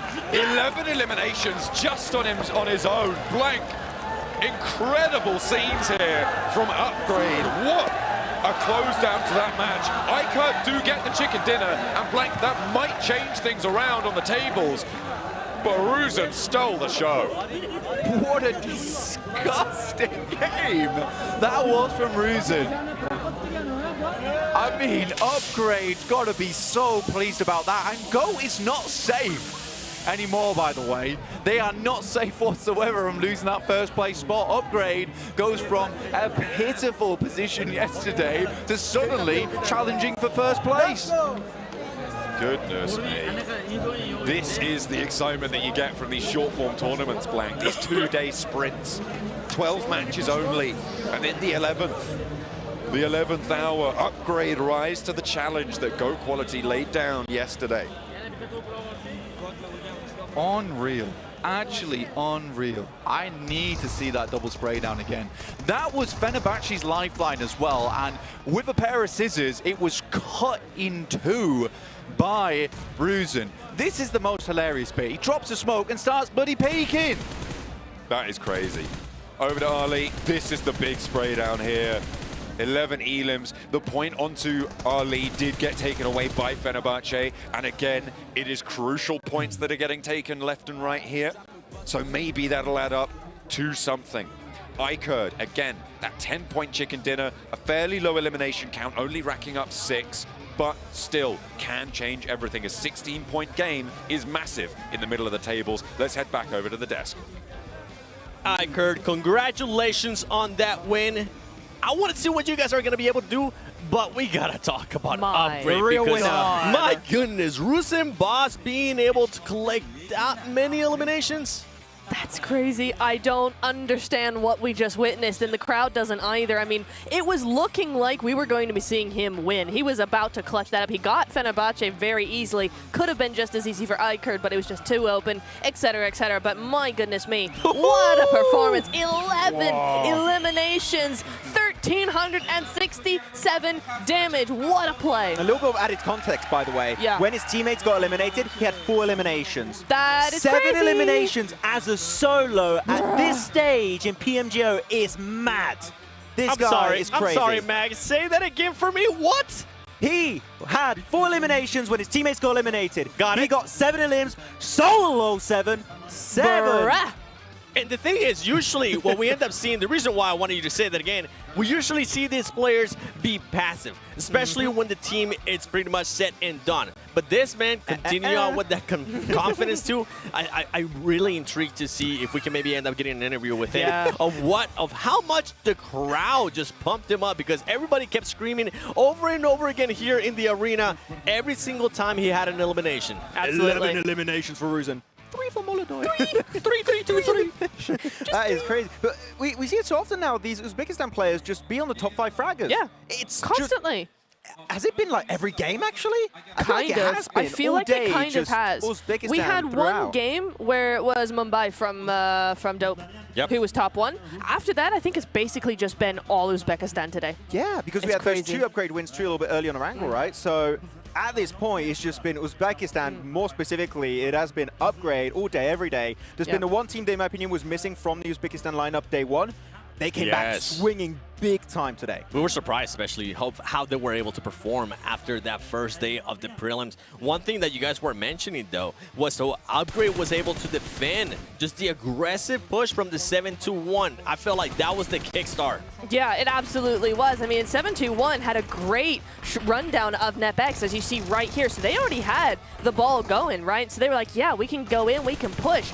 Nuh-uh-uh, says Molody and crew, because Upgrade just wipe him so clean. I loved this push onto action as well, because they actually deviated from their push onto black there to go, actually, there's a team. Hold that thought, just pause. Let's go get this guy, and then we can come back. Well, actually, before they fully engage onto black, they're fighting two squads at once. They're fighting action at black at the same time. Exactly. And when they actually clear action, then they just fully send their forces onto black and go for, I think it was a 4v3 at that point in time. I don't remember the name, but there was one player fighting by himself against Black Esports while the rest of his teammates were going up against action. That's just like confidence out of this team that we're seeing out of them today. I think it was Molodoy, but it's just crazy push Crazy. at that point. And it's not only the confidence, it's the teamwork as well. Yep. Like, to have that communication of, yeah, that's cool, I'll hold off black while you finish these guys off. Oh, we've got a knock over there, no problem, I got this, you go do that. It's so incredible. I just love because Bruce and Boss is looking at that fight between R8 and the other squad at that point that we had was going to be K21. Yep. And he's just looking at I'm about to make a name for myself over here.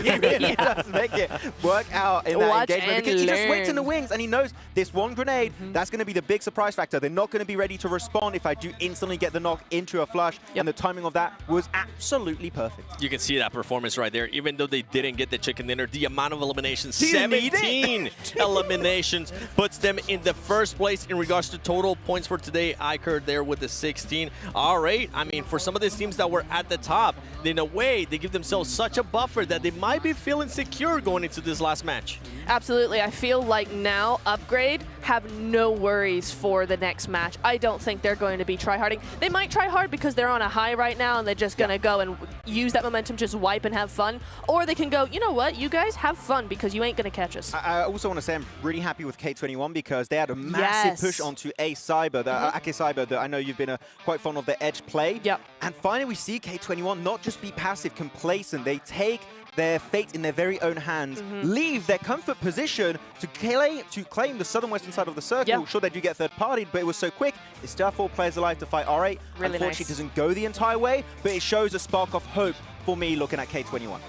100%. You see here, as the overalls go over here, 101 points for GOAT. So the early elimination does not affect them really all that much, but it is Upgrade going into that second place, dethroning R8 by 10 points now. Yeah, but I do want to bring up a little bit of a lower team here. Yes. AKE get himself the chicken dinner. We still do not see them on this first page. That's and true. we said it yesterday. Sure, you get yourself a win, but we see nothing outside of that win. Just one flash in a pan every day is not going to cut it to be in top 7 to go to main event. 7, we need more from AKE. They need to wrap it up in style. Max, in my eyes, and you guys can disagree with me here or agree, whatever you want to do, the top 5, I feel like they might be secure and end up going to main event.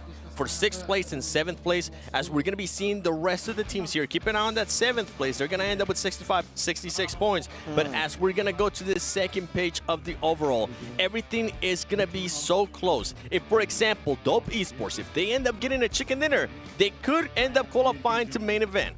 And honestly, the way they've been playing, the way they've been waiting for those final zones to actually start making a move, we're seeing them later and later into those games. It's not impossible. Yes, they're being a bit too passive, but with 39 elims and 18 placement points, they've got those elims on their back. That one more game, they could actually clutch it. I think they're in a situation where there's actually maybe just one spot remaining. I'm going to be honest, because we're looking at 6th place team. It's 2-7-2-1 aggressors. These teams always get consistent eliminations. I think we might just have one placement in top 7 that might change after this match. And for other teams, from 13 all the way down to 16, I feel like it's going to be a little bit impossible for even, 16th place for sure, definitely impossible. A little bit for the impossible. other teams, it's pretty much just a toss-up. They are going to be playing that spoiler role. Teams that are currently fighting for those points, they need to watch out, Max. I think that we're going to be looking at some of these teams. If they want to make it, we're going to need to see a double-digit elimination chicken dinner. That's going to be their one lifeline to make it to the main event. But outside of that, as I just said, one spot remaining. That's why I really think the kind of setup is going to be for this final match. And the pressure's going to be there, and I did mention the hot drops, hot jukes, you know, shout out to you. Could be something really that could be a major issue because teams at the bottom, again, have nothing to lose. It's really something that you've got to be careful about because it could be a main threat for your chances to go to the next stage. It could end up being a plus, right? Yes, it could be, and I think especially for somebody like DRG, who we know can be quite aggressive, right? They've got that background in them, but it's not been a great day for them. I feel like a hot drop could definitely be something that they will want to look towards if, you know, they really want to do something in this final match, because technically they are still in it to win it. They are. I mean... Or top 7 it, I suppose. Yeah, but for these teams, as we're looking at the points there, it's just so close. It's going to come down to possibly that last moment. We have seen it over and over again. Just to remind you guys, 7th place, 66 points. 8th place, 63 points. If you are in that 7th place, if you're Sodics, I mean, I'm going to be so scared if for some reason I end up getting eliminated very early into the match. Absolutely. It's something that's really, really going to be a problem for them mentally as well, of like, we don't want to see anyone ever. I think that we've seen this a lot of time, and I kind of want to take it back to PMWC7 that we covered, looking at reject. They had that one opportunity to go the entire way, go for a hard drop, or kind of just shut down a rotation of, at that point, Alpha 7. They don't go for it, and just the fate is just out of their control entirely. This is your time to reclaim that control and maybe go for a very desperate play to make things work out at the end. So I just hope that we're not going to see team then in 7th place like Exotics that's just going to do nothing and play super scared, because then you're given an opportunity for the teams just below you to get a massive game. Doesn't even need to be a win realistically, and they will overtake your spot in the main event. We talked about the middle teams. We talked about the teams at the bottom. I mean, the Uzbekistan teams are currently just performing so well. I want to take a look once again at that 7th to 8th place. I want to see how these teams have been performing throughout today, because I'm going to be surprised of how close it is. I mean, oh my goodness, you couldn't ask for anything closer than that. 17 and 17 eliminations, and everything else is almost identical. Yeah, it really is. I mean, even down to the average survival, right? 1547 to 1748. There's not that much difference. This is why it's so neck and neck on those leaderboards. I mean, the big difference is those total points, Max. Yeah, exactly. I mean, total points 33 compared to the 22 right now. Nepex have been playing comeback pretty heavily. And Nepex have shown their willingness to fight. Yes. I have to be honest, Niptura, I have not seen that kind of same mentality from Fenerbahce. They're usually just find a good spot, we chill. If we're lucky, the circle might come our way. But I need to see the same change of pace from K21 but happening for Fenerbahce, which is we need to take fights that actually not only rewards us with eliminations, but also gives us a lot of free real estate in the circle. Fenerbahce has not been that team for me yet. There's still one more game. We need to see it now. Like, really, that is their last chance for them to secure a spot in top 7. We've got to take into consideration, too, the top teams, right? The teams that have already, in a way we're talking about, already make it to that main event. They could also end up playing that spoiler role. They could also end up seeing some of the other teams, like, for example, at the beginning of the day, if you maybe had a hot drop with them, you might want to try to make their life a little bit harder. Yeah, I mean, it is a strategy we have seen before in games, in tournaments, and it is fairly reliable, I feel like. So it is definitely something to watch out for. We're going to be going into game very soon here, and only time will tell at this rate, right? Only time will tell. Max, as we're going to be going here into the last match, give me some teams to watch, some teams to keep a close eye on. To remind you, though, Fenerbahce is in that 7th place. Nepex is in that 8th place. Any other teams? Any other team right now that we're going to be... I kind of want to support still K21. I think that they've shown true willingness to be aggressive. That push onto the other squad on the edge on this last game was fantastic. If they do it again, maybe they can make it through, but so many teams are still in the conversation, 7. Yeah, I want to go with Dope again. They're almost there. Okay, all right. Well, I'm ready to find out which teams are going to be going to the main event. So let's send it to the man with the hype, John Allen and Blank. We are going around the carousel for the last time, the last turn around the block here at the prelims for the PMGO. It is, of course, Miramar to close us down. Match 12, day 2. Everything on the line. 7 teams will make it further, and their legacy could be born now. This has been very exciting, an unbelievably exciting prelims. This point in time, get the popcorn out because it has been cinema so far. We're going from the south side Partona all the way up towards Torre Armada. Incredible games, incredible matches, incredible individual skill. Ruzen taking away the show there on that last match. 7 elims solo, unheard of. crazy stuff, and you believed he could get that chicken dinner too. After that spray down onto Fenerbahce. Had a couple of nades in the pocket. I was ready for it. I was so ready, but unfortunately for Upgrade fans, fortunately for AKE fans, they did hold their nerve and go the distance, but AKE still out in the cold on the tables. Not out of arm's reach, but it is starting to get that way. That it is. Team starting to get in towards the match for our final game of the day before we not crown but congratulate 7 teams. And we Elevate. get a Western shift. Very hard shift as well. I think Black Esports going to win this one. Yeah, maybe, maybe. I think we've seen this so many times. I mean, I feel bad for these squads in prelims going through into the main event. Because if we start getting north circles, east circles, they will have played them. They'll only have experience here over on the western side. But they'll take that experience nonetheless here in the final game. Time to make some adjustments, make some new moves, learn from previous matches. It's all they could ask for, especially if you're going at this one more time to make that break into top 7. Black Esports again, looting Montenuevo. Down early, the options available to them. Now, I was talking with Max, and what his preferred situation for Black Esports in yesterday's match would be to take a split on south edge of Montenuevo and try and play that sort of area with a little bit of presence on the high ground, as would have been your suggestion, I'm sure. And I think you did suggest that. I did. And I'm just recalling that I talked to him about it also, so he is in concurrence with you. And we'll see if they go for that this time. That is definitely an option for them. Sometimes you've got to get a second opinion, so it's I can true. understand it. Trust but verify. Yeah, every time. That's why teams have more than one analyst sometimes. Luckily for a lot of our squads, this is not a painful path. Ooh, plenty of pain for Dope, though. Or rather not, because they do lose him to a knock here, and Fenerbahce the ones to pick it up. This is the bubble team, remember, Blank, with it all to play for. Getting that first knock is huge, but he is very isolated from his other players. They will need to come in and save the day. Well, absolutely. This is a team on the edge, right? Fenerbahce's a team that wants to go further. They almost had an unbelievable finish where they could have 2v2'd AKE if it wasn't for the fact that Ruzen was doing the choosing on who stays alive in that game. Now the evacuation's there. Nobody there, mate. Back in the buggy you go. Head on out.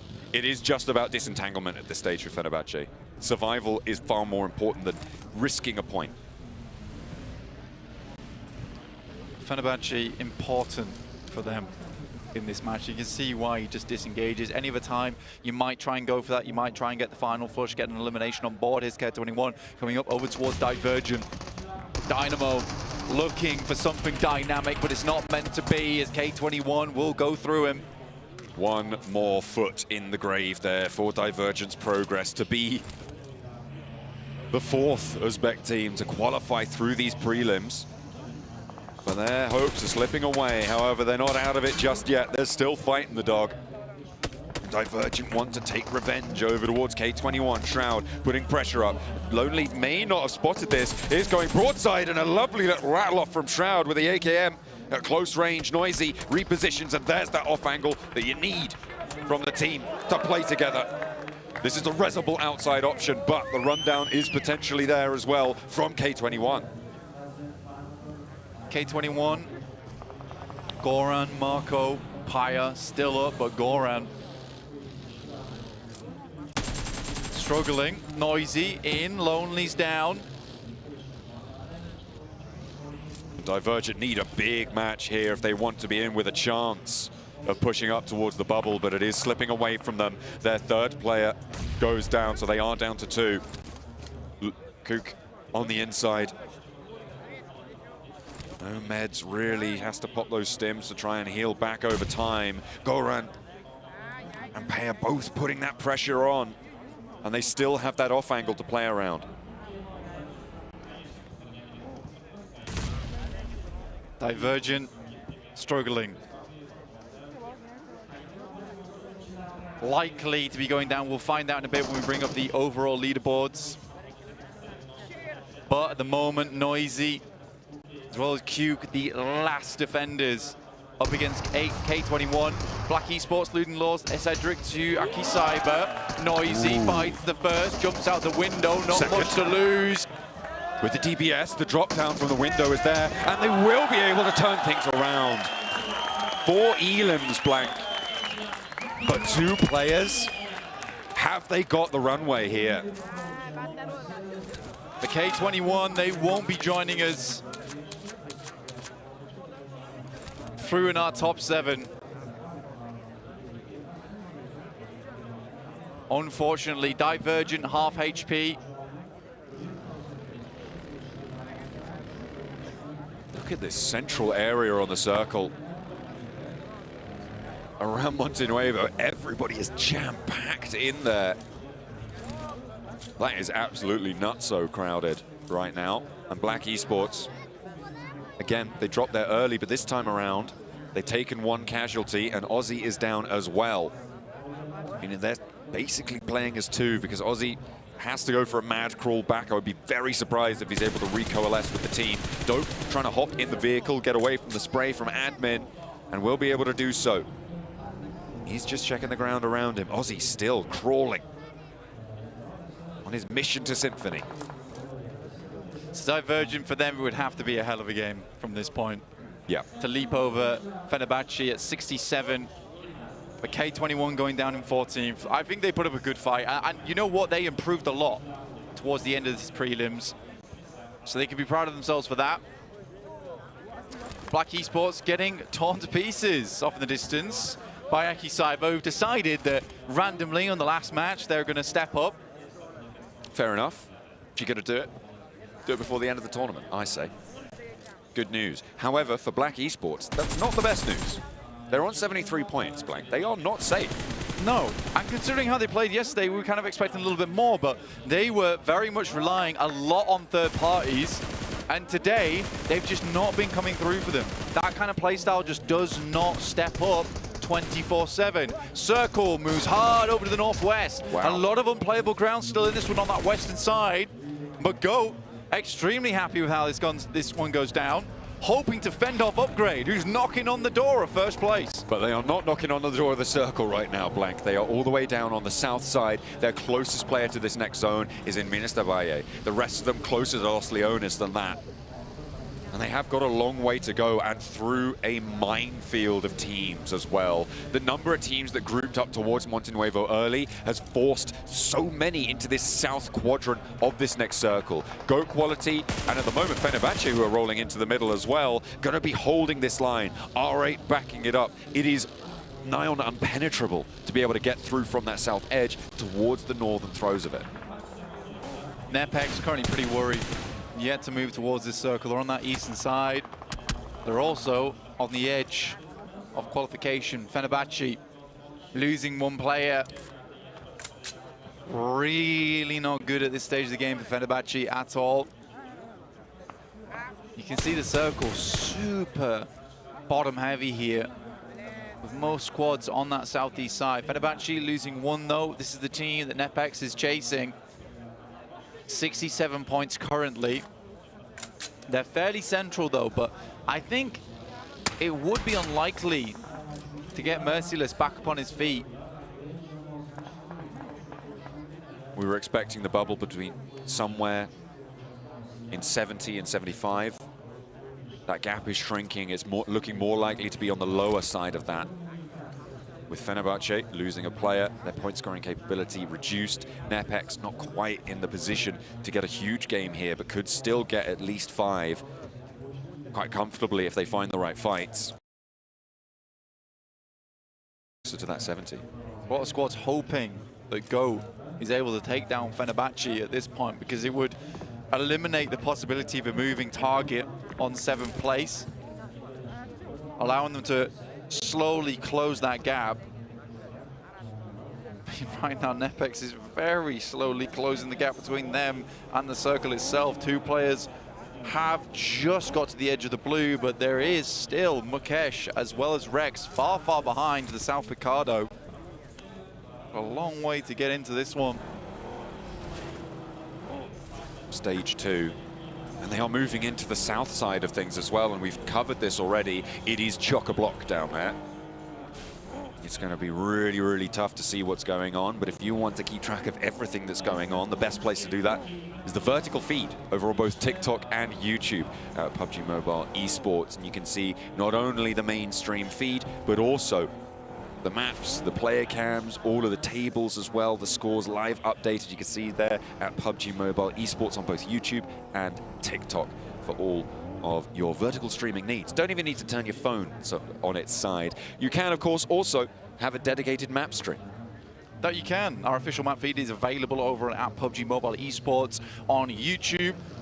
Want to tune in, find exactly where your favorite team is on the map, what kind of rotates these teams are making, maybe learn a little bit for yourself. Go check out the map feed and that vertical feed of all the info that you might desire during a game like this. We got you covered. In the meantime, teams are trying to cover as much ground as possible to get towards the center side. KZE right backed up to the edge of that mountain. That was Divergent losing another. They are now down to 1 and a low HP at that. Does he manage to make it into the middle? I'm not sure, but no, will go no further. Divergent fall. And at least one of 4 Uzbek teams not going to make it now. 13th place may slip lower depending on what Exotics can do. Action definitely not going to get the points to jump over it because they've been playing badly. Unfortunate for Divergent, honestly, 52 points, not a terrible score to end on. I think either way, Uzbekistan fans can be very proud of what all these teams here have been able to achieve. Divergent had a blinder of a start over towards the qualifiers of a back-to-back chicken dinner, and they did their best here, but it just wasn't enough. Nepex finally in on the south side, just south of the 2 players from Black Esports who were harassed earlier by AKE Cyber, if you remember. Exotics up against Upgrade, who are dead center, looking to go up against GOAT, challenging for that first place spot. In 1 minute, we'll get the next circle to decide which side of things we're going towards. GOAT quality with a massive split right now on a huge hill in the zone, occupying a lot of space. A lot of presence being felt by the teams around them. Upgrade get the res, they stay as 4. KZE, their action underneath them. And Ray Gods will find the shot.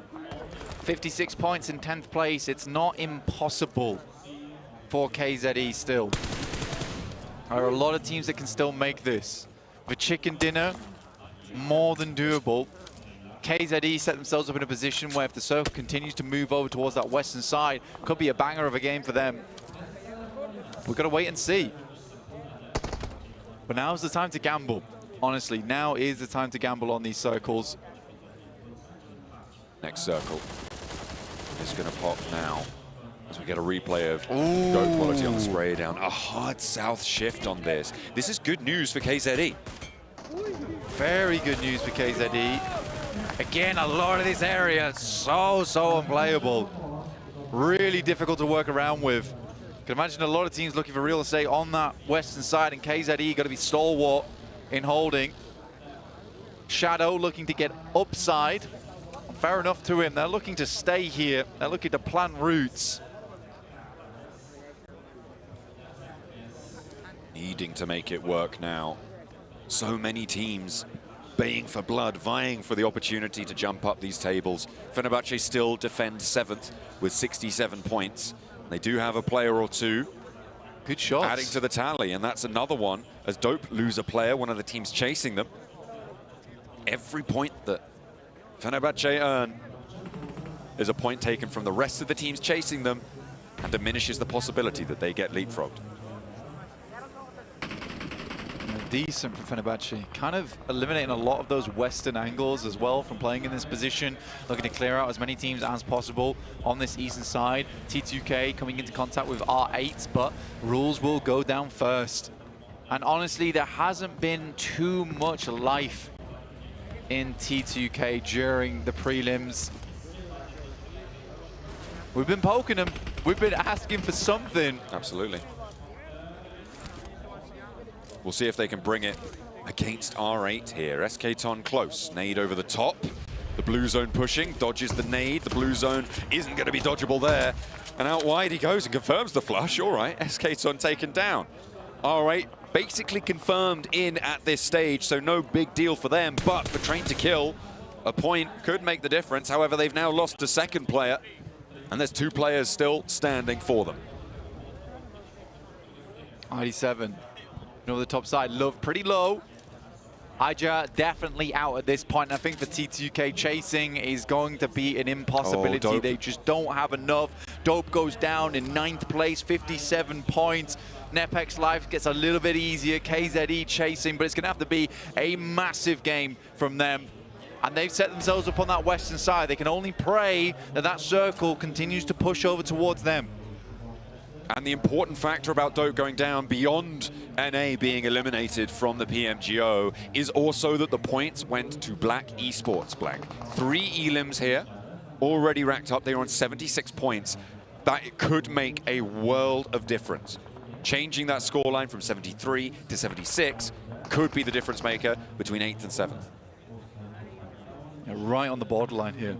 KZE finding shots over towards AKE, clearing out their north side, but more importantly, picking up points potentially if they can confirm that flush.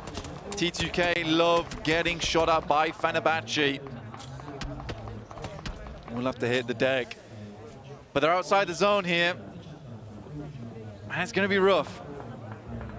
Certainly is. Nobody really outstretching in terms of the elims just yet. Despite being down to 43 players alive, the long-range shots over towards Train to Kill. Next circle just about to pop in. And there we go. It goes up to the north, and it's Upgrade who get it again. Almost a 400-meter shot coming through from Upgrade there, down towards Nepex. But again, like I said, it is such open ground between Upgrade and down towards the south here. Those shots are going to come through thick and fast, and for the 721 aggressors, Nepex moving through this area is like moving through razor blades. It's going to be an uncomfortable walk.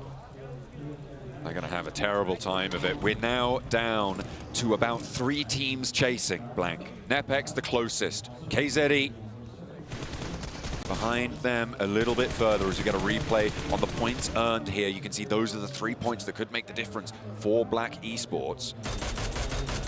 More points earned. KZE also on that chase, looking to try and put up their tally. You can see AKE as well with an outside chance, but they have lost a player. They're on that northwest side. I think they're in the worst spot to try and gather up the steam to jump up towards Fenerbahce. Black Esports down to a single player now, 76 points. It looks still pretty good for them. But there is a world where Nepex, Fenerbahce's, the 721 aggressors all pass Black Esports in this game. And that's a worrisome thought for them, I imagine. R8 sat up just against Go Quadzi. Marth will go down. Ephius is knocked.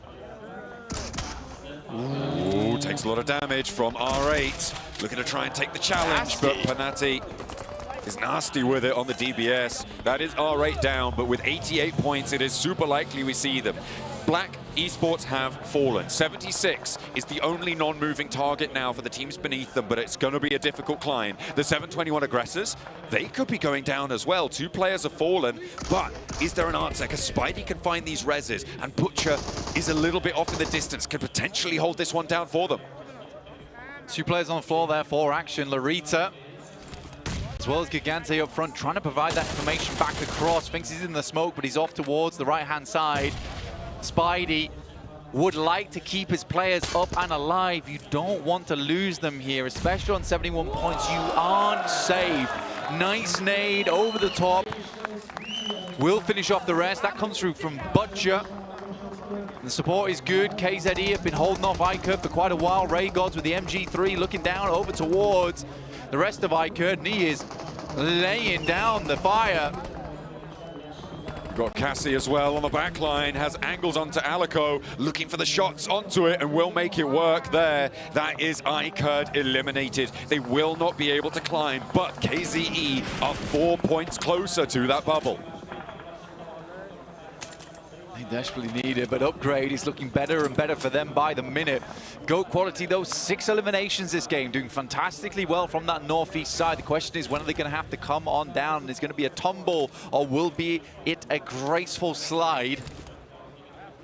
Fenerbahce coming in from that eastern side. Our team right on the line, 69 points right now. The further up they go, the safer they will feel. But hounding their heels, 2 teams behind them, Nepex and KZE. Go a little bit split right now, 2 and 2. They've got high ground control. KZE need to move in now. It's not the most fun of a cross over from this western side. There is a loot crate to play on, but you can't really have all 4 players on that one, to be honest with you. 721 aggressors coming in from that south side. Nepex scared, fearful to leave their position on the south. It's straight out into open ground. I think Nepex realizes that their days are numbered here in the prelims. Fenerbahce with the assault over towards Ego is not going to go well. A simple Domak out in the open there. A spray down easy for him. Twix now with an aid cooking for Upgrade. Sorry, for GOAT Quality. With 7 elims on the match already, Blank. Getting a little bit greedy towards the top of the tables, and out he goes. Ephius wants the fight. Nepex making a risky rotate there. Stepping on Lego bricks right now, because that has got to be uncomfortable. Ego spotted. That's Zvezda from AKE Cyber, the third party across the way. 3 players now stand for GOAT Quality. The smoke to help his team. Savian there. The desk said they wanted to see more, but it's nobody on the top of the mountain there with a shutdown. And Ephius now to challenge. Drops out wide. Healing needed. AKE Cyber rolling in for the third party. Fenerbahce, our team on the bubble, have 4 elims. Then they want more. Nobody trying to send wide, but he gets caught in the crossfire and will go down. Ephius are there, and Fenerbahce fall. Fenerbahce out now, leaving us at an awkward position on the tables for Fenerbahce. Have they done enough? Upgrade, it's Ruzen once again at it. Pritam will find him with the DBS and take him out. Molodoy too, but Exotics finally put down. Upgrade will survive, albeit without Ruzen, which is unfortunate for them. KZE on this western side. This is the outside chance, alongside with Nepex moving over towards AKE Cyber. Zvezda holding on the inside. Pump action down the corridor. Good for 1. Could find Precious. Low HP, but the cross with the DBS is covered. And Nepex stay alive. 2 elims, and they are still on the chase. AKE Cyber can breathe a little bit easier. Having Fenerbahce go down, they may be a little bit safer, but the 721 aggressors are still alive too. For Nepex, one of the most, in fact, the most important game right now. It has been slow, it has been cautious, but it's now time to put the foot to the gas here. They need to speed up. If you're not wary of traffic stops or speed limits, this is the final chance. Spray down from Upgrade, who are still in it, as are GOAT Quality, our 2 leaders who have been devastating in their performances so far. What is this circle, dude? Oh my goodness. For KZE, there's actually a real chance if they can take down the 721 aggressors, because there's a ridge that sits alongside this road where you can play from. It's a great position to work with. Unfortunately, this is leaning off towards the eastern side. It is very awkward. For Upgrade, they have a slightly more difficult path ahead of them, because first of all, you've got to get rid of GOAT. You've got to get rid of Nepex if you want to continue playing out this game. Both teams desperate to hold on to this one, because they know that Upgrade is looking to chase them down. Nepex, they're here to survive. KZE as well, trying to forge their channel. A bit of an outside chance, I think it's safe to say. The KZE and the 721 aggressors currently sit in the top 7. But they are not fully safe just yet, I don't think. I think they're just behind. We'll have to wait and see, though. NEPEX and KZE could potentially push them out, but we'll have to fall first. 5 teams remain. Ooh, this could be a nice nade. 3 chasers, 2 table toppers. Ray Gods doesn't connect with the nade, has to back off. Molodoy! From that distance, through the smoke as well, consistently being a nuisance here. Ooh, KZE all in one location. The 721 aggressors looking to put them down. And look at the shots coming through from Upgrade as well. They are peppering this hillside with lead.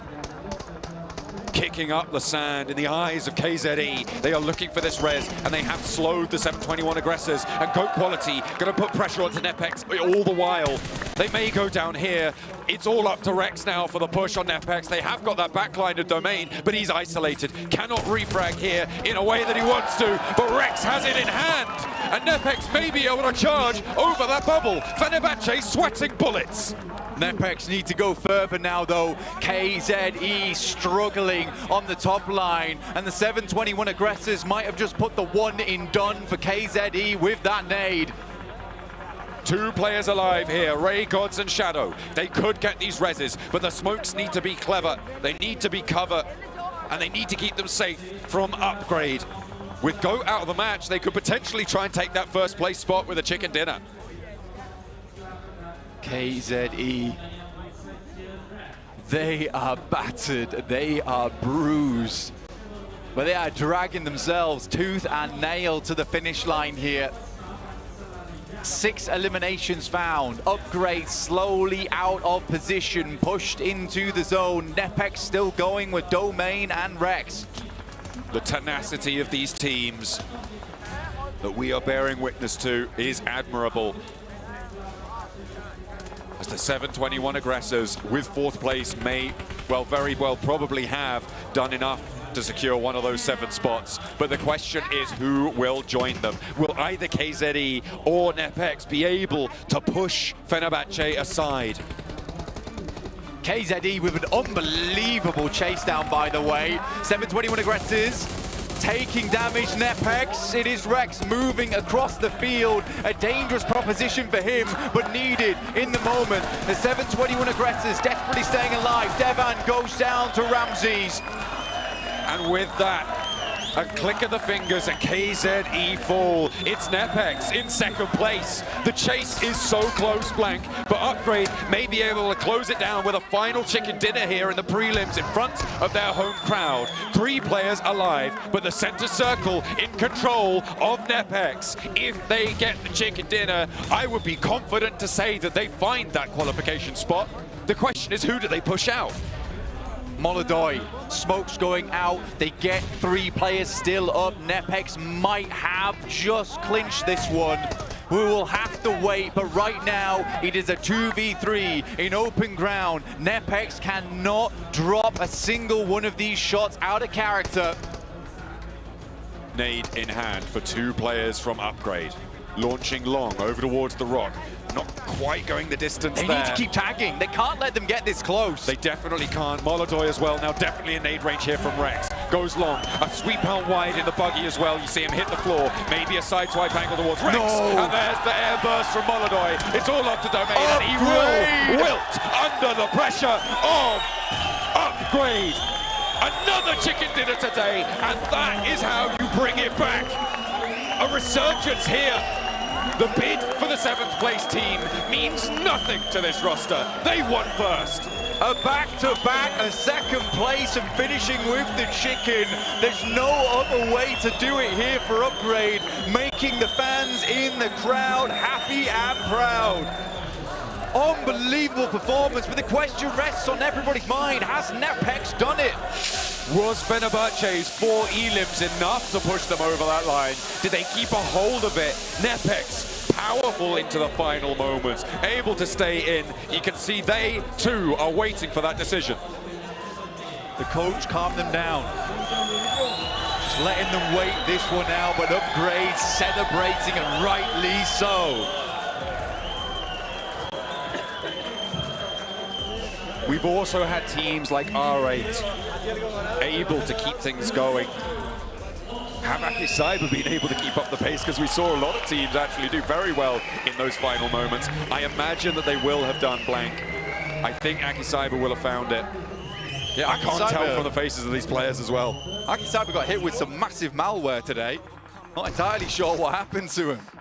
Virus in the system, apparently. KZE, though, I am blown away by them. They made a gamble, they did their best, but it was just not enough versus the 721 aggressors who just held them in an awkward position. Did he take himself out there by jumping out the vehicle? I think he might have done, broken an ankle at the end. That is unfortunate. But you saw there the final blow went out to a nice coordinated final take from Upgrade. Here are the stats. A relatively low elim count for this team. Molodoi leading with 3. The rest of them, Brian, stalwart teammates, but they get that chicken dinner, add it to the tally. Will be going in towards those finals fairly soon. But it is still all up for debate. Where is that 7th place bubble? We'll have to wait for these overall tables. I'm itching to get back over to the desk blank. Yeah, as am I. I mean, obviously, very, very good from this team. I mean, Upgrade has had just an unreal performance today, but just want to congratulate every single team that got to the prelims here, because everyone, you could tell, was putting in their all to the very bitter end. It was such a volatile mid-table as well, which was awesome. Well, we're not going over to the desk just yet. You have to bide your time just a little bit longer, because we're heading over to the stage with Barney. Thank you so much. What a phenomenal day it has been, and this crowd has been absolutely wild throughout. We are joined by 721 Aggressors' own Butcher. What a phenomenal performance. Consistency, I think, is the word that comes to mind when I think about your team. Now, you've made it to the main event. Try to describe how you and the team are feeling. Main eventga yetib keldinglar. Siz va jamoangiz qanday hissiyot bilan? Hissiyotlar juda yaxshi. Xudo xolasa main eventda yaxshi o'yin ko'rsatishga va'da beramiz. He's feeling pretty good and he's willing to win in the main event. Ready to win the main event. I like that confidence. Your team placed 5th, so you made it in quite comfortably. Now you've competed on this stage for the last 3 days. You've got 2 more days up here against some of the best teams in the world. I guess the question is, are you ready? 3 kundan beri shu yerda уже musobaqalashyapsizlar. Hali yana 2 kun bor. Mana shu 2 kunda уже zo'r katta kuchli jamoalar keladi va o'zingizni qanday hissiyot? Katta jamoalar kelayotgani bizga katta opit bo'lyapti. Hissiyotlar yaxshi, yomon emas. Hayajon ozgina bo'ldi. Xudo xolasa yaxshi bo'ladi hammasi. He has a bit nervousness, but the thing that big teams are competing with them is a great big experience for them. So that's it. The experience is going to be absolutely amazing. We can't wait to see you guys over the main event. $500,000 up for grabs and, of course, the PMGO trophy. But for now, let's head over to our analysts to break down what we just saw today. We saw absolute greatness, especially on day 2. Upgrade being able to clutch up that 3rd win for the day, but it's going to come down to that 7th place. Was Fenerbahce able to do just enough? Was Nepex able to do just enough? And also, something to keep in mind is, did Go Quality do just enough to get that 1st place? Right? Because Upgrade 3 wins, it's going to be close. Well, I mean, this is a masterpiece of a last game. So many storylines intertwining, but mainly we have to look at Nepex, right? That is the big focal point. Was this last game enough, Niptura, to push themselves over that line of Fenerbahce in top 7? I honestly don't know, because they tried so hard, but so did so many other teams, right, Max? I mean, you had KZE giving it their all. I loved how they played that. It's a good game. It was. They played it so well, because they played it smart. They played it for the final few positions, right? They played for position, but they weren't afraid to get in and get their hands dirty at the same time, using that cliff that is that superior high ground down into better high ground, and then moving forward like that is really superb. So if they haven't made it, it is entirely not their fault. One thing that I did not like, though, for a team that needed to be aggressive when the situation was there, Fenerbahce just not being aggressive, Max. I'm frustrated because they should have been just definitely a lot more aggressive, especially in their position northeast. There were so many opportunities to third party, and I was waiting for it, but it just never happened. It didn't happen. But you know what did happen? We're going to have 7 teams going to the main event. I'm ready.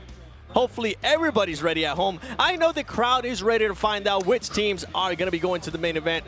So let's go for it, baby. Let's see which ones are going to be going to the main event of the 2025 PMG. They did it! Oh my goodness! Let's go! Oh, they crossed the finish line at the last hurdle in the very last game. And also, the strat from the mid-game was so on point. They were playing insurance plays, playing aggressive, clearing the eastern side. So many aspects of the game were just covered by Nepex to make sure they just overtake Fenerbahce in that final game, Niptura. It was an absolute masterclass, and they are rewarded for it. Absolutely. A real masterclass, as you said, right? They have been doing this for a while here. Oh, wait, hang on. Oh, hold on. 3 points! 3 points. And look at the top two. Crazy. And the Only top two. 3 points. GOAT does hold on to it by 3 points again. By the way, 3 wins for first and second place each. Insane. Like they are. This is top heavy on another level. Yeah. Like, that is madness.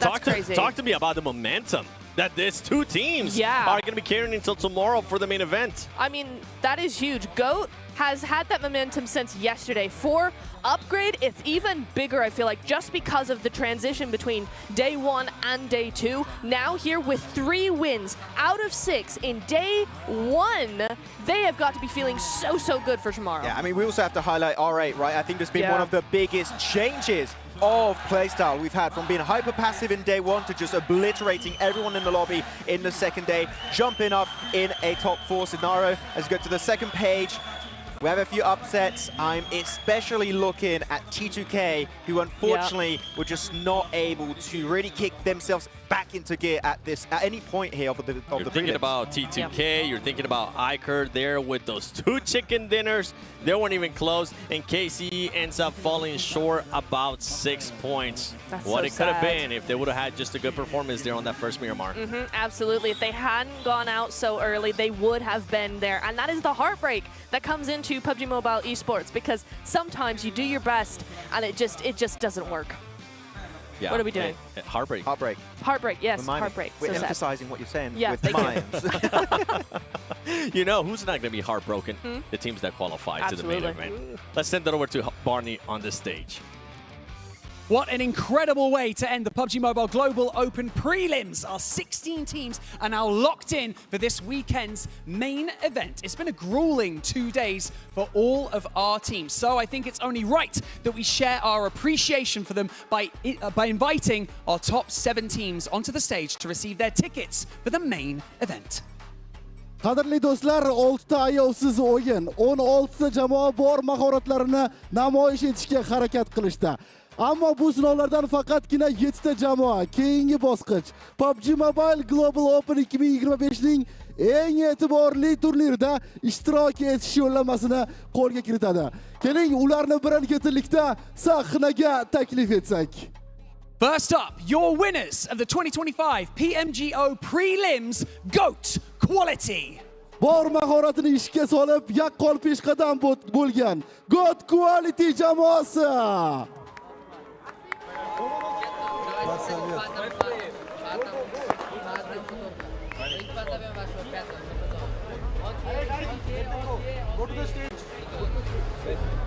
Qarsaklar bilan olqishlab turamiz.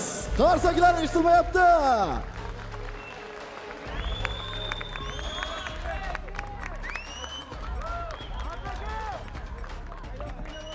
Congratulations.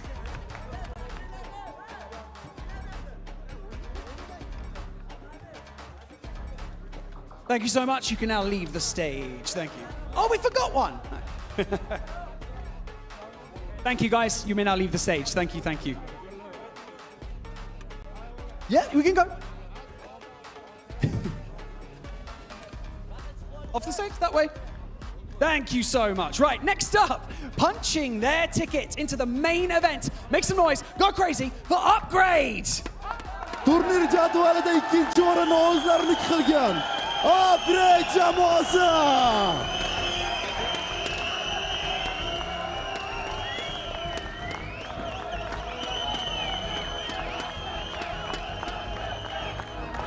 Congratulations, take it all in.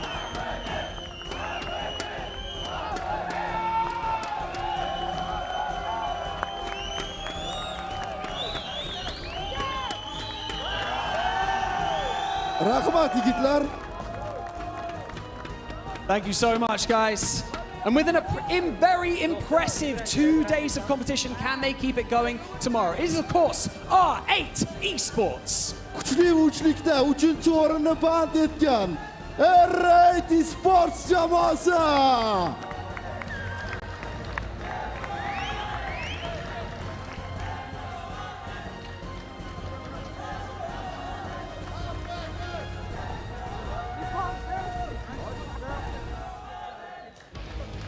Thank you, guys. You go. You can go. We'll see you tomorrow. Taking 4th place in our PMGO Prelims, it is AKE Cyber. Ajoyib o'yin namoyish etib, asosiy bosqich uchun yetarli natijaga erishgan AKE Cyber jamoasi.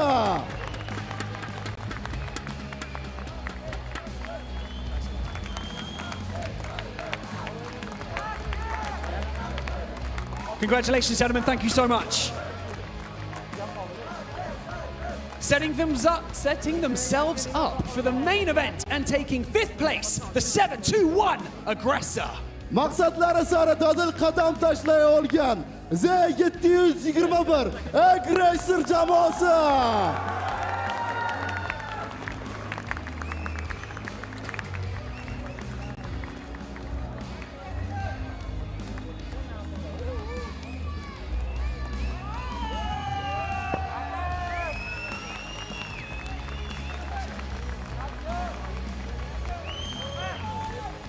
Congratulations, gentlemen. Thank you so much. Securing the 6th ticket to the main event, it is Black Esports. Yodda qolarli lahzalarni bizga taqdim etgan Black Esports jamoasi. Olqishlab turamiz, azizlar.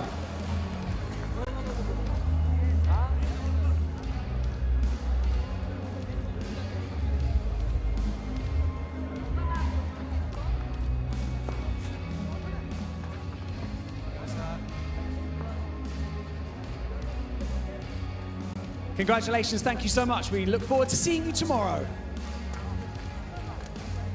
And finally, with a chance to claim the PMGO trophy and of course the lion's share of $500,000. Give it up for Nepex Esports. So'nggi yo'llanma sohiblari Nepex Esports jamoasi.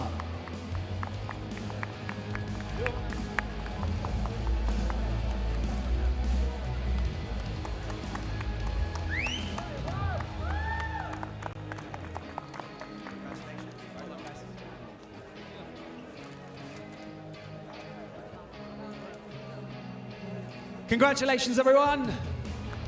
Thank you so much. You may now exit the stage.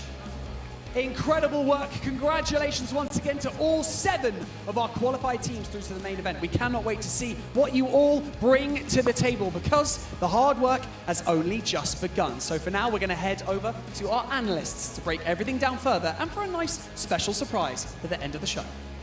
Qadrli do'stlar, mana shu jamoalar ertaga chinakam ma'noda qonli janglarda ishtirok etishadi. Hozir esa biz mamnuniyat ila so'zni yana tahlilchilarimizga beramiz. Qani marhamat. Well, I'm excited to see what the main event is going to bring tomorrow. Now, for everybody currently watching, don't leave just yet. We got a little bit nice surprise for you. You guys remember, if you weren't watching PMGC, we had something called the Solo Masters where Max and I got a chance to cast that before. Well, we're going to be bringing it back. And Natura, you're going to be casting it this time with us. I am indeed. It's going to be great fun. I'm looking forward to how we're going to be doing this time around because I did see it in PMGC. I was watching it for sure. And we were rooting for somebody. We're not going to say we're not biased, obviously. Not biased, don't worry. Nothing. Huh? What? You know what biased for Nobu? Max wasn't. Max totally didn't. Nobu was curse crazy. him. He was going like the. He's like, oh damn, That's I might. I was moving too quick. Notable was too quick, okay. But I want to see notable level plays for the Solo Master Tournament. That was quicker than before. The gym sessions, Sheesh. they've been working out, but 100 calories right there, gone. Yo, Susa over there at home blushing. But you know what, let's take a look a little bit more at the Solo Masters. That way you have an idea of what's going to be happening here. The prize pool is going to be a nice 2,500 for first place, 10,000 total. Jeez, yes it is indeedy. That's a whole heck of a lot of money for a few TDMs that's going to be taking place, but it's not as easy as the TDMs that you and I play, Max. I don't think so at all, because these are some massive, massive players that these teams are going to be going up against. Yep, with similar rules, which is no sliding, M4 only, all that good stuff is going to be happening. And really, the movement is just so important when you go in these 1v1s, right? If you're able to just get that little bit of extra second to a second advantage just by moving, where you just don't get knocked down, you can come out on top of a lot of that fight. I would say that's the reason why Notable back in PMGC 2024 was able to go so far in that tournament and almost win the whole thing, was because he was so quick that any kind of hip fire spray was just really struggling to get the knockdown onto Notable. Well, you saw the prize pool. Let's see who's going to be participating here. And out of all these teams, which one stands out? Playing. Yeah, and Butcher. Wait, Ramses is playing. I was not expecting Ramses to play. I was expecting our boy, you know. Am I seeing this right?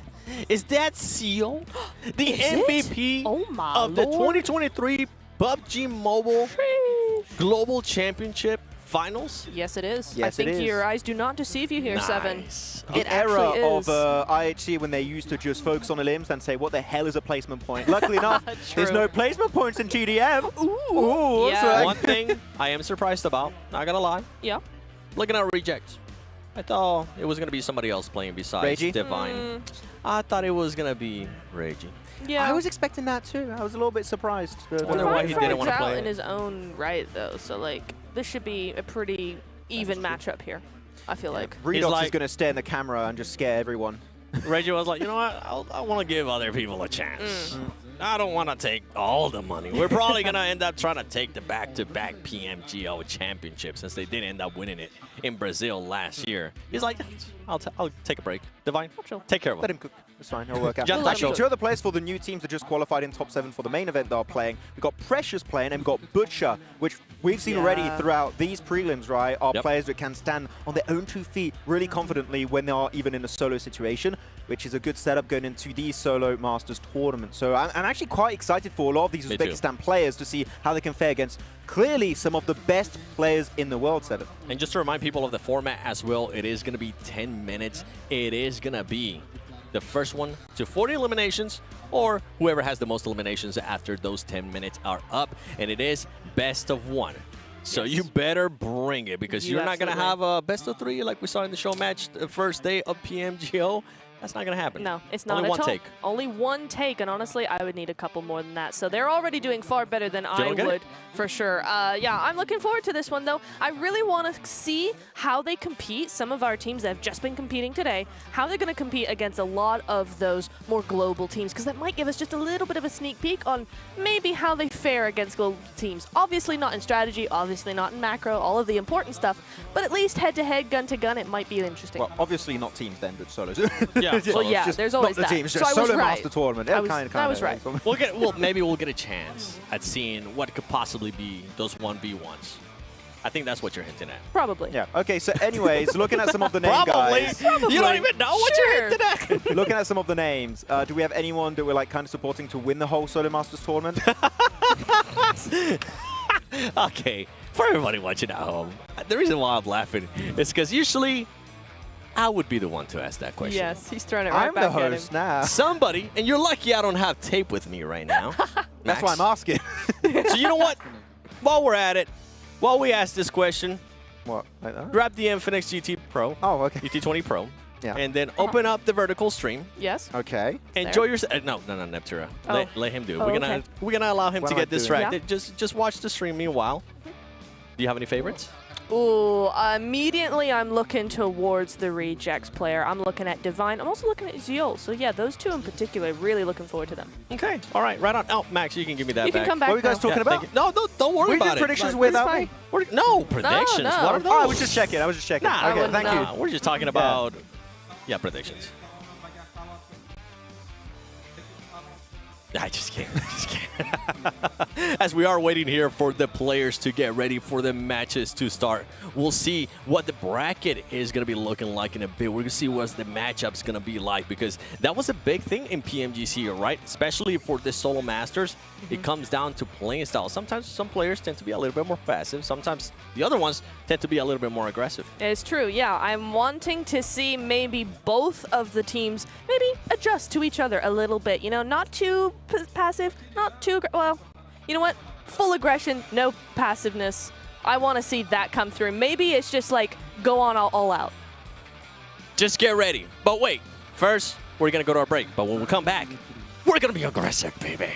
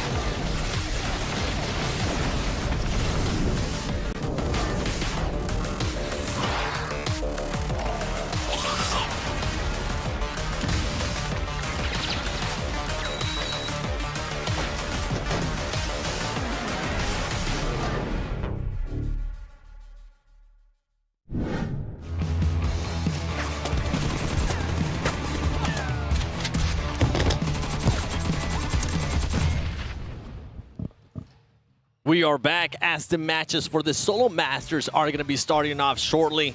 We talked about earlier some of the players that are going to be playing, what's going to happen here and there. I mean, we're going to have Regnum Karya. Loxy is going to be playing. So you know what? Let's take a look at the bracket because I want to see who's going to be facing who. We'll get a better picture of what's going to be happening here.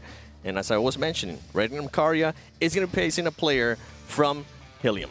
It's going to be an intense one, man. Like, from the get-go. Actually, Loxy... I know I'm not supposed to make prediction, but I don't care. I'm doing it. Max, Neptura, wait. I'm just kidding. No, Loxy is actually my pick for the entire thing. wow. I think that he was absolutely cracked in last year's PMGC Grand Finals, and I think because of that, there's a chance he could go the entire way. But going up against Helium, we saw what they did right in the Uzbekistan Finals. Actually, I forgot which player they actually got for the side of Helium, but as a squad, entirely right, Neptura, they were absolutely cracked. And actually, it's Groza. So no teammate to revive this time, actually, Neptura. So chances are it might be a very close match between these two players.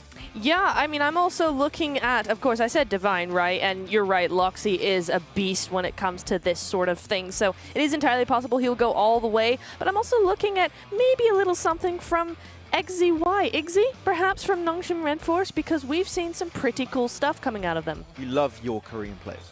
I do. I love how they play. I do. I'm sorry. I'm biased. Divine is going to be playing against Ramses. Yes. On top of that, you got Seoul going up against Force from AKE Cyber. Also. I'm actually quite surprised why Ramses was picked to do TDM because, like, Ryzen Boss is quite like the guy. Yeah. And Ramses is typically more of an off-angle scout player from what I witnessed in games. So that's an interesting decision, but TDM is a different ball game entirely from what you have in the BR mode. So like our expectations can just be taken, thrown out the front door because it doesn't really matter. One of the other matches that we are going to be having is going to be LGD, Lukun, and he's going to be going up against Napex Esports, none other than Precious. And that one I'm excited about because remember the clutch up that Precious had last time? Yes. That 1v3. It was a big 1v3 as well. He knew how to maneuver his way around a house, so maybe he'll know how to maneuver his way around those crates as well in that TDM. So highly likely that he's going to have a very good, start to this. I'm actually intrigued to see what the meta is going to be, for this, because we saw one thing, Seven, we were covering the Solo Master Tournament in PMGC last year, that was whoever was able to control the main central warehouse typically came out on top. The reason why that was the case is because you have only 4 main entry points into the warehouse, meaning if you control that and you are in the lead, you are waiting for them to arrive your way in a very predictable bottleneck situation. I want to see if there's going to be some people already catching on to that very quickly and looking to control the center of the map. Something that we did see in the past, too, is, I mean, you do have level 3 scattered throughout the map, right? That kind of spawns in. If you get a chance to go for it, even though maybe one of the players is close by, maybe don't go for it. But if you do get a chance to go for it, would you go for it? I would go for it as long as I can kind of do the jump and grab and not go through the full animation, honestly, because that just takes way too much time and isn't worth it. The other thing I want to see very quickly is nades, because a lot of these players are very good with their nades, and those do also spawn. You only get 1 nade, by the way. So like one when is you all spawn, you need. so that's all you need. But I wanted to talk about the Tier 3 helmet and do you get on top of the crates. The best time to get it is when you get an elimination. That is the best time to do it, but it doesn't matter because we are getting ready, ladies and gentlemen, for our 2 matches, our 2 first matches for the Solo Masters Tournament happening side by side. We're going to have Loxy versus Groza and Divine versus Ramses. Excellent build-up coming in here. Really, really good stuff. And we're already seeing a little bit of eliminations coming on through here. Ramses has 1 point, and Divine is not really got any yet, actually. He's not letting him. Okay, never mind. He's got 2 now. There we go. Divine unable to get any of those points coming back to him. On the other side, of course, you do have Groza and Loxy, and there we go. That is going to be 0-2 on both sides. By the way, just a little TLDR, quick little piece of information. This is not D Xavier playing on the right sget. Ramses is actually playing for upgrade, just to make sure there's no confusion happening over on that side. But yeah, 0-2 happening currently. Divine able to get himself that nice elimination, getting his first point, able to close the gap just a little bit. Compared to that, Loxy Groza, a lead has started to be created, but because it's solos, it's not 4v4, you have to keep in mind that the chances of going to the entire 40 eliminations is just not quite there, Neptura. Yeah, probably not in 10 minutes. That's not really feasible, I don't think, because the way it's going, certainly, it's going back and forth an awful lot. My goodness me. Oh, and he gets the drop shot. Wow, Ramses. Really good stuff there. But I'm looking at you funny, Max, because so far, Loxy's not done a thing, and you did pick him, so I'm wondering if you're just cursing. Don't put me on the spot, please. Wow. This quick? Yeah, already. I'm still rough. here, Max. Yeah, hi. I'm still gonna be checking to make sure you don't curse anybody Just keeping else. me in check. Yes. Is that your job? It's like, I'm not casting, I'm just keeping Max in check. I'm the voice that makes evil sure eye. Max doesn't curse people. One really interesting strat we did see is when they do eliminate the enemy, they pick up a second M4, but they don't have to go to like a bad secondary weapon because you can't typically have 2 ARs, but if you can loot the M4, the rules are you can use the M4, so hey, you're following the rules. Rules are rules. Twice, technically. So it's actually a pretty good strat. You can get that crate. If you have a full screen on Divine, go for the push, gets himself his 3rd one, and tying this game so far against Ramses. It's actually really interesting how close it actually is, right? I don't think we expected it to be so neck and neck. I think we did expect that there would be some wins coming out on both sides, but to have it 3-3 like this is quite interesting. Yeah, actually, I do feel like Divine has been playing a lot more towards that central position, and Ramses just waiting to get pushed a lot of the time. Divine playing iron sight. We see like people playing on the red dot, the iron sight. I don't know which one you prefer. Red dot. Red dot. I'm also a red dot enjoyer myself. But iron sight, typically, if you see someone playing iron sight, they or just don't know what they're doing, or they're very good. Yes. And I think Divine is very good at what he's doing. He is, yeah. I have that feeling. Can I have just say something very quickly though, Max, as well? Go for it. Oh, okay, cool. No, holographic, cringe. It's not a good What? scope. I agree that we can agree on that There point. we go. Hell Let's yeah. go. Screw the holographic. I know it's a Yes. weird voice. I don't know why I did that. You do that all the time. What are you talking about? But Do yeah. I? It's not, I Yeah, don't, you do. I don't think it was my thing, but yeah. Would you like it, Seven? Do you like the holo? Are you a holo enjoyer? I'll take any scope over okay. no scope. If you have no you option. maniacs. Okay, times 2 scope. Gross. Disgusting. Absolutely insane. Hate it. Vulgar. Yeah, I'm with you guys. Thank you. We can agree. There Thank you. We got him. We got 4 him. times scope. Goated. Hell yeah. It's okay. Depends on the... What's okay? No, it depends because I'm not good with it, so it's only okay for me. But other people are 3 to very 6. goated. 3 to 6 times scope. 3? Yeah, the 3 is awesome. I love the 3. Yeah, I like 3 I like the scope. 6 That's as my well. typical AR scope. I Yeah. go for. 6 Not times TDM scope. though. I go red dot. 6 times scope, OP as well.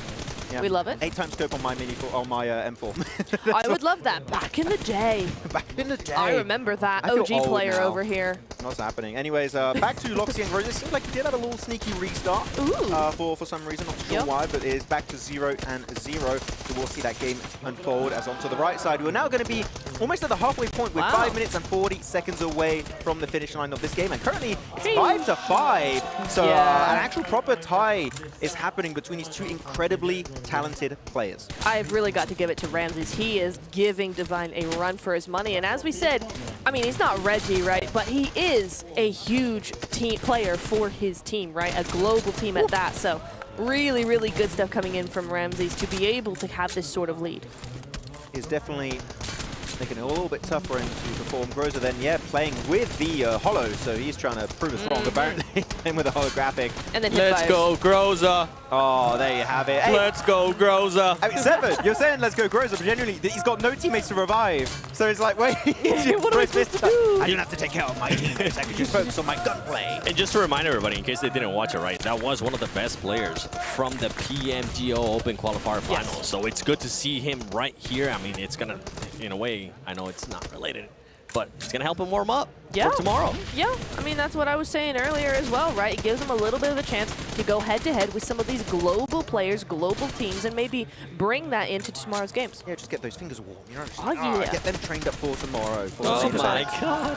Nice. A lot of verticality being used on these crates. Just jumping on down with a hip fire has been pretty successful so far. But sometimes I'm seeing some people, I saw especially, I think it was Groza, overstepping his welcome to the enemy spawn. When you get that knock, you might want to retreat, wait for them to respawn, lose that invincibility, which is quite impactful, and then you go for the re-engage. I think the players just don't want to go for the level 3 because Divine had the perfect chance to go for that helmet, and he didn't want to. He's like, you know what? I'm just gonna play it safe.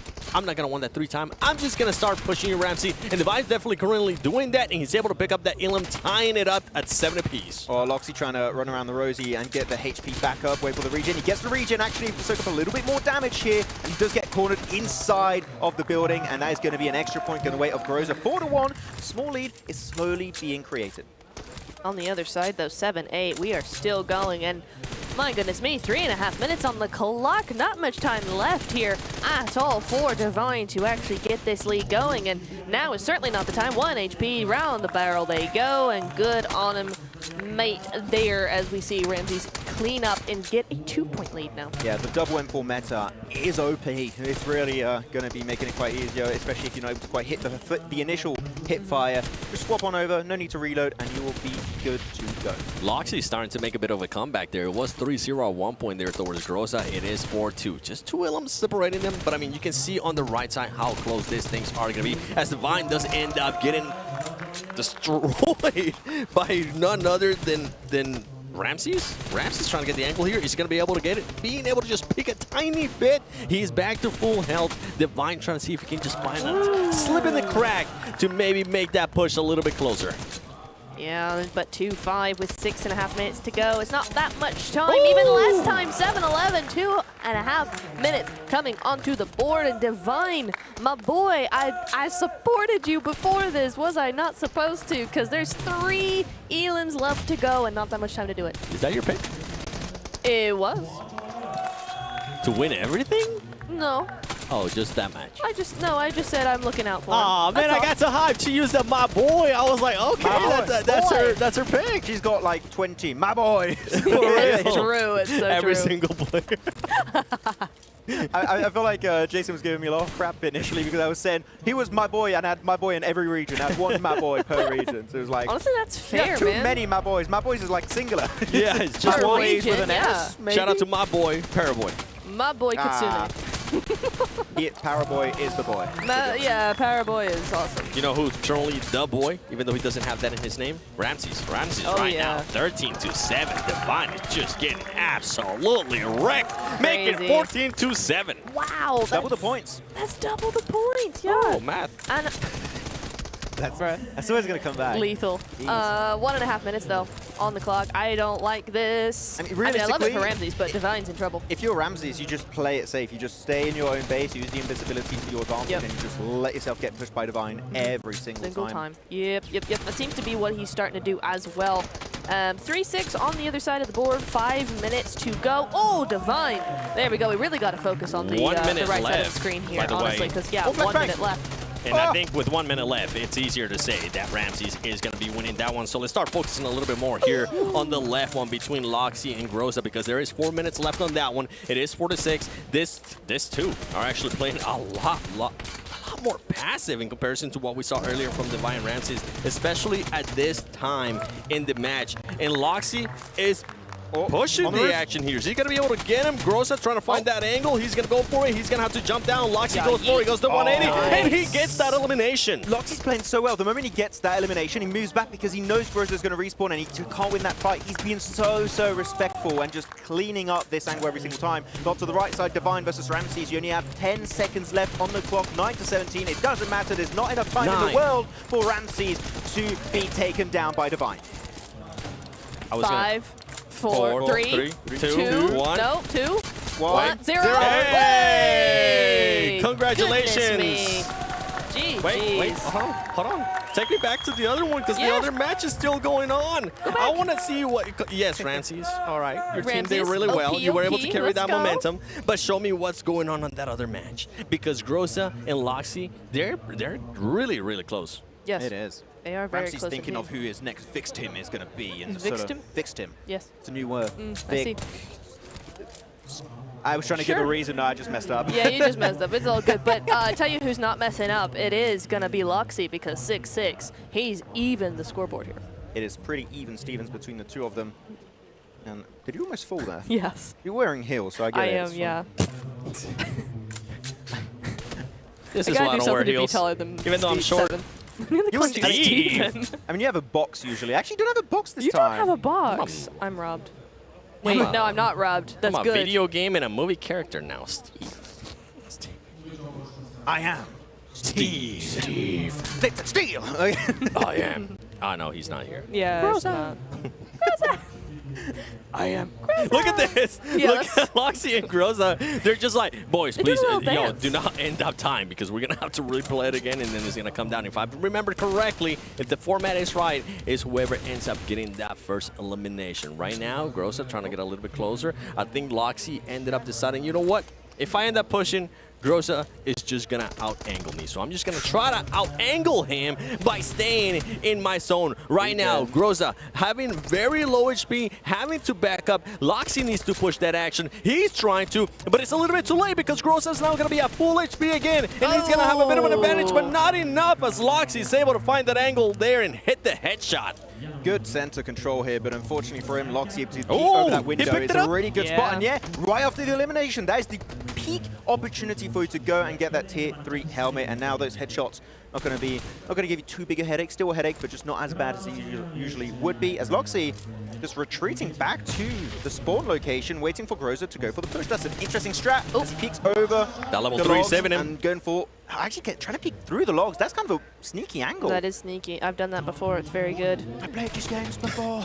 I have. Oh, and he's coming in. He's dodging and weaving, dodging and weaving. But you can see him through the logs, right? But yeah, they are definitely playing cat and mouse here. Running around, ring around the rosies, but make it lethal. Coming in here as Groza's just trying to get any sort of angle, but Loxy too good. The log's too good. Ah, there you go. I was like, how long is this one is gonna take? But Loxy does take the dub on that engagement. 8-6, a small lead has been created, and only 1 minute left actually on the clock. A 2-point lead can be overtaken, but when you start to get the 30 seconds, that's gonna be real hard to close that gap. Another one on the board. And Groza, he needs to play hyper aggressive if he wants to wrap this one up. I actually think Loxy should play passive and go back to base, but no, he is actively pushing the center of the map. He really, really is. But no, wait, he's decided to go back. He's heard you in spirit. Good job, Loxy! And he is actually going to go back and just time this out. He's in the lead right now. He's good to go. Yeah, it's done. And it's 20 seconds. I mean, he's not going to even get those 3 elims in 20 seconds. He's playing around the OP logs again. OP. It's going to be his key to victory as he pre-fires the right side. Jump shot coming off through from Groza. Nicely done. But unfortunately for him, only 12 seconds left. And that is going to mean then that Loxy will be our second winner here for the Solo Masters Tournament, and we'll be moving on to the next stage. Loxy being able to readjust there. He was down at the beginning. He was able to bring it back at the end.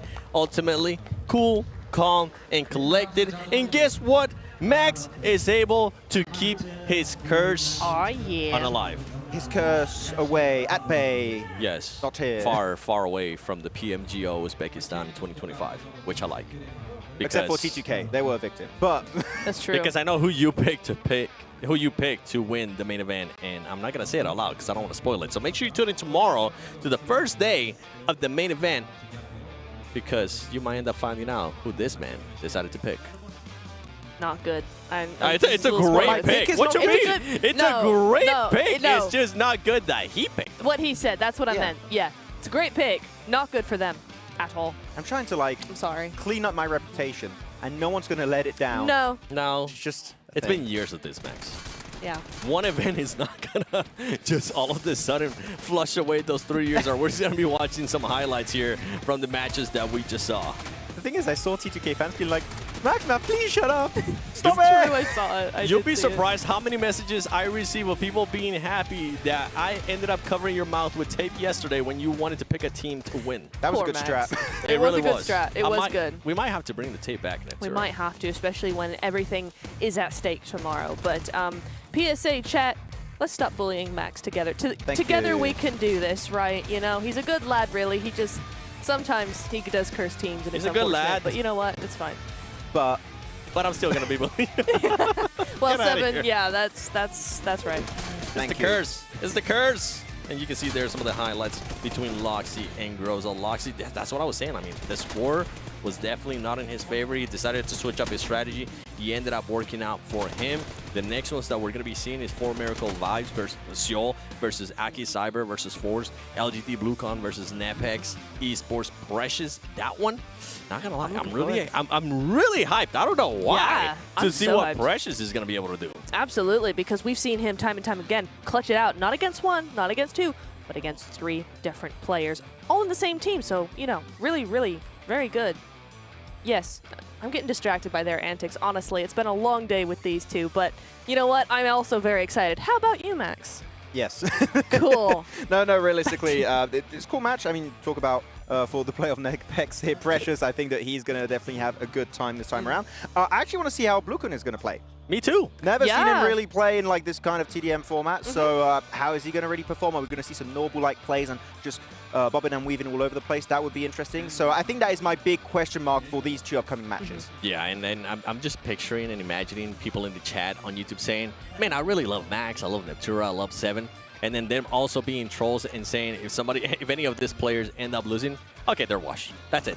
Just which happens. I love YouTube chat. So for everybody really watching, not just YouTube, I also see it on the vertical stream on TikTok yes. and the map stream. I see some of your guys' comments trying to be very analytical. Obviously, more than likely. Where's the Infinite? Nothing to see here. Don't worry about it. It's okay. I want to read the chat. See if they're nice to me.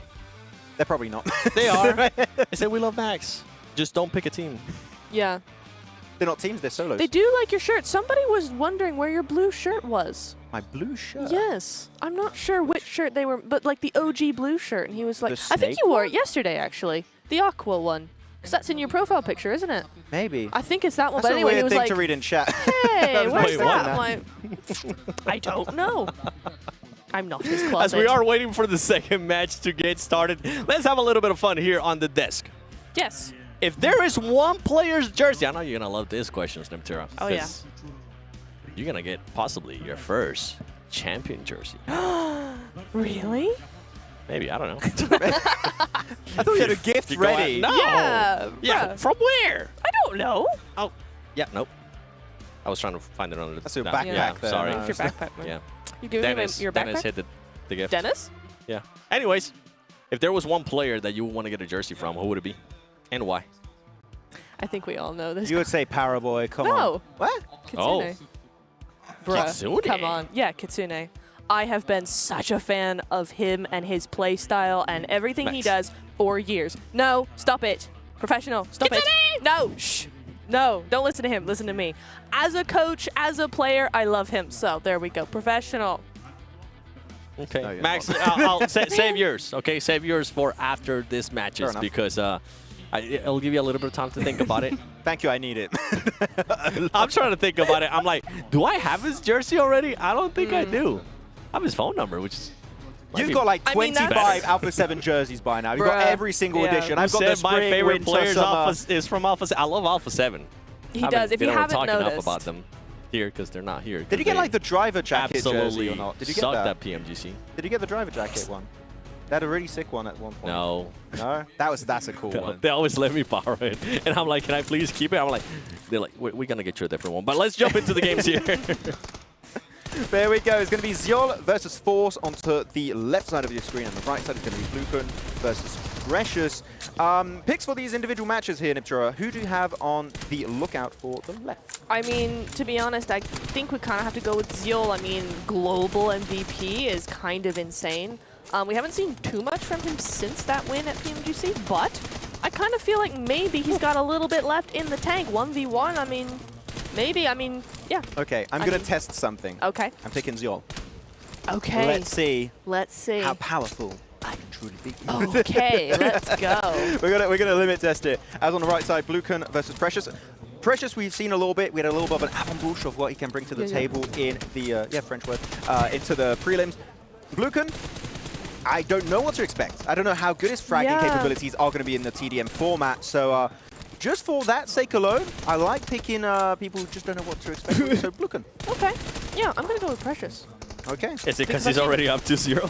3-0? 3-0? No, I wasn't actually even looking at that. I was just remembering that epic 1v3. It haunts me, man. I see it all the time, rent-free. I'm with you. I'm going to be agreeing with Neptura. It's not a first. We have agreements before. Okay, calm down. He's agreeing with an Aptura. Wow. Writes an article. What? Never Guys, seen clap before. in the chat.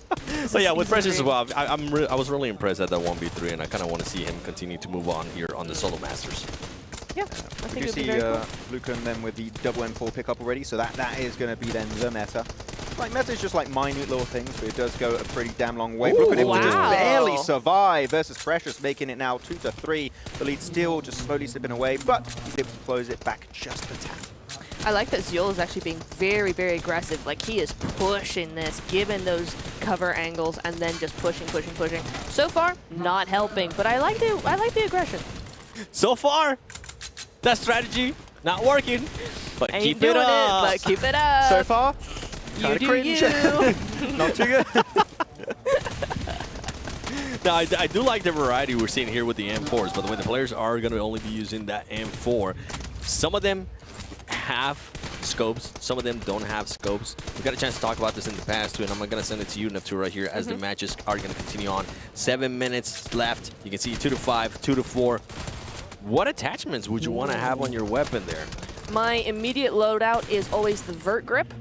Okay. It's just the OP one. I hate the suppressor on the M4, so I'd go with a compressor or the flash hider. Don't really care. And of course the extended. For TDM though, keep in mind. For TDM? Yeah, TDM. Okay. We're on TDM, baby. Well, that's true. That's true. Yeah, still vert grip compressor. Done. And honestly, I still don't really care between flash hider and compressor. No scope? Red dot. That's it. Oh. Maybe 3 times, but normally red dot. Ooh. I normally hit fire anyway. I don't actually ADS that much. Precious there with the 5 LM so far as Very well. nice. And Seoul, I mean, the strategy there is still not working. Max, I'm going to send it to you. What kind of setup would you have on the M4? Exactly the same. Compressor, vert grip, and I'm going to go for the red dot. Yep. That is my go-to in-game, and I'm just going to commit to it as much as possible. So yeah, that's a very basic answer. Now you said exactly that, but like, in my opinion, it's the best. It is. But it depends on also how do you play. Do you play by just scoping in? Do you play by hip fire? Yeah. Like that really does change the loadout you would typically The thing go is, for in TDM. Look right here with that engagement that we just saw there from Precious and Bluecon. I feel like at times, whenever you're that close, they're not going to be scoping in. You see them most of the time just end up with that hip fire. Exactly. So I wonder if a laser maybe would help on this. It could be, actually. I was thinking of that too, but it's just in general, I prefer to scope in. I feel like I'm more precise. But for these players, you said it yourself, PS7, hip fire is definitely a lot more prevalent in these engagements. So we'll see how it goes. 3-6 though currently. Blukun losing a little bit. Actually, a 4-point behind Precious. Losing even more. And Force actually taking a double point lead against Ziol. So Ziol kind of into maybe switch it up and being a little bit more aggressive. I'm surprised that the domination we're seeing coming in here. I mean, maybe because one member of this, you know, this fight has been playing 6 games. Maybe that's it. I don't know, but like, actually, there's yeah, a huge discrepancy between our global players and our not global players. I mean, right now, the prelim teams looking to dominate some true OGs in the PUBG Mobile esports sphere. So Ziola, Blukun, we see a little bit of a step up. We are now hitting the 5-minute mark. We have the 50% mark of these 2 Solo Masters tournament matches. And here you go. Force able to get himself his second M4. Going to reload both of them. Regen slowly but surely back to 100% XP. Not going to go for that tier 3 vest. He's going to play a little bit safe because he knows the respawn has already happened, has kicked off. Waiting for Ziol to push on over. Does go for the spray down, and unfortunately Force will be losing his double M4 loadout. Rip that guy, but he should be able to get it back fairly easily here as we see them 6-10, 5-8. The gap is closing for Blukun and Precious here, right? So you are starting to see a little bit of a comeback coming in on that right side of your screen, but 6-10, pretty rough there, coming in 1 HP for both of them, but yeah, Ziol will clutch that one up there. So 7-10, still a little bit of a gap. The turnaround is still here. Like there's still way more than enough time for these guys to initiate a comeback. I mean, 2 points for Blukun, definitely feasible, and the side of Ziol, 4 eliminations needed to catch up, definitely also achievable in his current game. So I'm not really, I'm not too stressed out currently. Yeah. When we start getting to that 1 minute mark, that's when you really need to start getting a little bit more desperate if you want to go to the next stage. How much of a gap would you be stressed out at? At what time? At the 2 minute mark? You got me there. You know what? 2-minute mark. Yeah, I think that's solid. 2-minute mark. I would say 5 to 6 elimination. I'm like, ooh, I need to start being aggressive. Yeah. Yeah. 1 minute, I would say 3 elims. Ooh. No, I think at 3 elims, 1 minute, you're pretty much done. But your opponent is going to start playing passive, man, if he has the lead. He has no reason to push you. He can camp corners and have full control of that map at that point. Yeah. How about you, Neptura? Yeah, I mean, I kind of agree with Max here. It's like, well, with the both of you, I think you're both right in your own ways. No, you got to pick one. Yeah, you got to pick one. Actually, yeah, 7. Sorry, Max. I do. No, I just think that he's right in that 3 elims at the 1 minute mark is you're done for. You're absolutely done for. I think it's got to be 3 elims at the 2 minute mark. That's what I said. No, you know what, Neptura? He said it. I think we were both agreeing in this. I think we both agreed and you picked sides. We both agree. I think 7's right. She definitely picked both of us. But one thing that we need to focus on is that LGD BlueCon is currently making a bit of a comeback, ladies and gentlemen. It has come down to just 1 elimination. Precious, the lead that he had earlier on, it has narrowed down in a big, big way. By the way, just to give a little bit of props there to Force and Seal on the left side of your screen. They are still currently having a bit of a gap there, as Seal is not going to be able to bring it back. 2 minutes. This is what you were talking about earlier, Max. This is one Neptura, without even realizing she was agreeing to the both of us, that this is the gap that I would be worried. Yeah. I absolutely would. I mean, You just grenaded 8-14 at 2 minutes, it's over, mate. But 10-9 at 2 minutes is not over. They're just jumping at each other's throats. They're like, Banzai! Send it! Nani? Original strats right now. We are able to perceive. How? Force, this is twice. He survived on like 1 HP. He just built different. Yeah, I mean, 1 minute 40, based on my rule I set earlier, and 7 agreed, and you agreed with 7. Force is winning this. First. And you said it. I did! Chat, let us know. It's been a long day. Oh, my word. But yeah, I think that on the left side, it's done. Force is going to be beating Diol, which, big surprise. Did not expect that. Yeah. And Precious, BlueCon is still up in the air, so who's going to win it? Yeah, that's hard to say. Precious could clutch it up, definitely, but it's so close that it really could go either way there. 11-9 now with a minute to go. Same here for Ziol and Force, I mean, but that gap is just significantly bigger. Yeah, big gaps. Big and gaps. Ziol not going to be able to jump over that gap whatsoever. Though actually, now 1 minute left on both sides. Again, left side done. Force takes the dub. He's moving on forward. Good job. GG's well played. Looking on the right side, BlueCon, Precious. It could still turn around. 50 seconds is more than enough time to catch up and make it at least a tie. That third one might be a little bit tight, but we are seeing then BlueCon, he's playing it a bit more passive, playing it defensive. That jump shot was big. Takes a lot of damage. He is going to try and kick off that regen factor. And he's taking even more damage. He can't regen. He's just getting chased on down. Seol needs to push the action here. It's going to be too late here for Seol. So you know what? Let's actually go and focus here on Precious. Precious, 1 elimination. It is going to be 20 seconds left. He needs to push that action. He needs to be careful, though. There you go. The invincibility from BlueCon goes away. It's going to come down here to the end. First one to strike is going to be Precious. BlueCon throwing a grenade. Precious is going to end up realizing that they need to make this push. You need to make this push, and you need to make it now. BlueCon trying to run away. He knows that he has the advantage. Is he going to be able to do just enough to make sure that he runs away? Precious on the hunt. Can he get him, Max? No, he cannot. So close. Well played. Oh, 1 more second. Yeah. 1 more second, and it could have been a tie. Yeah. But the jump shot was just not early enough. And unfortunately, because of that, BlueCon will, not unfortunately, happily for BlueCon, he will be moving on with the other player on the left side. I forgot who it was that won it. Not going to lie.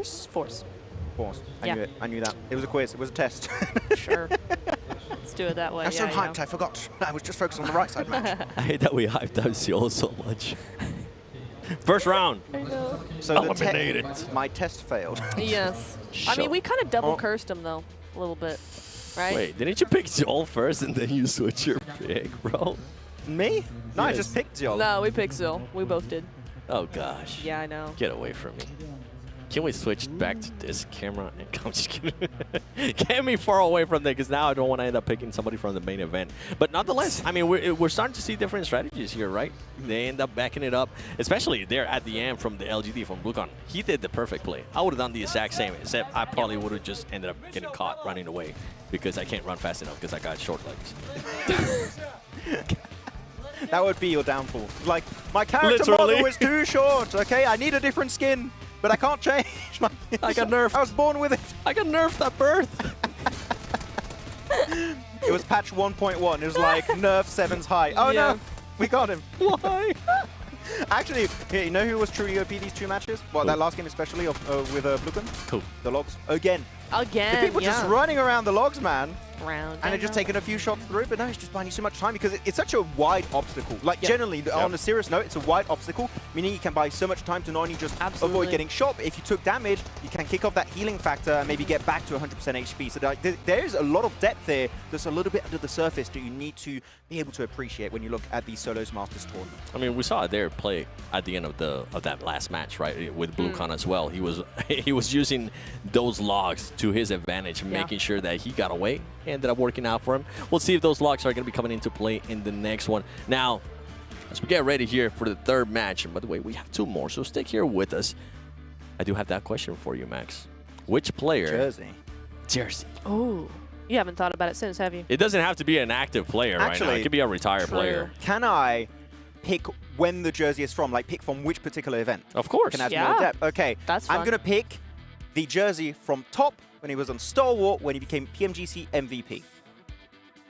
That's not bad. There you go.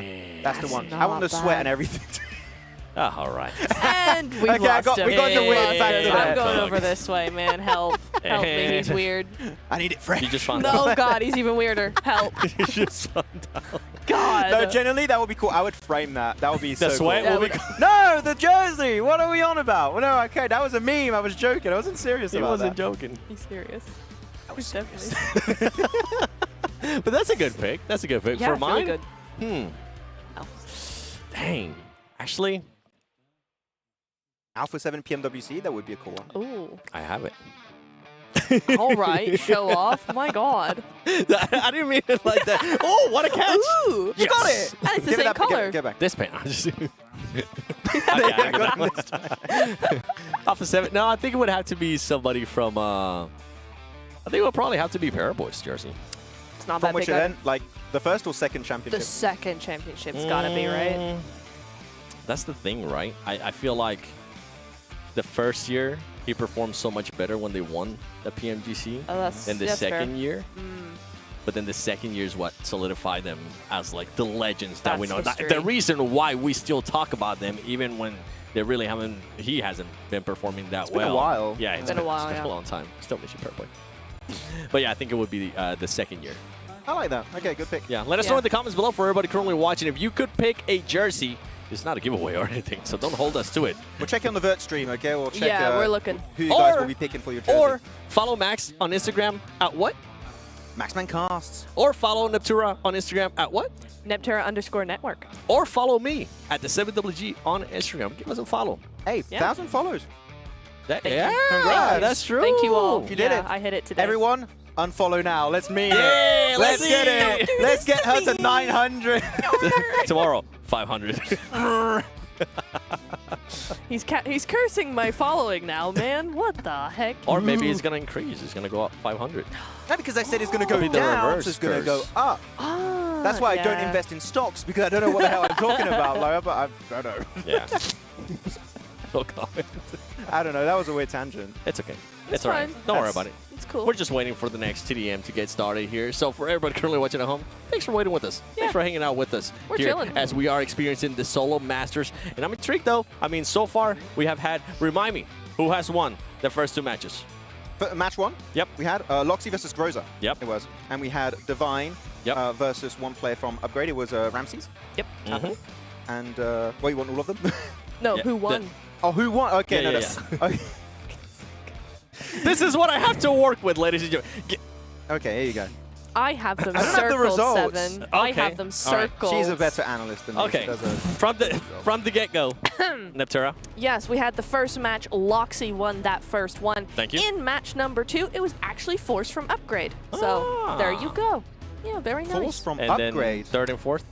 It was Ramses. It was Ramses from Upgrade here. Oh, I Do did you my want it? research. Look I at had a me. circle. Hey, at least I got halfway through, bro. You answered the wrong question. At What least do I you know want who was about? playing. All right, well, whatever, man. How about the other matches? Oh, that yeah. just happened? It's a long day. say, guys? You took so long that now the other match started.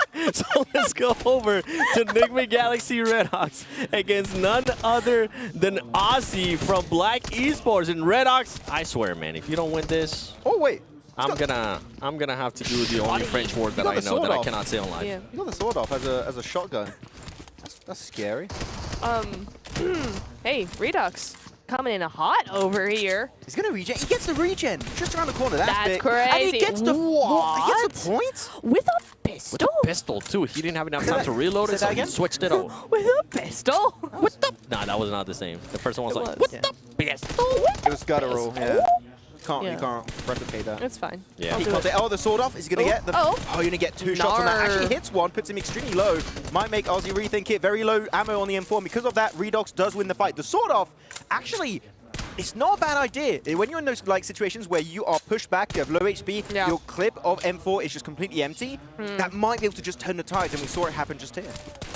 Yeah, except, you know what? In the hands of the right player, you're absolutely right, Max. I think these guys are, the right players. I was going to say not for me, but it's like no one cares. It's these guys that are on display here, and they are the ones with all the skills. We are also seeing Igzy. I think that's the right way to pronounce it. XZY. XZY. XZY from Nongshim Red Force coming in here up against Butcher. I mean, again, talk about a big name from the last couple of days. Butcher certainly is one of them. Top fragger of day one of the prelims, actually. So he is definitely a good player. Actually, this is one I'm like, that makes a lot of sense. We have other players from the prelim teams. I'm like, why? Not too sure why that was the pick. I would love to know exactly the background thought process as to why they were qualified for the Solo Master Tournament. Well, not qualified, why they were picked for the Solo Master Tournament. But Butcher does make a lot of goddamn sense. 2-2, Redox Aussie now going to have a 3-2 point lead. Going over to our man, Redox. No, actually, no, sorry, Aussie, as he is now going to be pushing his way forward. And I keep talking about it here in Pura, the central warehouse control is very important. And here Aussie's just camping that door to make sure he can get the initial shot. Yeah, absolutely. And Redox doesn't have that much recourse except just full-on push, which makes it very, very open, as you can see. Yeah, very easy for Aussie to just take him on down there. New strat, I think Redox is going to have to adopt fairly soon here. On the other side of the board, though, 1-2. They're taking this one very slow. Yeah, it is definitely pretty slow. Only 3 eliminations in what is that 1 minute 20 seconds. Definitely making sure they take not too big a risk when they do encounter their opponent. Aussie though, going for a big spray down, going to be swapping over to his second M4. But Redox knows best and is going to be pushing himself back with the sword off once again and really trying to get that initial shot to get so much damage done with the shotgun. But here you go, swapping on over again to the shotgun once more. Not going to be able to hit that shot. Again, you only have 2 pellets you can shoot, so that reload animation is so slow, meaning Redox, that option is pretty much out of play entirely. Jumping on top of the crate. How is Redox still alive? Who knows at this point? He's a magic man, that's for sure. Is he going to go on down? Win it? He actually brings Aussie down instead. That's crazy. And oh my goodness me.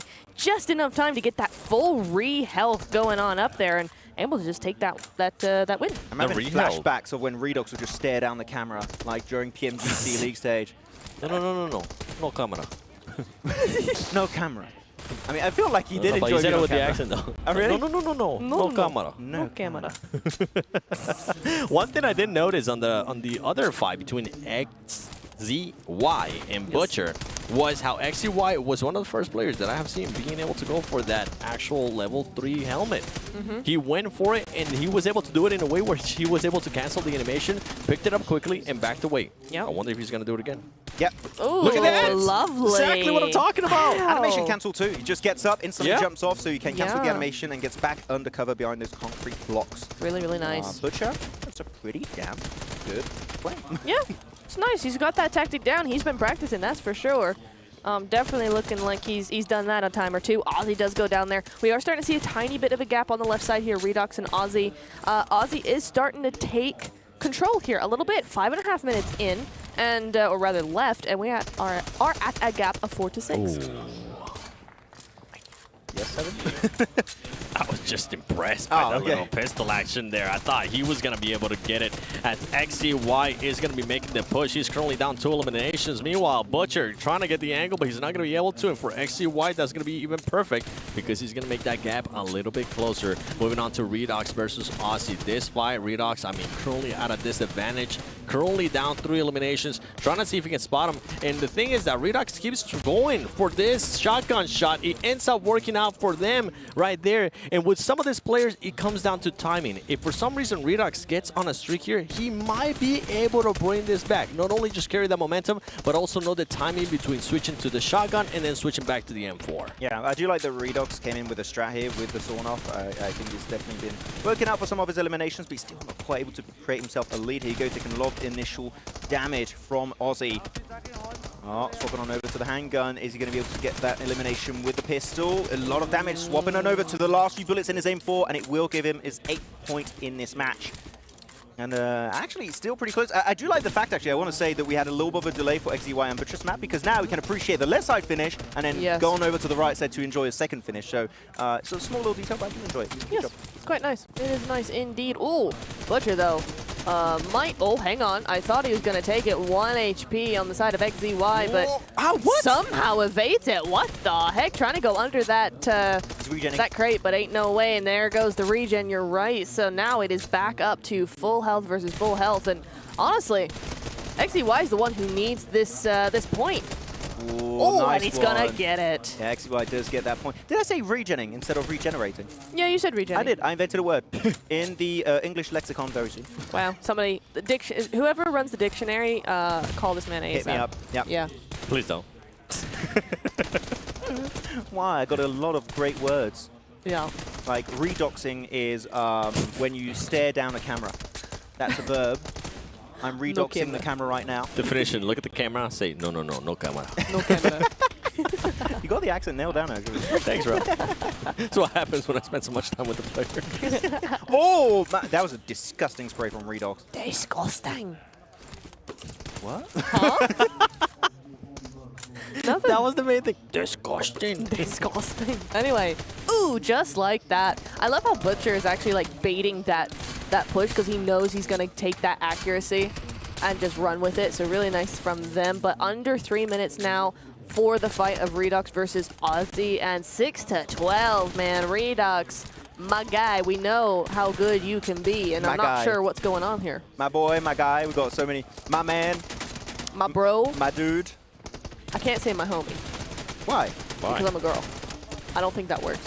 What? Right? I don't think that works. It does. Oh, I don't know. I don't know. I think it's valid. I wouldn't know. He's my homie. I'll tell you that. There you go.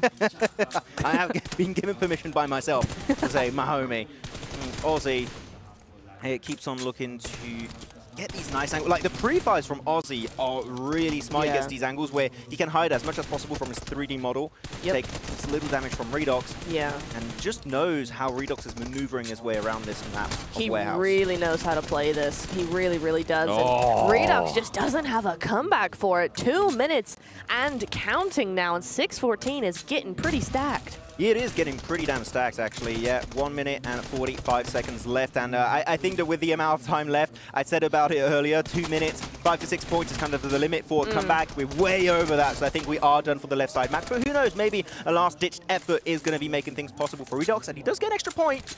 He needs to get a lot more, so he needs to keep on pushing. He needs to pretty much just spawn eliminations just through every single time. Kind of like what Loxy did earlier. Absolutely, yeah. He needs to just full send it again and again and again. No beating around the bush, but it does seem like Aussie's taking him for a little bit of a ride, right? He knows what's at stake here. He knows he's got a bit of a gap, but he doesn't want it to get any closer than that, especially when there's still 1 minute and 9 seconds on the clock. Yeah, I mean, Aussie is just trying to buy as much time as possible, forces him back into that building and gets another pistol elimination. Swaps on over to the double M4. He's just flexing. He's just trying to see, can I get as many eliminations? Can I get 20? Can I break the record? I don't even know what the record is actually from PMGC, but I would have to go back and check. It might be like 20 something. That seems quite achievable for this kind of a format with 10 minutes total.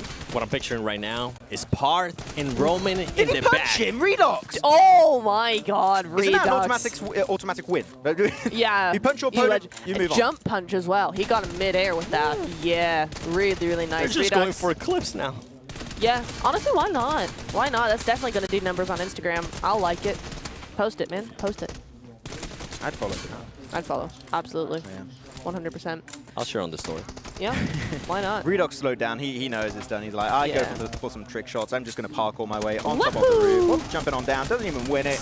And Yeah, Aussie able to get 16. Oh, the BM. Yeah. The bad manners are real. Aussie. Wow. 16 points, and we'll be moving to the next stage of the Solo Masters Tournament. One thing that Redox is going to definitely be saying here is, no camera. Because No you ended up camera. losing. But we'll see. It's just a Solo Masters. You're still going to be able to go to the main event and get a chance at winning that tournament. The tournament and the prize pool that we're all looking for, that championship, being able to hold that trophy as well as Nonsham Red Force. XZY is looking like he's not going to be able to make it because Butcher just has such an advantage right now.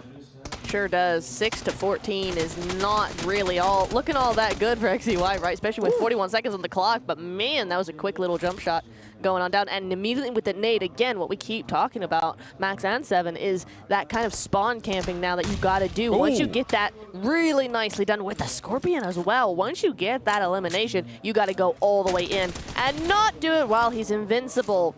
Gosh darn it. Yep, he was a little bit too aggressive on that greedy. push. So it's fine, only 15 seconds left, meaning that then Butcher will be moving forward. And really, from what we've seen from a lot of these players, I think we are going to be seeing an interesting clash of meta. I think the sword off especially has been shown to be useful. Redox, unfortunately, was not able to move forward, but some people might be like, no, that was actually quite an interesting weapon loadout. Maybe could be used in our future Solos Master Tournament. But congratulations to Butcher as he moves on to the next stage. Absolutely, really good stuff from both of these teams, man. I mean, what on earth are they doing that they can just dominate against some of these global teams? Oh, look at that. You wrote the name of the players and on your she circled the one that Listen, won. I have something to say for myself. The reason I didn't catch the last two games is because I hadn't circled them yet. So it's like, oh, that's the only ones. You know what? I have an excuse. Excuses. I'm right. Let's take a look at the highlights here from the match between Redox and none other than the other player, which I can't remember right now because I'm completely brain farting. Oh, yeah, that's right, Aussie. Yeah. The one that won. Yeah, the one that won, yeah. A pretty good way to remember him by, right? The one that won, and he will be going over to that next round. But some really cool clips coming in from both of these fights here. I really have enjoyed this round.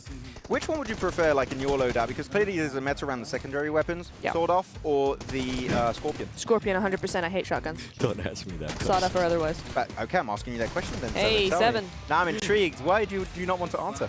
I mean, if I really had to pick, I would pick the Scorpion. Because for me to try to hit a shot with my 100%, bro. Yeah. If you hit it and you Buddy. already did a bit of damage, that's a one-tap. If is like a 1% chance for me. Like even in your close range. hands, but yeah. they're like Yeah, we're kind not of talking way about that. better You than asked us. about us, bro. I would potato trying to go from the shotgun to the actual M4, and I'll end up switching it, and it will just me out with the fist. But shotgun, right, as secondary, but on the Infinix GT20 Pro. Oh. Okay. Yeah. Hey, I see what you Windows. did there. It is the official gaming phone, It built is. to outplay the rest. True. Does it get make the up for edge. my skills? And in the think heat it of the could. moment, Yeah, I think only it the could. Outplay the fastest rest. and most powerful survive. And vertical stream. Yeah. You can't do that at the same time. Don't try. We'll get 2 devices. That's also good. That's good strat. If you have a lazy eye, you can just do 2 at the same time. That might be helpful. I mean, yeah, if you want to go for it. Or if you don't have a lazy eye, guess what? You'll probably end up with a lazy eye. Half the time, it's a lot of training. Quite. Ask the Pennywise actor. You know, he knows how to do it properly on command. He's pretty good. I'm not going to try. Sure, yeah, I No. thought about it as well, actually. You know With what? this wind, it stays stuck like that. You know what? Let's go for it. Let's go for it. What? Give us a solo shot real quick. Oh, no. You're going to translate that. All of No us are way. going to give it a chance. No, absolutely not. All right. Okay, here we I'm go. watching. I want you to rate my lazy eye, okay? From me, then we're going to go to Neptura, and then we're going to go to Max. Odd. All right? Okay. I don't think I can do it. I'm just crossing my eyes. All right, go over to Neptura. Okay. All right. I haven't done this in a while. Okay. Wait for it. Wait for it. Wait. Wait. What? Oh. You're closing your eyes. Yeah. Don't try this at home, by the way. I don't know if I did Quick it. little disclaimer for everybody at home. Don't try this. Don't try okay? it, yeah. It's not This safe. is professional. Professionals only. Okay. Oh, that's actually Not bad. That's not bad. Okay, you can take it away. People are gonna start just closing the stream. Can I have 2 Infinix devices? Am I? No, am you already have one. Stop being so greedy. Yeah, but I want a second one. No. I'm lazy. I'm entitled to it. For goodness sake, what's going on? Maybe. Map stream, vert stream. Actually, I don't need to because there's already a map stream on the vert stream. Okay. Wow. And Yeah, a leaderboard. so right. Wow, that's so true. right. You do get to see a lot of stats. Honestly, the vertical stream, as much as we hype it up as we need to, because we need to, I'm enjoying it. Like Yeah, when we pull it's it up, fun. like it's cool to see all the stats that do end up being there. Not only the map stream, you can also see the leaderboard too, and you don't have to like hold the device sideways. Yeah, which is like so uncomfortable awkward, for man. viewers. You can Because hold if it you're trying to vertical. type or something, like going horizontal and typing is so actually pretty awkward. I like doing vertical. Well, as much as you guys enjoyed us here being absolute doofuses on the screen for you, let's go into the match between none other than GOAT quality versus D. Xavier Levi's. Yes, indeed.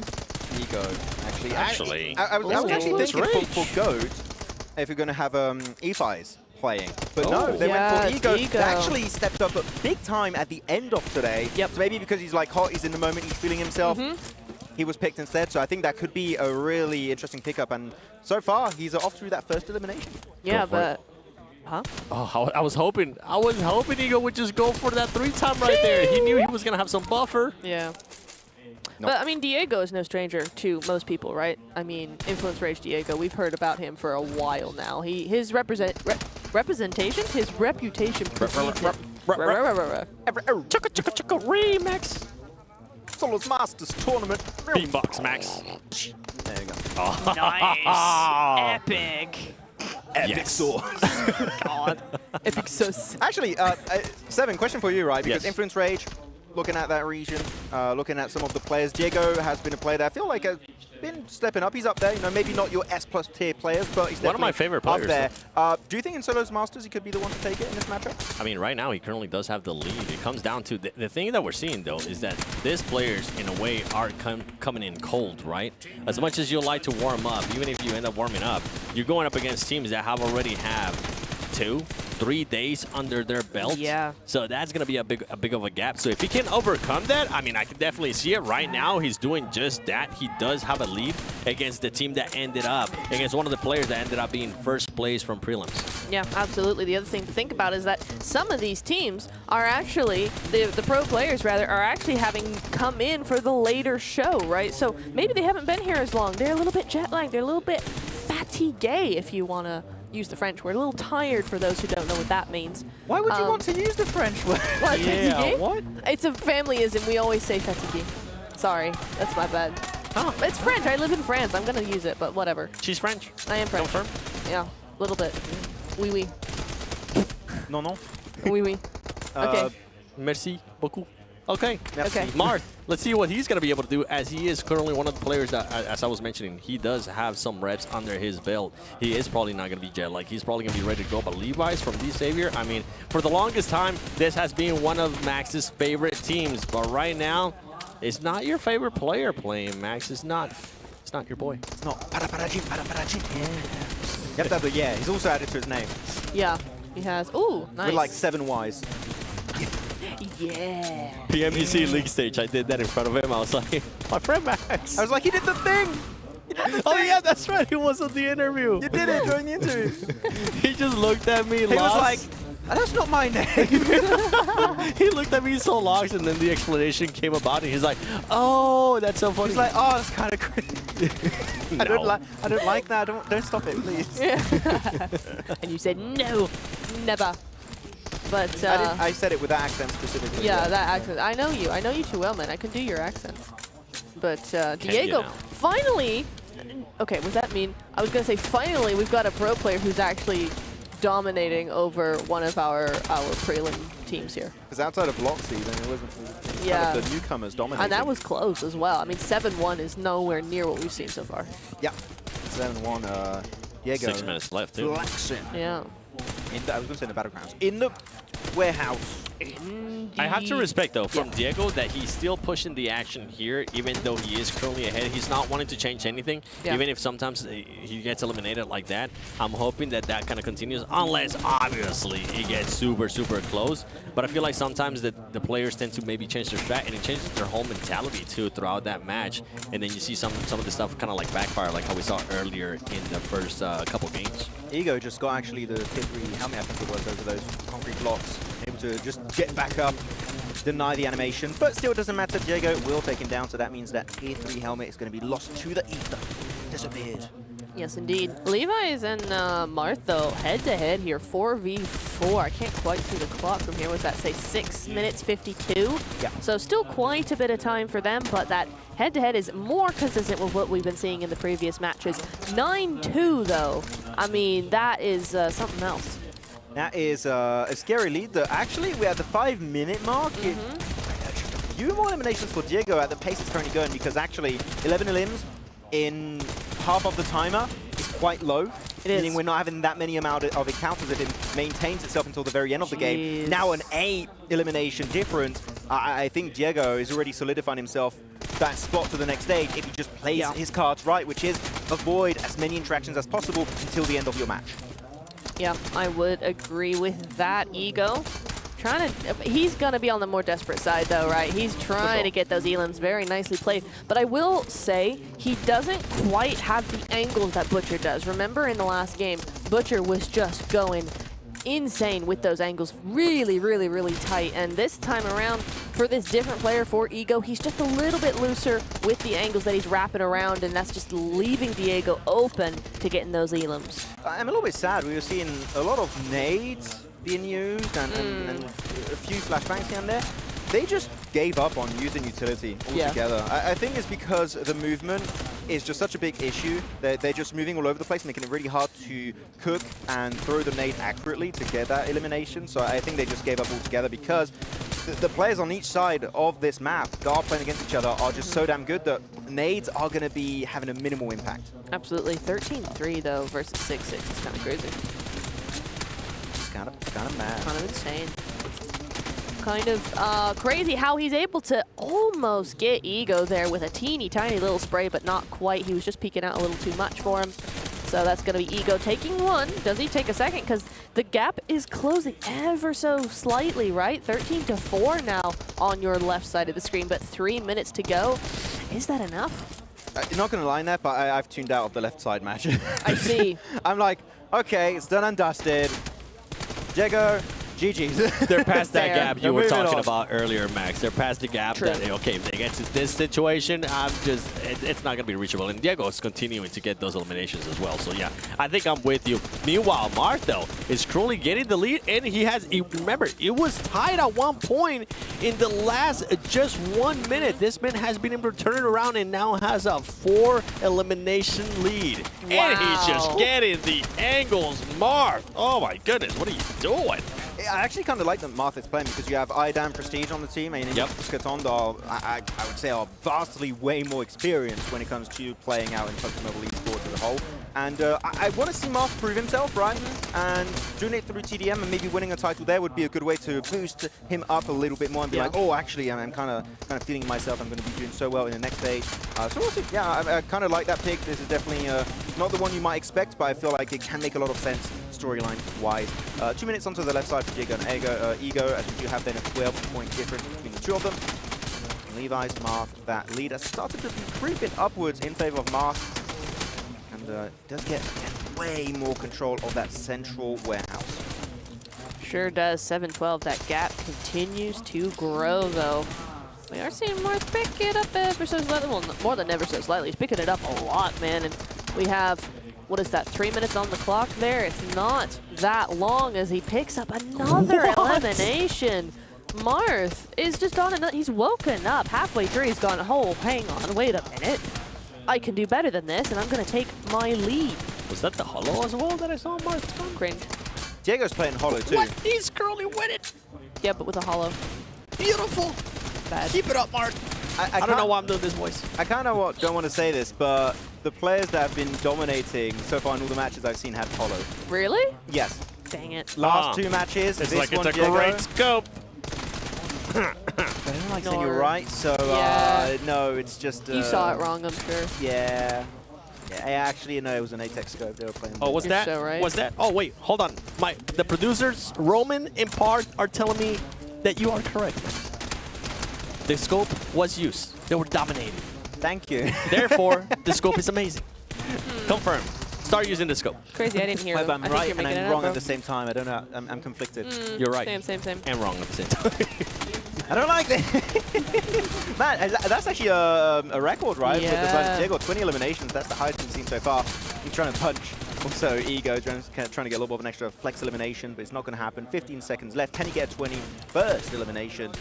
Oh, Diego with a hollow. An amazing scope that I love so much. It's my favorite. And he's almost going to get it, and he does get his 21st elimination. GG, well played. Very nice. 10-15 as well. I mean, not Seal. Levi's has picked that up a little bit, right? Closed that gap, but it is... we'll wait to see. It might be enough, but I think that the time's pretty close. In the meantime, it is going to be Diego to win that against Goat Ego there. Big GG's heading their way indeed. As we have Diego go into the next round. He didn't even break a sweat, man. He was like, business as usual. But something that happened, meanwhile, during that fight, guess what? Levi's is starting to get a streak here. And it's only 3 eliminations that separating Mark and himself. And he's currently having a bit of an advantage here. Mark getting shot once again. Levi's, though, pushing the action, but Mark telling him, calm down. 1 minute left. I'm going to make sure I start creating this gap a little bit bigger. Yeah, I said 1 minute, 3 eliminations. The comeback is possible. We're at 4 right now needed. We're going to need to see something very, very special if Levi's wants to make himself the winner of this match. And actually going to be reducing it to 3. Still 43 seconds on the clock. It's still maybe possible for Levi's, but he needs to be hyper-aggressive. And Martha right now is just playing ring around the rosy, around these containers, around this train, and trying to buy as much time as possible. Sure is, but again, Marth knows that he's about to win, right? He knows that what he needs to do is just wait and chill and wait some more. So he's just gonna hide away here. Gets that sneak shot. My goodness me. Time is up. 15 seconds on that clock. There's no way he's gonna be able to get another elimination. And yeah, Marth's not even gonna let him have one more point, or is he? That was the dagger right there, I felt like, for me. Yes, Mark being able to get that one, make it 17. He said, you know what, 7, I'll make it 7 right there for you. Why not? We'll go for it. You can see Mark right there with the win. We do end up finishing all those 8 matches, which, honestly, some surprises. Not gonna lie. I was not expecting Mark to win.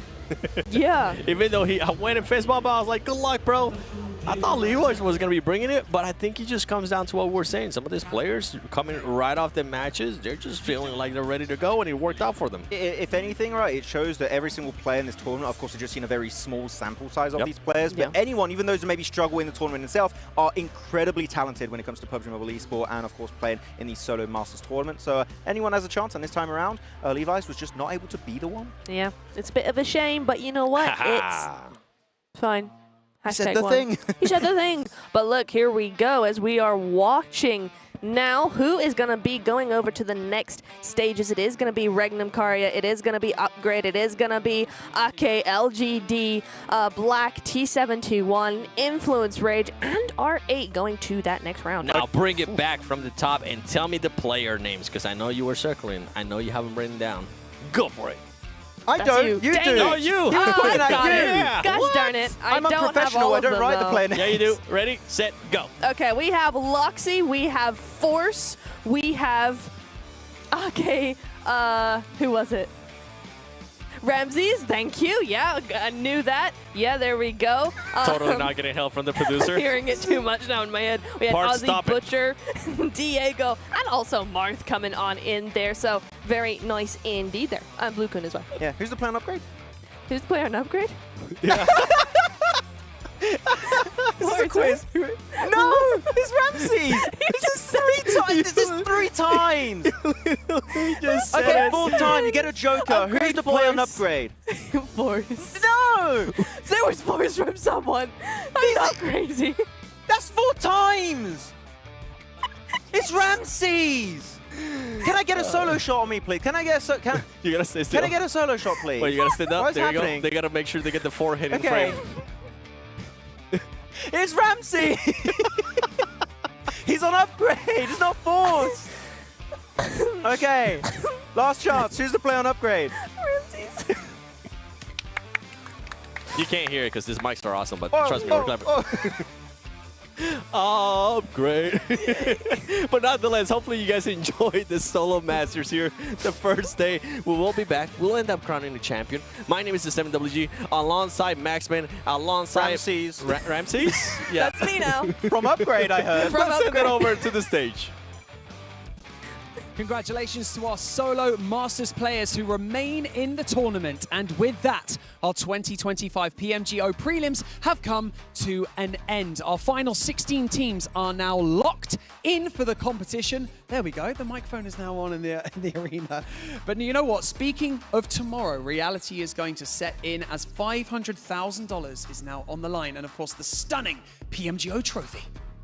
Qadrli teletomoshabinlar, kun dasturidan o'rin olgan yakkalik bahslarga ham birgalikda guvoh bo'ldik. Bir o'yinchi, yagona maqsad va unutilmas namoyish. Ammo janglar shu yerda yakunlanmaydi. Ertaga asosiy bosqich boshlanadi. Birinchi kun shu yerda eng kuchli jamoalar bir-birlariga qarshi jang olib borishadi. Thank you so much once again for all the players, production, and the talent for all of your hard work. We will see you back here tomorrow for the main event. Xuddi shu vaqtda, shu maskanda siz bilan PUBG Mobile Global Open 2025 ning asosiy bosqichida birgalikda ko'rishamiz. Hozircha esa xayr!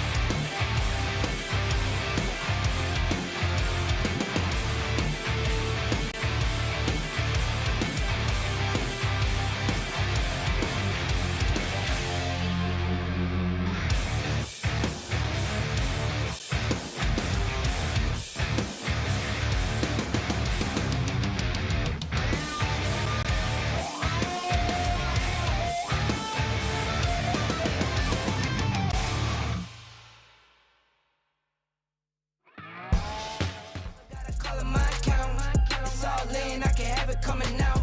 And through the struggle, I can see another drought. Yeah, same circles to the same gang. We just get to it, we don't gangbang. Lost some friends to the same thing. Keep a low pro when we maintain. Find us in a loss somewhere, kicking back.